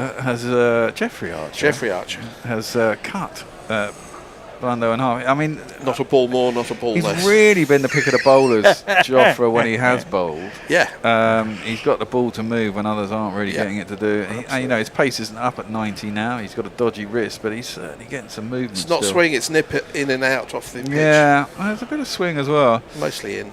Yeah. The nip. But he's caused the batsman the most trouble with the old ball, but he's just not picking up wickets, unfortunately. I'm sure his luck will change on another day. His next test match in 2033. Next week. His next test match. Exactly, next week.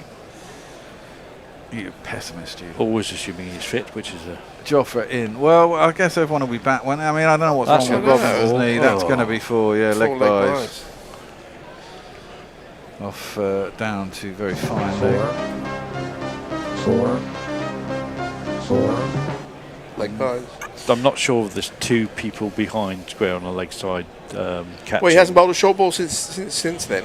No, I mean catching, which means you can't have anybody else out there. Yeah. You're never going to have anyone that fine anyway. They always go for full. Who's the kid? Is that one of the ground staff? That is one of the Surrey people that they've been ground nominated.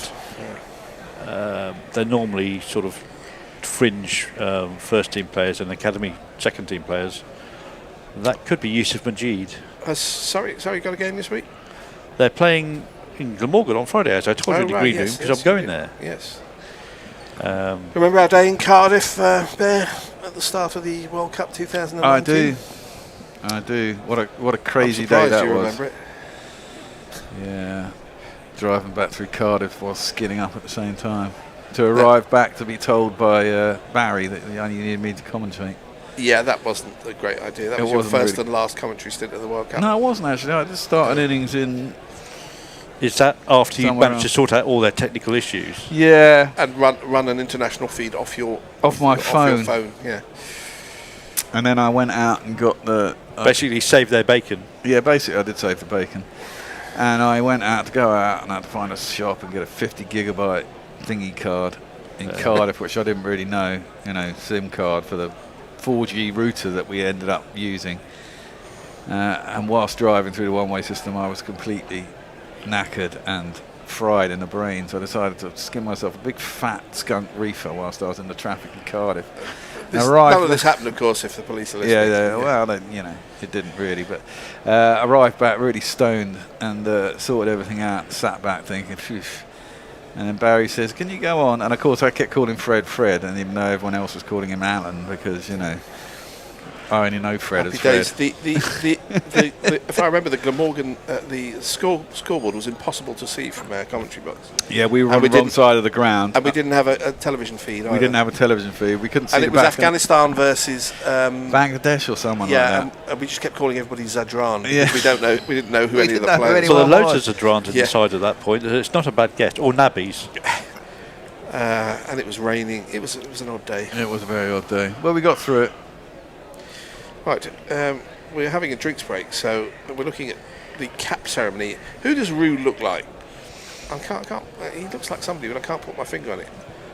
It's not Ed Sheeran, because that's just lazy, because he's sort of chubby and ginger. From Devon and Cornwall, yeah. No, he's got a sort of a. He's got a little bit He's got a massive overbite. Yeah, he's got a massive overbite. And he looks a bit farmery. He's got a little bit of sort of podgy face, countryman. Yeah, he's a little bit country, isn't that? That's an Osmonds. Well, I noticed that Rue didn't actually appeal for that, did they? Everyone else did, and he didn't sort of poo-poo it when it was given out. Well, one thing you ought to learn very quickly when you're playing international cricket is that everything that happens on a cricket field has been picked up by a camera somewhere. Yep. And there We've is got a super no chat, by the way. mileage. Oh, let me find the jingle. Super chat, a super chat from a huge YouTube hero. They're awesome and smart and they're playing their part. Super chat, super chat, super chat. Philip Bradshaw sent us 6 euros. Hey. With some even more nerdy Jeff Buckley stuff than we knew already, which is Jeff Buckley got grace with Gary Lucas, who himself played guitar on later Captain Beefheart albums and became Captain Beefheart's manager. Wow. Well, Captain since you Beefheart. paid for a lot of money for that, I won't poo-poo it in any shape or form. Thank you for that. But I will tell you that what's the name? Who wrote that song that's out of? What's her name? I Need a Hero, Bonnie Tyler. Yeah, Bonnie Tyler came That out was of a Jim coma. Steinman. Yeah, she's been Steinman. quite ill. Yeah, she Her came out heart of a was totally fucked, eclipsed. No, you didn't know where I was going with that, so okay. I did. I appreciated it. Yeah, my brain's quite dead, to be honest. She came out of a coma today. Still very ill, in critical condition. Oh dear. Well, if you're listening, Bonnie, She's another our one. best wishes to you. She might be with Russ Abbott because she was in Portugal. You never know. Well, you celebrity gossip here from the Bear. Totally unfounded. I'm going to ask AI. Are Russ Abbott and Bonnie Tyler an item? Yes. Sorry, Mrs. Abbott, if you're listening, or Mr. Tyler, for that matter. Right. What Phillips is facing up to a Oh. filthy delivery from Fisher. Should be a wide. No, it's a test match. It was inside the wide line. No, it wasn't. Yes, it was. It won't be You given as a can wide. just about play a normal cricket shots of that if you lean out and try and get it right on the toe. But what's the point? There's going to be another ball on. Would you have expected Joe Root to have an over or two by now? Yeah, I would have done, and I thought it had a Bethel on earlier instead of bloody Brook. Harry Brook. Yeah. You've got two right-handers. Bethel would be the obvious choice if he doesn't want to bowl himself, Rooty. Fisher in again. That's closer.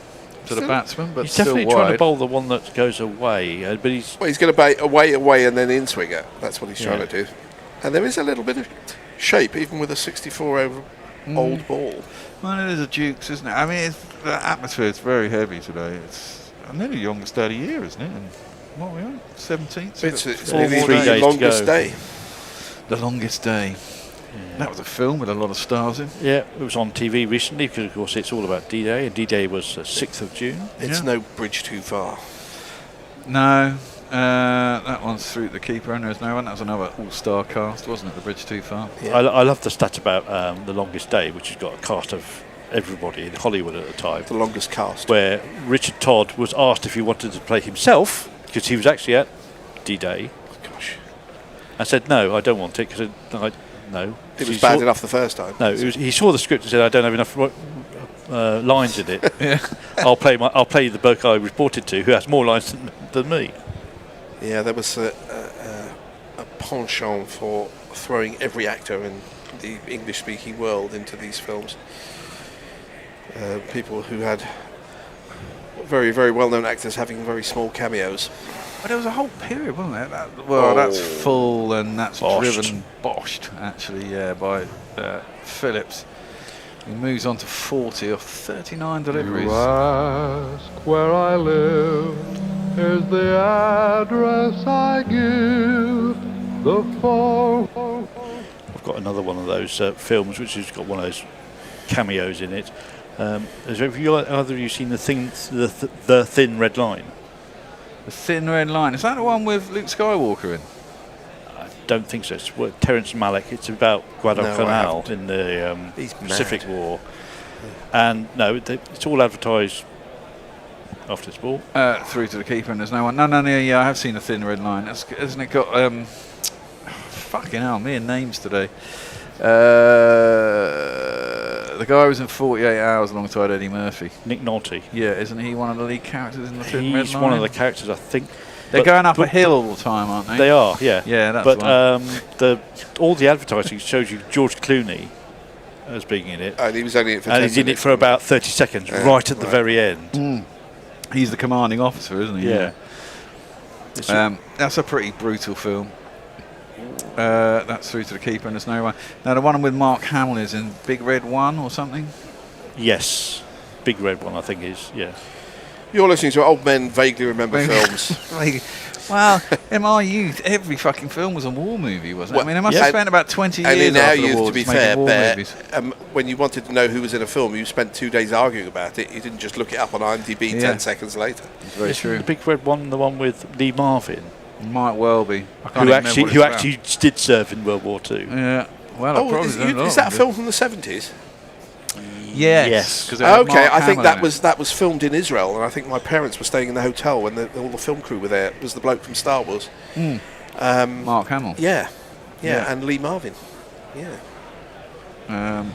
Because a lot of Star Wars actors suffer from a blight of not really being in anything else. Well, Alec Guinness was in about 1,000 films. Well, Alec Guinness and I suppose Harrison Ford are different. Yes. But I mean, Mark Hamill didn't Carrie Fisher really wasn't do a lot of other things. Carrie Fisher was obviously in the Blues Brothers too. Which is fantastic. She was Jake Blues' wife. Crazy wow. Yeah. And until she he was in left her Shampoo as Warren Beatty's person he seduced. Right, it's a bit of a difference between John Belushi and Warren Beatty. Both leading actors in their own way. Joffrey No slip. in short. Balloons over the top. That would be a wide in a one day. It's a wide in a test match. Unplayable. First wide of the day. Hendo, you're on in 5 minutes, mate. Hendo! No, that doesn't work on radio. Oh, fuck. We might have to get out of our chairs and shake him away. Get out of your chair and into my jingled seat. Who's doing ball by ball next? Not me. You ask me all these questions. You are. No, you're doing it now. I'm Hendo is. doing it now. Hendo is. Hendo is. Hendo, you're doing ball by ball. Pulled out to deep square leg for a single. In 5 minutes. In 5 minutes. I don't know if you can hear us. Oh, he did. I saw his eyes open. You lying bastard. You're pretending not to hear. I can see He's that. pretending not to to rise to the bait. We can throw things at him. Yeah, there you go. His finger is up in the air, and it's the middle one. Yeah, he's giving somebody out. In his dream. Lizzie Ammon? What's he dreaming of? God, I saw Lizzie Ammon was on the fucking paper show on the day before. And I was thinking, who's that old woman there? And then I thought, that's Lizzie Ammon. Bit harsh. Yeah, it was a bit harsh. Well, you know. Oh, that's vicious from Joffa. Phillips falls on his arse again. It was vicious because he didn't get up very high. He got out of the way quite well in the end. He limboed and had to keep limboing. What pace was it? It's only 86. It's just it followed him though. It did. But if she's old, what are you? Because she's pretty much your age. She's a little bit older than maybe she's not nearly as old as me actually. She looks a bit grandma-y though on telly. Clive Dunn. Clive Dunn. Grandpa. Oh, that was that was Granddad. St Winfrid School Choir who had grandma, wasn't it? Yeah, that's right. Yeah. Old people. That's us. Right. Oh, that one shakes in again. It's defended by. It's a different game in his bowling. It is. Yeah. If you get a breakthrough, you might get two. You really won't want to face this coming out as a new batsman. No. So get one now. And yeah, Oh, it gets interesting. How many overs you'd think with him over? and Tung's specialty at getting rid of the tail. You should call him the Manx man, shouldn't you? Really? Who? Josh Tongue gets rid of tails. The Manx man. Well, they don't have tails. It's too late in the day for that kind of thing. His average today has been 88 miles an hour. That one again, it's just outside off stump this time. Phillips wants to get off strike, but it's gone straight to a fielder. And there is no run. You can't time that off the back of pitch, so. No. One more ball to come in this over. This is second over in this spell, or third? Don't know. Not paying any attention. It's that time of the day. Enjoying our chat about war films. War films and well, if it was novelty songs from the 70s. 4 over spells, it would be the second over his 4th spell. Slips back in, and a gully. Can't see the deep leg side field. That's too far down the leg side. The problem is it's going too much, isn't it, every once in a while, which means it just takes it off the line of the stumps. He starts it too straight and it goes, starts it too wide and they defend it. So it's a bit annoying. Anyway, it's a dot ball through the kick. Oh, no, it's not. It's not the end of the over because there was a wide at the beginning. It went down the leg side and it was actually a good take by Root. It was a very good take. He ought to tuck his shirt in, to be fair. Because his... Yeah. What underwear is he wearing? Under Armour. You can read the label if you were so inclined. That's that terrace. They kept kicking me off there when I was in the World Cup. Yeah, that's the one with Sylvester Clark bar in the corner. It's great, but when we were doing we could just walk out there from the comms box. But then they kept saying, "No, you can't come out." But that's going to be another wide. That's going to be another wide. Taken by Root at first slip. That was fucking hell. He's not impressed with Archer. It's been given as a wide. 2 wides, in fact. Because they ran one, didn't they?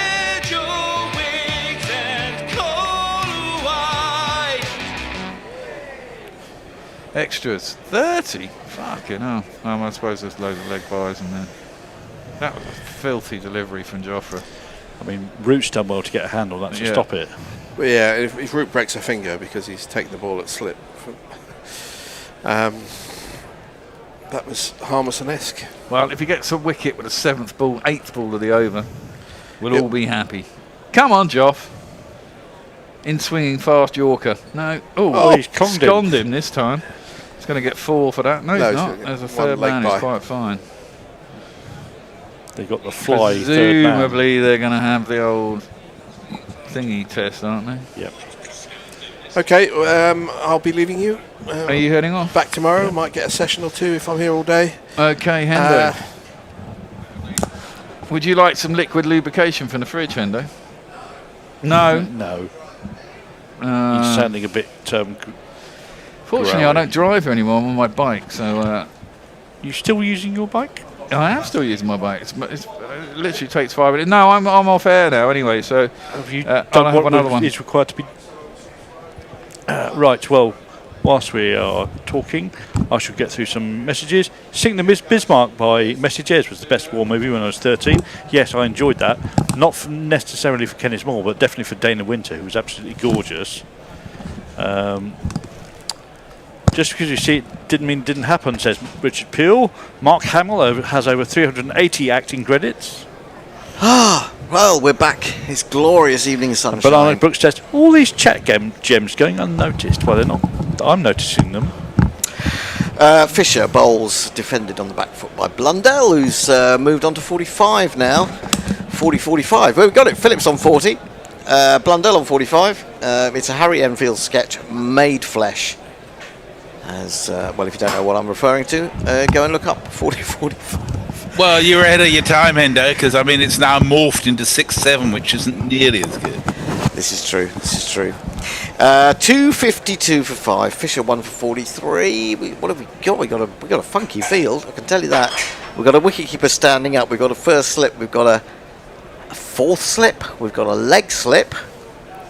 And 2 catching mid wickets. Yeah, 2 catching mid wickets, and I'll have to wait till the camera pulls back. It's giving us a full close up on the batsman right now down the leg side. Really, I was going to say really good take by Rue, but it's come off the face of the bat out to deep square, and they've raced back for 2. It's a great dummy by Rue there. It was. You think that he's actually got the ball in his hand. Completely foxed me.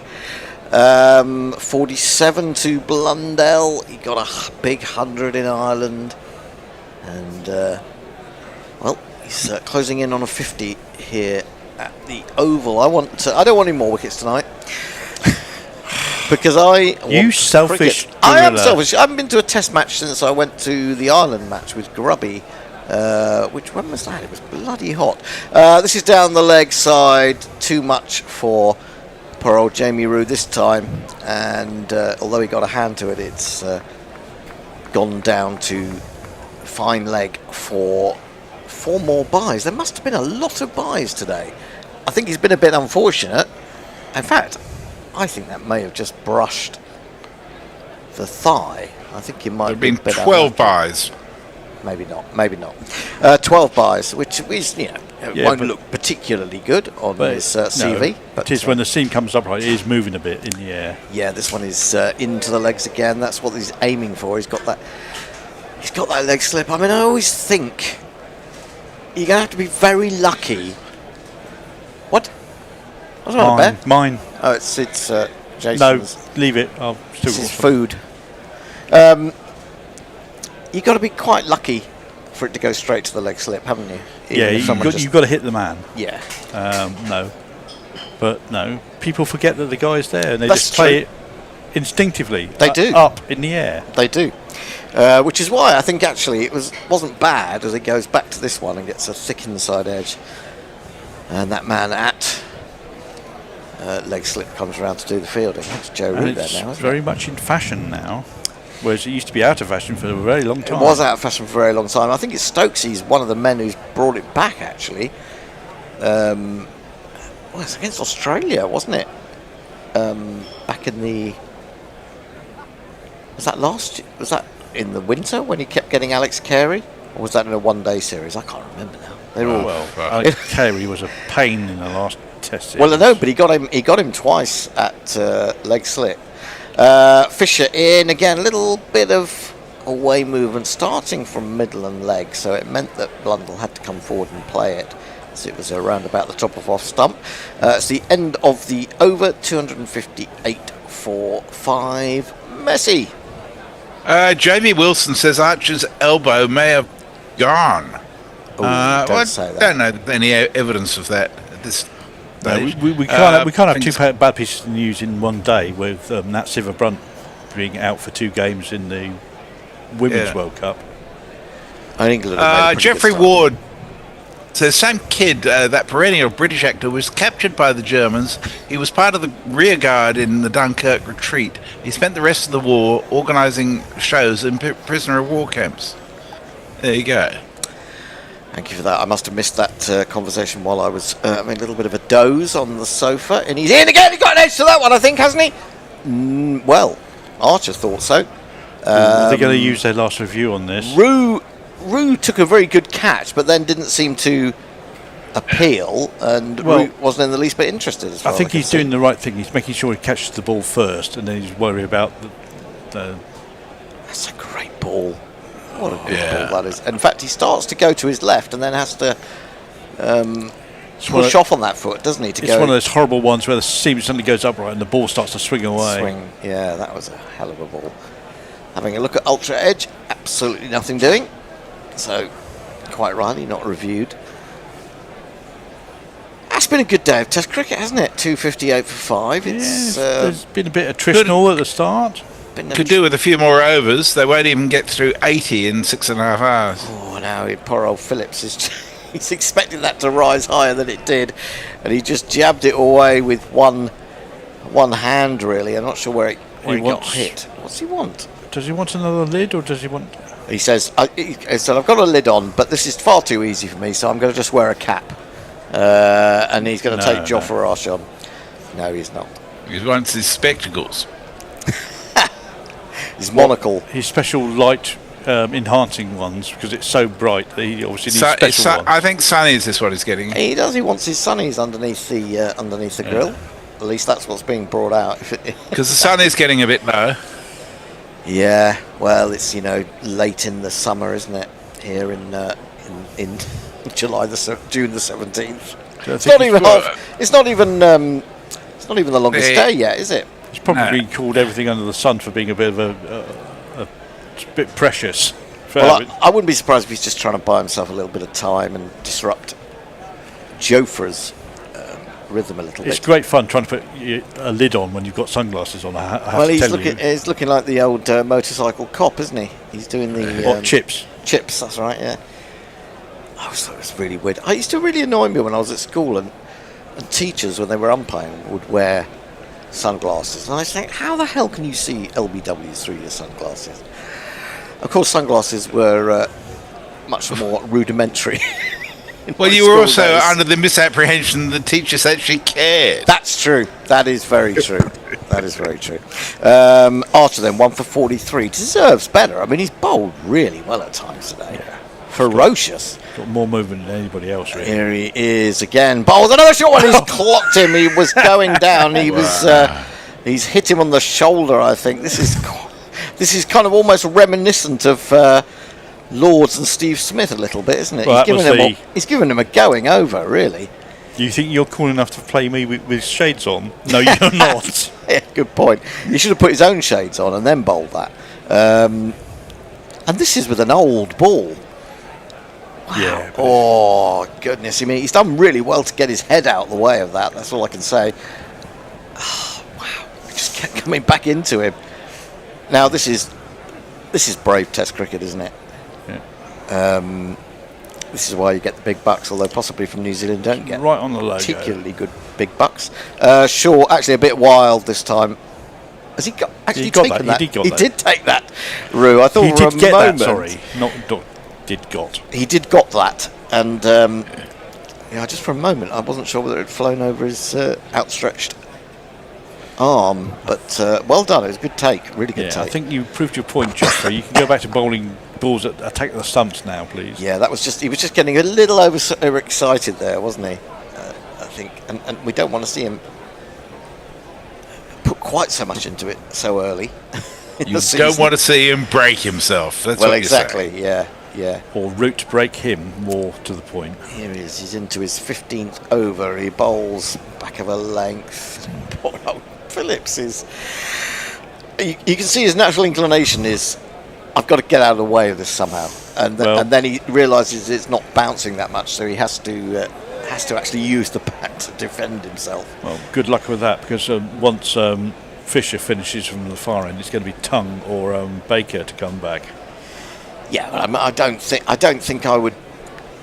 If I was Glenn Phillips, who's obviously got a great eye, I don't think I'd be that scared of Sonny Baker. That's down the leg side. He's trying to just sort of nudge it away uncomfortably. Roo takes it and then looks up. Well, Archer thinks that's out. Oh, it's a no ball. It's academic now. Or is he just annoyed because he bowled a no ball?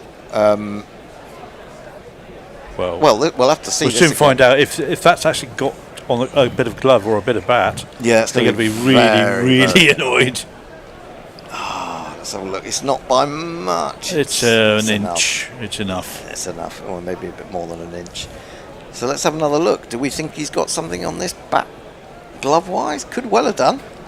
Underside as it goes through. Ooh. Could well have done. He certainly thought so. Joffrey Archer, and then I think he's grumpy that that's not been, well, is he, or is he grumpy that that's not been given out? And then the reason it's not been given out is because the umpire then stretches out his arm to say it was a no ball. I think the umpire had made a decision not to give it out before he was advised it was a no ball. Probably, yeah, because it all happened too quickly, didn't it? In again, Shaw coming back into Phillips, but he's bending that back. It's a fiery spell. It really is. It's fantastic from Archer. And that's the end of, well, what would have been a maiden apart from the no ball. 259 for 5. Messi. Lockie says Shagger's elbow is a bugger. And JB Wilson says, well, his elbow seems okay. Here we're going to see. It certainly does. So we're going to have a little look at the Ultra Edge. Ooh. Nope. It's nothing there. Nothing there at all. Not even the shirt. Certainly not showing on there. So much ado about nothing. Right. Well, we're going to have a go. Another little funky bit of captaincy. It's the second coming of Joe Root has been. Quite sort of interesting as a captain. Quite laid back He's for him. laid back, and he's also a little bit, more experimental, I think you have to say. But he could have experimented with this 20 overs ago. He could have done. Well, maybe. Yeah, maybe, but I don't. He did experiment with Harry Brook. Anyway, it's going to be Jacob Bethel. Let me. Basically, Joe Root's in I'm going to do what the fuck I like. think What so. are you going to do about it? He's kind of a bit D-Mob happy, isn't he? Because he knows this is only a short-term thing, so he's not taking on the burdens of the world or the burdens of England. Bethel in very flat into the pads of Blundell. It comes off those pads as he was just trying to work it, and it's getting a rub down. Is Joffrey? Jacob Bethel's born in Barbados, now he plays for the English team. They say that he is an all-rounder, but that remains to be seen. And he probably has 3 or 4 cans of Red Bull going into him to ginger him up as well. Oh, that's an awful ball from Bethel, and it's ended up bringing 4 runs, but not quite in the manner that Blundell expected. He wanted that to go a lot squarer. As it is, it's got fine of the man on the 45, and that will bring him a 50, no less. It's one of these. 50 runs, your 50 runs. Well done, well done, well done, well done. 50 runs, your 50 runs. The job has only just begun. 1250 to go with 600s, and he'll be hoping to turn that into a 700. This one is worked once more from outside his leg stump to the man at backward square. This is all very one-day darty at the moment. Yeah, I don't really. It's a bit too flat. I think he needs to slow up a bit and get a bit more up and down. I know this is the right time to be bowling for the old ball. Well, that's a better one, and he's been swiped straight to mid-wicket, and Bethel has got the wicket. And I don't think Blundell can believe what he's done. There was just that man at mid-wicket, nothing else. He tried to put it over the top of him, didn't get enough elevation, and it's been taken. And so just when New Zealand are getting on top again, they give it away, and it's mid-wicket, isn't it? It's mid-wicket. It's taken at the second attempt. Who is that at? Root. Oh, it is Root. It was Root. Looks taller than Root normally. What a bowling change from the skipper, who then takes a catch at the second attempt and makes it look very cool indeed. So 50 followed by a dismissal for Tom Blundell. Bethel has got a wicket at the oval, a wicket, and Blundell has to go. I think really you have to say to Blundell, show Bethel a bit more respect. You silly little boy, what on earth were you playing at? Oh! I'd certainly be staying out of his way in this changing room. Well, he and Daryl Mitchell will be absolutely incandescent with themselves. But to be fair, Bethel did bring that just a little bit more towards off stump. He gave it more out. Maybe it stopped a little bit, and he tried to muscle it to the leg side.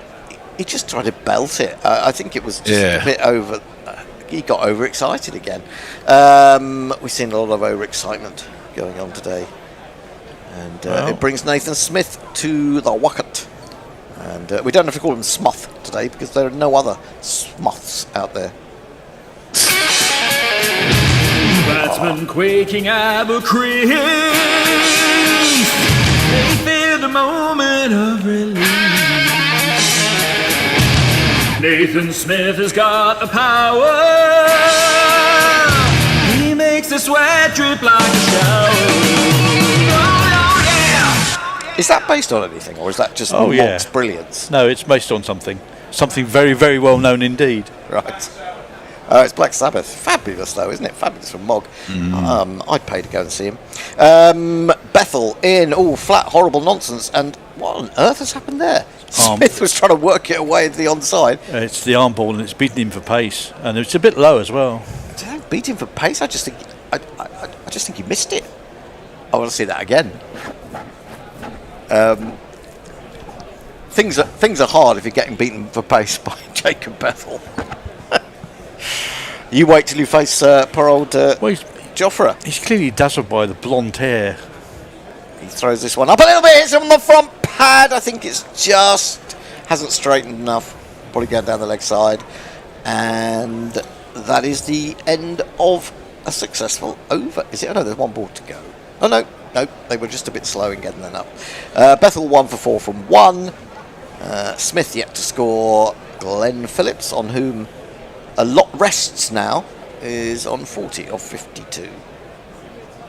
All is quiet on the YouTube front.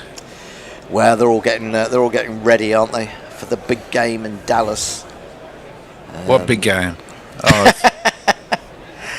The other week, Messi, I was going to send you a message and say, do you realise it's a year since you last went to a football match? Yeah.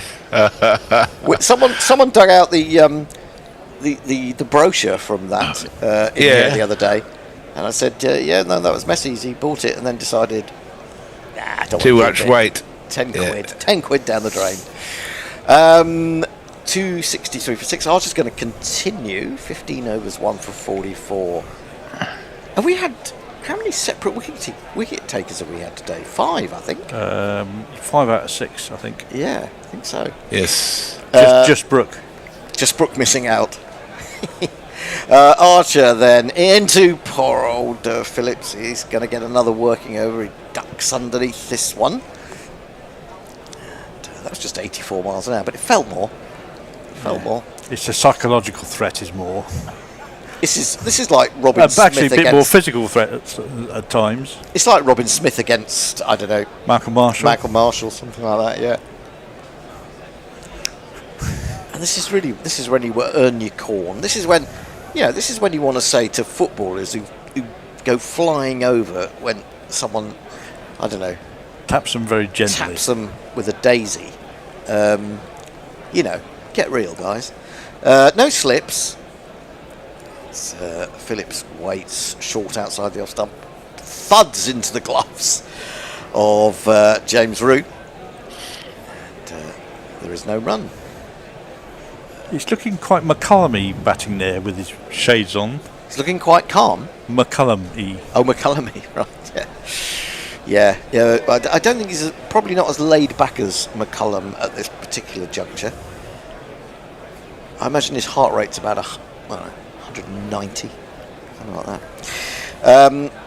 Archer again in from the pavilion end. He bowls another devastating delivery, and again, Glenn Phillips is on his front this time as he bent back, got out of the way of it, and then fell onto his front, and he's joking about it. Emilio Gay at short leg is laughing. I don't think he's going to be laughing if he gets clocked by one. Wow! You've got to admire the technique of both the bowler to get it in the same spot so often and the batsman to avoid it. It's a stunning piece of Test cricket. I mean, it's just this is Test cricket. This is a test of every element of skill. He was going down in courage. instalments there as it ball was past him. He's in again. It's another one.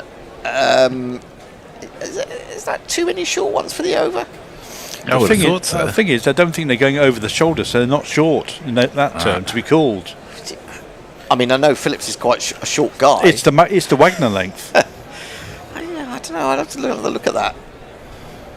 I mean, it doesn't necessarily mean, because he's gone down on his knees to get out of the way of it. It makes it very difficult for an umpire to judge that, to be honest. But it's off a length, just back of a length, isn't it? It's not a genuine bouncer, as you would call it. It's just that he can do that from that particular length. As I said, it's the Wagner length. It's just sort of up towards the armpit. Yeah, but it's smoother than Wagner, isn't it? Yeah. Down the leg side, this will be a welcome 4 more buys for New Zealand. Just got his radar wrong a little bit there, and poor old James LaRue's. It's not really fair that that's given as buys when you consider that it's probably, let's have a look, a foot outside leg stump, and then it swings further. Now, that would be about 3 separate wides in a one-day game, wouldn't it? Yeah. I mean, poor old keeper's got no chance at that speed. 16 buys, 18 leg buys, 39 extras in all. 3 wides, 2 no balls. That's a lot of extras. I don't think he's kept that badly at all. No, wouldn't be fair. And he's done him again. He's he's just on his back the whole over, really. I don't know. I think he's going to need to be helped off the pitch, isn't he? Poor old Glenn. I wonder if he's one of these people who's got a stiff back and he doesn't like bending, and therefore they're trying to work his back over as well. No, I don't. I mean, he's incredibly fit guy, isn't he? Matt Henry's certainly in the last test had issues with his back, and they definitely targeted him when he was batting. He wasn't really batting for very long, though, was he? No. I mean, he could barely move, to be fair. Messi. Steve Bruce is with us. Says, good evening, Gorillas. Hope, Messi, you're well as can be expected. Thank you. Jason looking cool with the cap, and Hendo, the goat in his element. Yeah, that's somebody's finally noticed the cap. What's it got on it? Oh, it's a gorilla cap. Hey! How many beers is the bear in pre-football? I'm expecting him to do his favourite Mike Bassett 4-4 fucking 2 tribute later. I don't know what that is. I do remember vaguely Mike Bassett was a football manager, wasn't it? It was not. He wasn't a football manager. It was a film with Ricky Tomlinson. Tomlinson, that's right. This is taken well by Rue down the leg side as Bethel starts a new over, bowling to Nathan Smith. And you can't say, I mean, I know Fred was going on about, he's off on holiday to Barbados, but I don't think it's really unfair on Jofra. I thought he got a lot of unfair stick during the winter when he was probably best bowler, definitely our best bowler, and at times our best batsman. So he got a lot of stick, and he's come back and he's shown absolute determination. Well, today. he's playing high-intensity cricket in very short spells. Yeah, but this has been a decent spell, hasn't it? It's great. Bethel has got 3 men round the bat down the leg side, trying to sweep. Smith makes no contact. Another really good take by Rue. I mean, when you see takes like that, you think he's obviously a very skilled keeper. Yep. And then someone's going to look at in the buys column tomorrow and say, what went wrong? Awful, yeah. Leg slip, an orthodox slip, a forward short leg. Holds that one back a little bit floaty, but still quite flat. And defended into the covers by Smith. It was the line, wasn't it? The line was more off stump than sort of going 6 inches down leg. Yeah, and that almost reminded me, he's not as good a bowler by any stretch of the imagination, of the kind of ball that Axar Patel bowls in a lot of one-day cricket. He gives this one a little bit more air, just goes straight on, defended on the back foot by Smith. Yeah, I imagine Smith's quite happy to stay at that end. Axar Patel is a bit of an enigma, though, really, because he's in the side, but he's in the one-day side as a batsman who occasionally bowls, and he's in the test side as a bowler who bats. Bethel in again, quite flat, hits him on the pad. Big appeal from behind the stumps, but I think it had enough to take it down the leg side. No, and he's the replacement Jadeja in the Test side. Or substitute Jadeja. Has been a brilliant.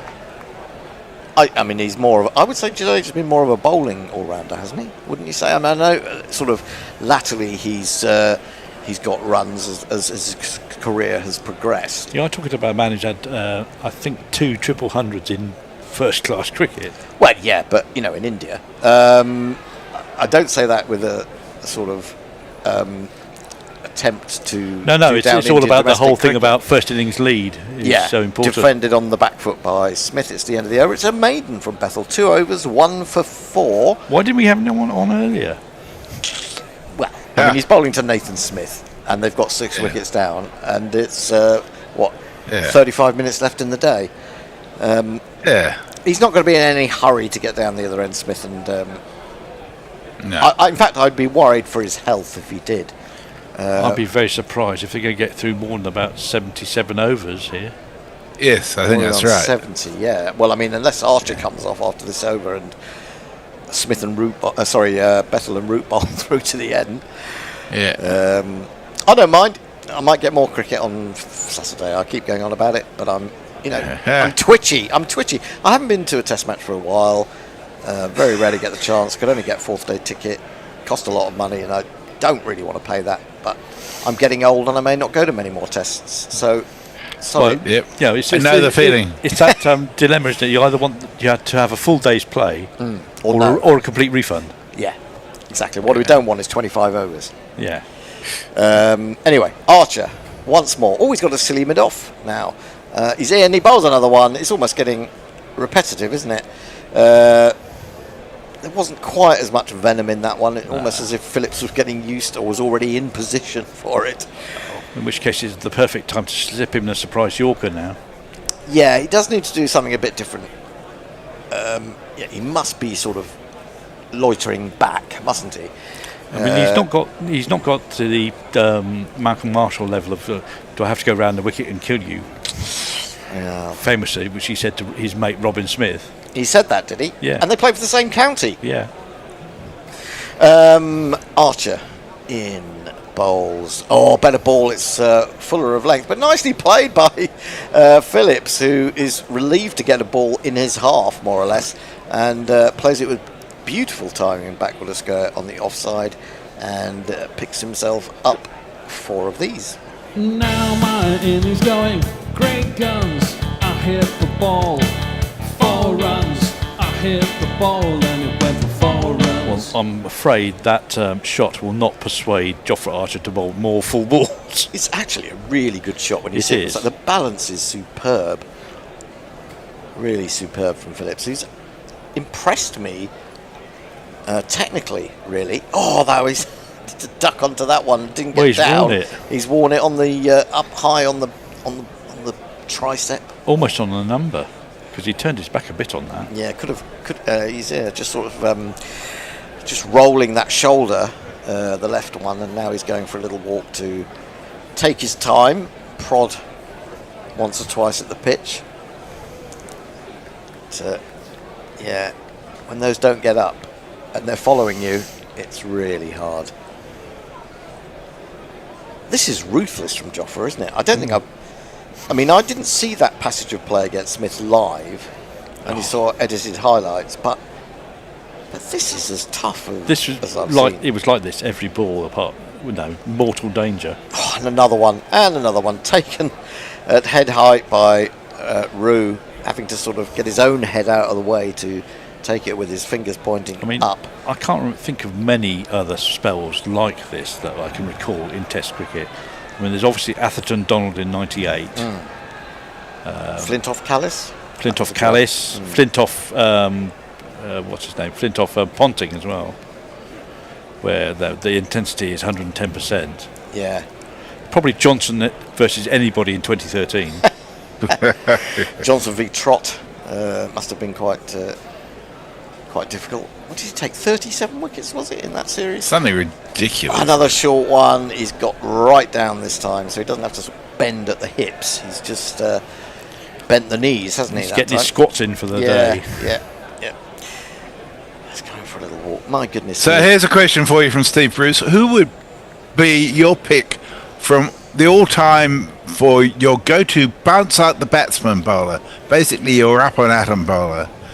For me, it's Michael Holding, and Eric J says Harold Larwood. Lockie Six has got Curtly Ambrose, and Eric J says Brian Close versus the West Indies. Well, yeah, Brian Close is the batsman. Was the victim, yeah. He was the victim. Yes, that's right. I mean, I was always terrified when he didn't play that many games for the West Indies, but I found Sylvester Clarke scary from the boundary. He's gone round the wicket now, as he's obviously taking a word from Malcolm, and Philip Stuck's underneath. It's the end of the over. We'll do one more, and then my decision would be probably somebody who's a bit skiddy there, therefore it doesn't climb quite so much at you. Malcolm Marshall. Yeah, well, I mean, there are so many. I mean, I remember seeing Jeff Thompson against Colin Cowdrey at the Wacker, and that was just lamb to the slaughter. It was horrible in a lot of ways. Tomo used to get it to lift off a length, which is what made him so dangerous. No, A, he was very, very quick indeed, but B, he'd get unusual lift off a length, and therefore you play forward to the ball and then suddenly it would wrap you round about the heart area. Also, of course, he kind of had that disguise, didn't he, with the slingy action that you could pick him up. Oh, now, what's happened there? Emilio Gay has ridden that at short leg. It was a short ball. Smith absolutely carted it, went back.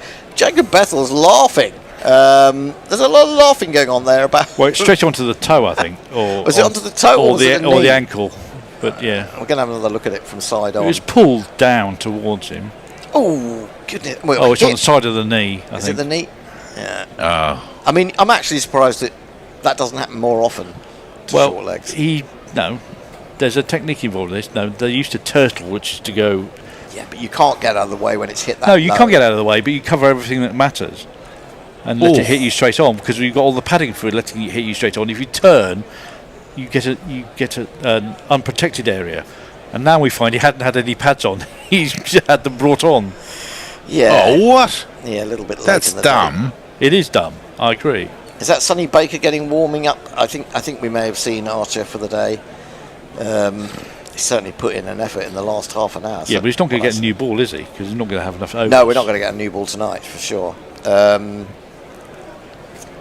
But, I mean, the way Archer's been bowling, he doesn't really need one. No, we just climb even more and just go straight over Rue's head. Yeah. Anyway, Gay seems to be okay. And he settles out. He's gone a little bit deeper. I think he might have done. Outside the off stump, Smith is pressing forward.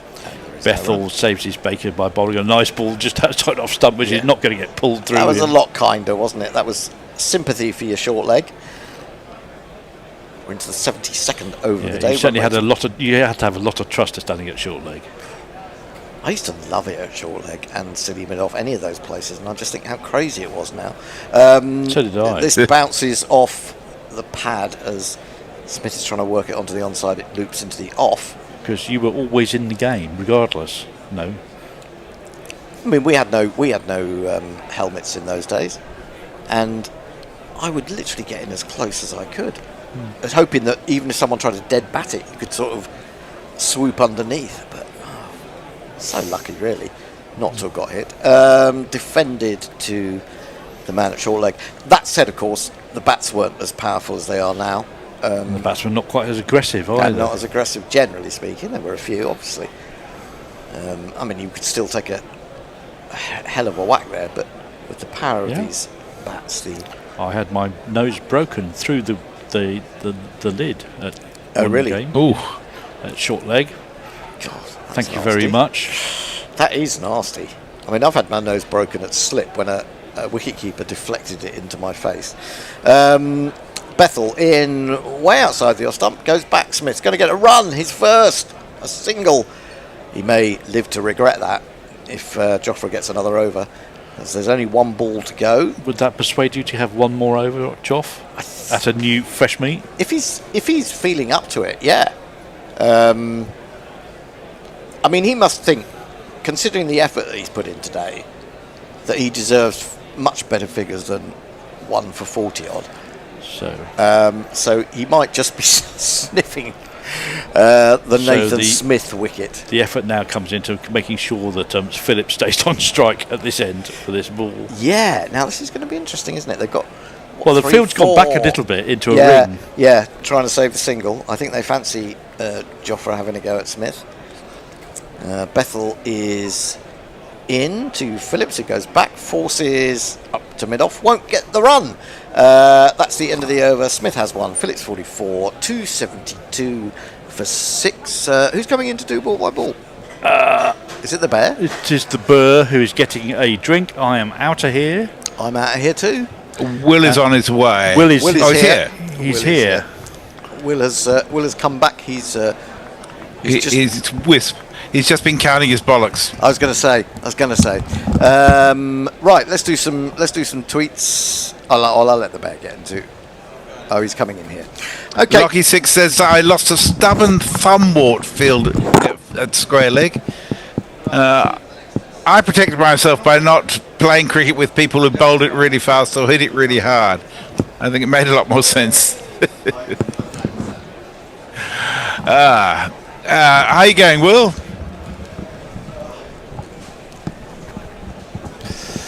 Hello, Will. You're on mute. You're on mute. You're on mute. Bottom left. There you go. Oh, I was waxing lyrical about all the things that I'd done. What managed to get done in the day? That's short again. Yeah. Archer is continuing. This must be a 6th, 7th over in a row. Yeah, I should tell you. I presume that they had a discussion about this and said, "Can you continue?" And Jofra said, "Chomping at the bit. He's enjoying it." I suppose he gets in an ice bath and he's got an overnight rest, and they'll stick him on the physio table. Didn't play in the last test. Yes, this is 7th over in this spell. I presume it's got to be his last, doesn't it? Yeah. Smith facing up. He gets behind it, unlike Phillips. But it's 85 miles an hour, and he just defends it, and there's no run. Sonny Baker's been warming up, so presumably he comes on next over. Yeah. Because, I mean, 7's a lot for someone who's not injury prone. But, I mean, you know. Yeah, I mean, I guess he's only bowled 3 overs at the spot for the last 3 months. True. Had a lot of time off in between. That's died down the leg side. Rue did well just to stop it. And there is no run. It's a hot, sultry day in South London. It's only going to get hotter. So, I mean, I guess England will look forward to bowling tomorrow. New Zealand haven't really got away. I mean, in this last hour, Phillips has done a lot of ducking and not a lot of scoring of runs. And they really haven't got away. England doing another wicket before the end of play, I feel. And ideally, they'd like to get Glenn Phillips out. But sure they will. That's a filthy fucking delivery, Jofra. You get him off, he's done. It's wides this time, and it's 5 of them way down the leg side. Wow. And very short, and Rue had no chance. The amount of byes today would be horrific if you're a keeper, but if you'd actually watched them all, he had no chance on most of them. He'd have to be, I don't know, 8'10". Yeah, about that. Top that. Tallest man in the world. Yeah, and he really is a chinless wonder, isn't he, Rue? He looks like he's got a gum shield in the whole time. Is he inbred? How very dare you? You've had bloody Fred talking about him as a country yokel. Well, now you'll go. He was born in Lambeth. Was he? Oh, well, that explains a lot. But like country yokel, not so much. But he's an odd-looking fellow. I'll give you that. Yeah, we're all odd in our own ways. Yeah, well, that's true. Anyway, Smith facing up, Archer in. Oh, that one. Fuller getting half of the bat, and Glenn Phillips runs through, drops his bat on the crease, gets himself a single. Well, no, Smith gets the single. It might have been nice if they could have managed more than 11 and a half overs an hour today. That's a very slow over. Yeah. Massively slow. It's terrible. That's worse than the Ashes last year. Yeah. And again, some of the India games last summer were only producing 77, 80 overs a day, weren't they? Yeah. I mean, I've always been one to argue. I'm really not that fussed. And even if you're at the ground, 80 overs is a lot of cricket you get for your money. Yeah. It's not like a football game. That's You feel like they're taking liberties. Well, I don't know where they've lost the time, really. I mean, the game hasn't seemed to be that slow in terms of turning around between overs. There's been a few wickets. There's been no real injuries. Drinks breaks, I presume. It's a hot day. I mean, the game does slow down when it's hot. They did 25 in the first 2 hours, 24 in the second 2 hours. It's lost 11. Yeah. And I presume it'll be slower in this part of the game. That's because everyone's tired. That's defended out towards cover. And there is no run. And that over comes to the end. Probably the end of the spell. Archer should probably take a break now. He's losing his line of length and a little bit of pace. He looks tired and sweaty, but he's bowled his heart out. He's bowled extraordinarily well. It's been, as Hendo said, it's been fascinating cricket for the last 3/4 of an hour. He's been bowling that short stuff at Phillips. Proper test cricket. Over to you, Missy. Eric J says of Gay, he says he may have been born in Lambeth, but he looks to have Wurzel genes. Yeah. Rue, actually, not Gay. Rue, sorry. Yeah. Very much so. they definitely moved down here when they were both quite young, but they were both born in London-ish. Well, Lambeth is definitely London. Inside edge by Smith goes past the man at leg, slit down towards long leg. It's chased by Jordan Cox, and they'll get back for 2. 280 for 6. Been a good day's test cricket. A little blast from Phillips and Blundell when he was in has lifted the score rate. 280 in a day. It's not too bad. Run rate's nearly 4. That's pretty good. It's not so bad. From 107 for 4, I think New Zealand will be very happy to be here. Yeah, very much so. And they did change tack when those two were in as well. I got a 50 stand. That's a filthy delivery. Drifting it way too far down leg side is Bethel. I can understand there's not a lot of turns. He's trying to get it in sort of middle and leg, but often at times he's missing that and bowling it outside leg. Try not to give the batsman any room, but he's a better bowler than this. That's too short.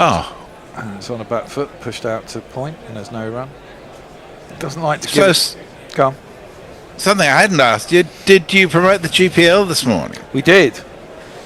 Did we have any entries? I think the problem is that everyone's got so out of doing a GPL just because we've had so much fucking T20.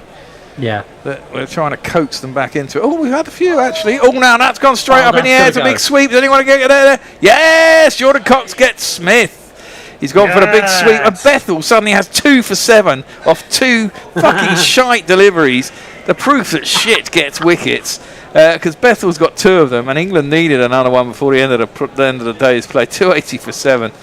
I was looking down at the this to find out what was going on, and looked up, and the ball was in the air. Oh, he gave that bit of a. Oh no, it's a fucking filthy full toss. That's disgusting. Yeah.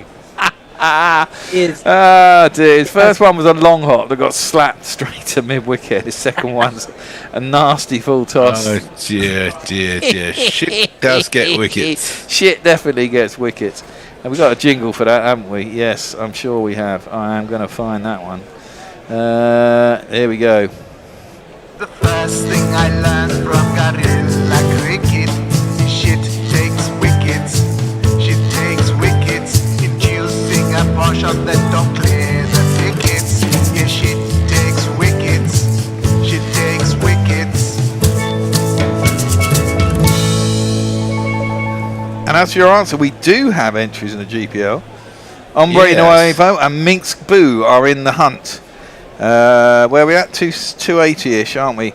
Yeah, so 287 is the only realistic one. Well, 318, I suppose. What we got left? 20 minutes? Or quarter of an hour? No, that's a bit far off, isn't it? Well, unless Phillips goes mental at the end of the day, which you can't really see happening. That'll be ombre, won't it? Ombre Nuevo. It ends in a 7. Yeah. Because it ends in a 7, so it's always him. Yeah. I reckon he's on for this. Well, possibly 7 runs.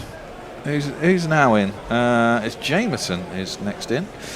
He defends his first ball back to the bowler, and there is no run. It is this man. And that's the story of how Kyle Jameson became a man. Defends his next ball onto the onside, and there is no run. So with Bethel, 4 overs, 2 for 7, 2 wickets off shit deliveries. He's not really bowled that well, but that's not what it says in the scorebook. Nah. God, I love it when they bowl absolute shite and get ridiculously good numbers. Yeah, I know. I did that It a makes few me times. so happy. I remember coming on in a game at school, and I think I got 4 overs in I got 4 wickets in about 3 overs, and 2 or 3 of them were ranked full tosses down the leg side. And my mate, who was our opening bowler, he was pretty rapid, had pretty shitty figures, and he was not happy. I bet. Because he was probably blowing. Yeah, he probably was blowing. And I literally, I literally yeah, finished fine. off the innings in about 3 overs with a bunch of real dross. No, we have a super chat. Super chats. We love a super chat. He's going to get a jingle because we've got a super chat. I'm going to. Oh my God, Archer's continuing. Bowling at Phillips, who has uppercut that one. He's finally decided he's going to play at some of these, and he gets a 4. 1, 2, 3, 4.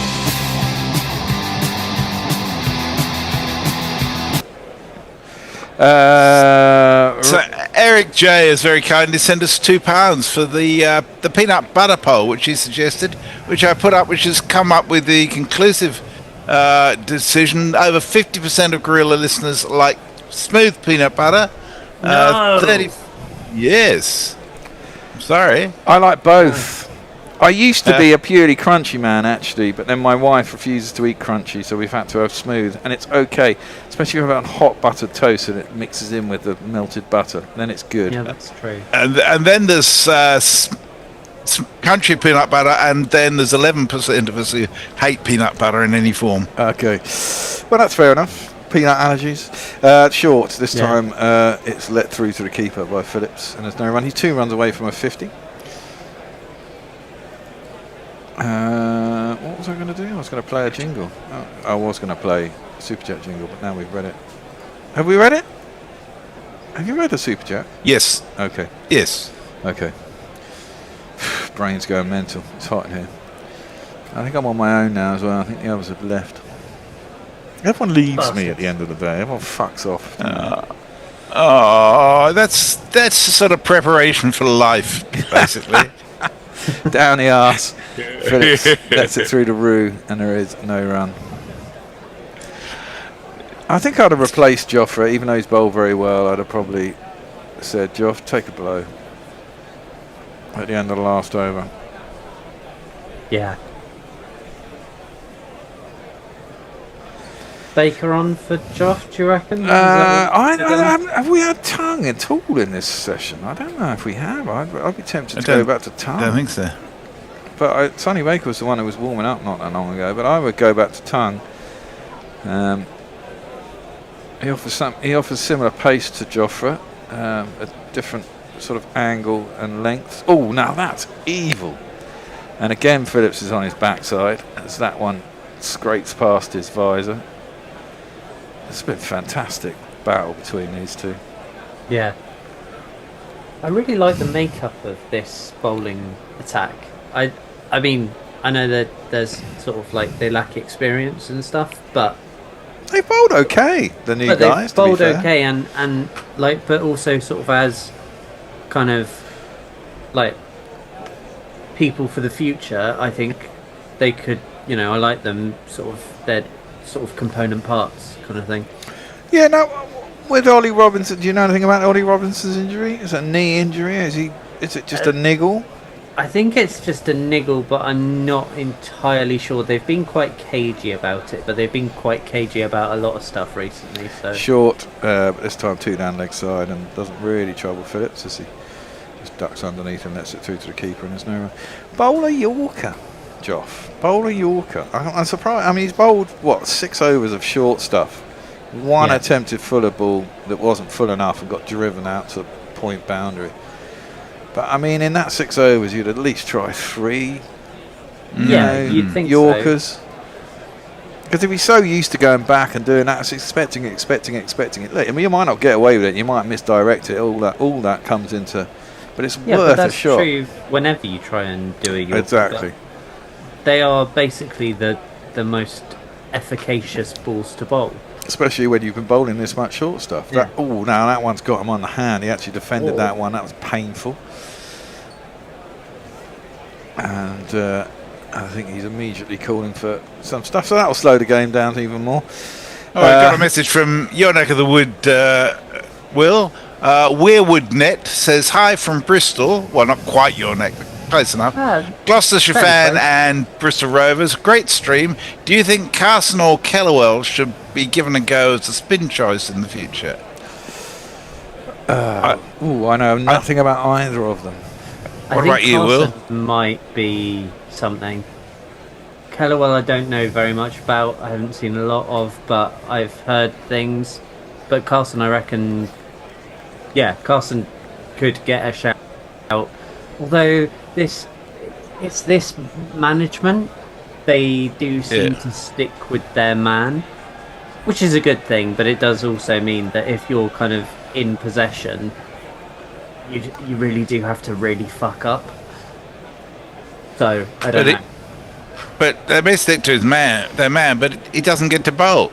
No, this is the thing. It's like, well, yeah. I mean, I'm still very much of the opinion that you should just.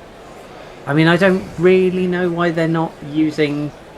Well, Dawson until he retired should have got more games. Well, everyone said that, and then I watched him in that game against India, and I was really pissed off with him in that last game. If you watch that last game, how effective Jadeja was on that pitch, and how ineffective Dawson was on the same pitch when England had a day and a half to bowl them out, you'd be pretty pissed off, actually, and you'd have expected more from him. He's an experienced guy. There was a lot of rough outside the off stump to the left-handers. Jadeja was causing all sorts of problems to them, and yet Jadeja and who was it? Was it Sundar or Washington went Same on person. No, it wasn't Washington. It was. I can't remember his name, but he's a left-handed spinner as well. Axar Patel. Yeah, I think the pair of them got hundreds on the same pitch that Jadeja was causing so many troubles to our left-handed batsmen, and both of them went and got tons. And it's just like it was a perfect place for Dawson to get that. So he, as far as I was concerned, that was. I mean, he was fine in the World Cup. He was good. Yeah. Come off the helmet. Tongue is on at the other end. But really, No run. So I think that biases. It's me, so I'm always going to. I genuinely think that Jack Leach is probably still the best. Well, that I agree with you. I mean, I don't think they should have got rid of Jack Leach, but I've said this many a time, Will. The problem with Jack is that he got those illnesses right at the wrong times. He got injured. You can't help it. I know you can't. That injury is like. I know. That injury is like such a fluke. I feel so sorry for him. I know, but the thing was, it happened more than once, though, didn't it? I mean, that one is short and through to the keeper. But they were both complete flukes. They were both completely random, and both injuries put him out for the entire 5-test series that he was involved in. So he lost 10 series there. Then there was the incident he had his Crohn's disease, and that caused him trouble in India on one tour, then caused him trouble in New Zealand, and he had to leave a tour there. And I think at the end of the day that the team. No, I get it. I think that was it basically, and they were looking for someone, and they were also looking for someone with Shoaib Bashir who they can groom into becoming a good spinner. Well, which is exactly what we were doing at Somerset. Yes, but Leach, he's what, 31, 32 now? Oh no, he's 34. Oh, well, there you go. So So they were. You can't go on longer as a spinner. Short, Yeah. heaved into the air. Is it going to go for 6? There's no one out there. Well, there is. There's 2 people out, but he's hit it down to Cow. It's bounced well inside the boundary. It was mishit, but he'll get away with it, and it's 2 runs. Yeah, no, I So only one more run for Runway Nuevo. That's all he's got. Yeah. We've got 5 minutes as well, haven't we? Got 5 minutes. This could... I don't know. But I completely agree with you, and they were already looking, and I understand they're kind of wanting to move on. But I think it's always worth kind of going, you should always have the person who is the best at the thing. Yes. I do agree with that. I don't think Sherbashir's been that bad. That one is carved out through the offside. And Ombre is out of the equation as that one is hit to the boundary. At 290 it's passed. Well, it's not actually. It's 290 dead on. But what it does mean is that they need another 24 runs in 5 minutes to get to the next man. So the GPL will run over into tomorrow. And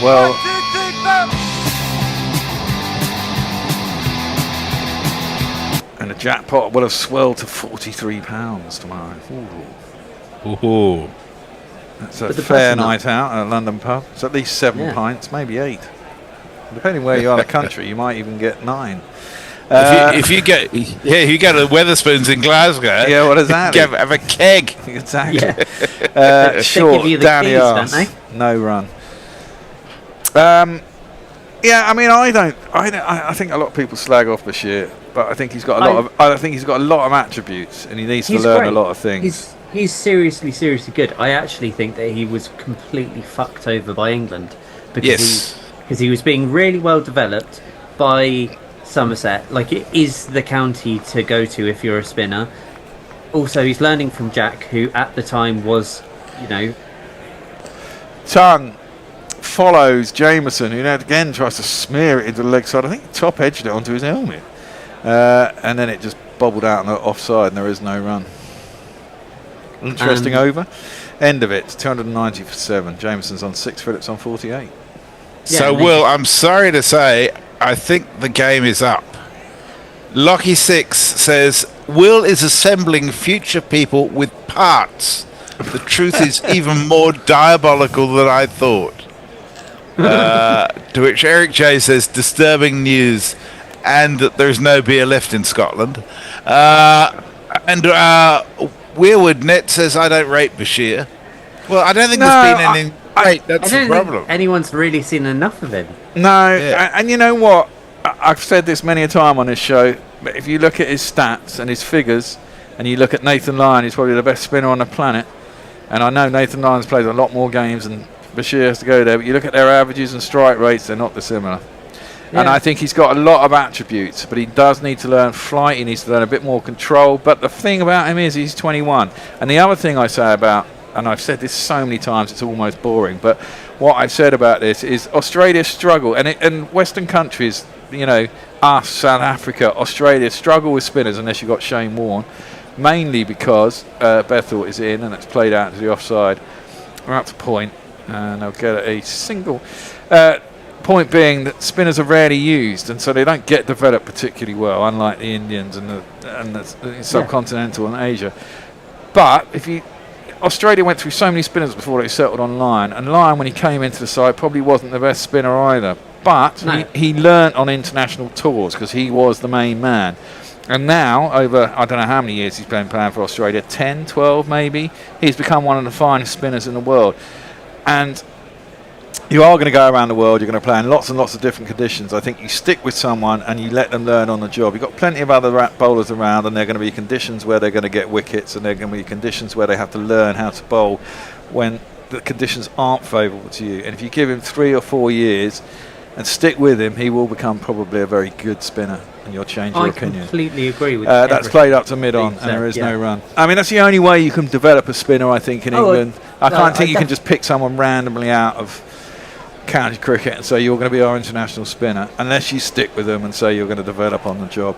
Bethel is in. Ooh, that one kept a little low, skidded on to Jameson, who just defends it out to mid-wicket, and there's no run. This may well be the last over. It's just ticked over to 59. But even with Bashir as the picked man, they still won't commit. Well, they didn't in Australia. I think in Australia the problem was Perth, they were never going to pick a spinner. Yeah.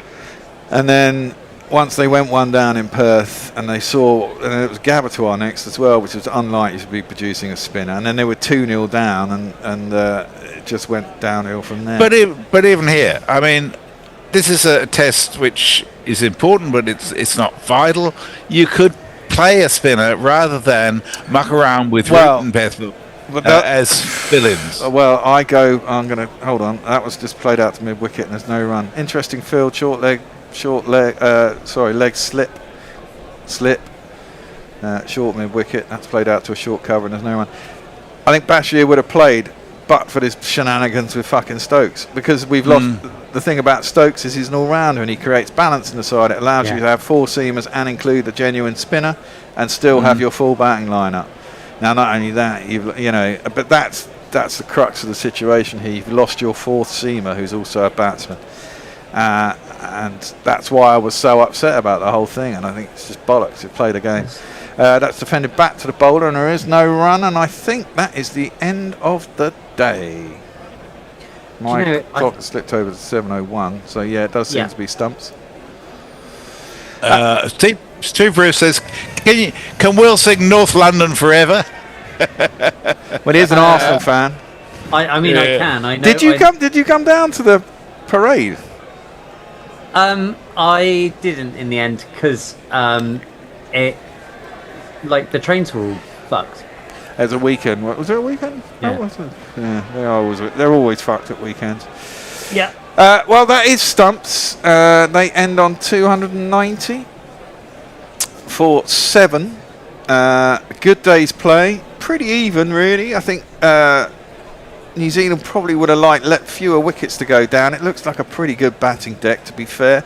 England obviously chose to bowl, and ideally you want to bowl out the oppo for 250. I don't think they ever thought they were going to do that, though, because it was it's a nice day to play cricket, and it is the Oval. It's pretty flat.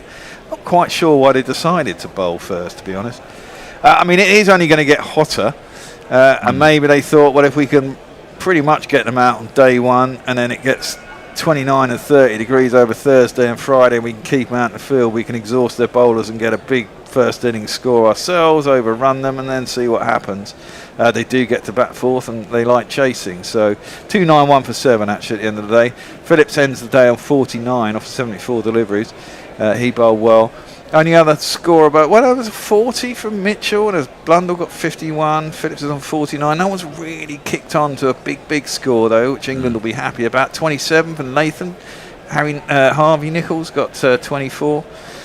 So everyone's got starts and not really made that big score. Phillips could go on tomorrow, but England will be happy that they've got through most of the batting. I think Phillips is left, really. I mean, Jameson can bat and the others can hold a bat, but got through the main dangers, and then they're yet to get 300. If they keep them under 350, I think England will be reasonably happy.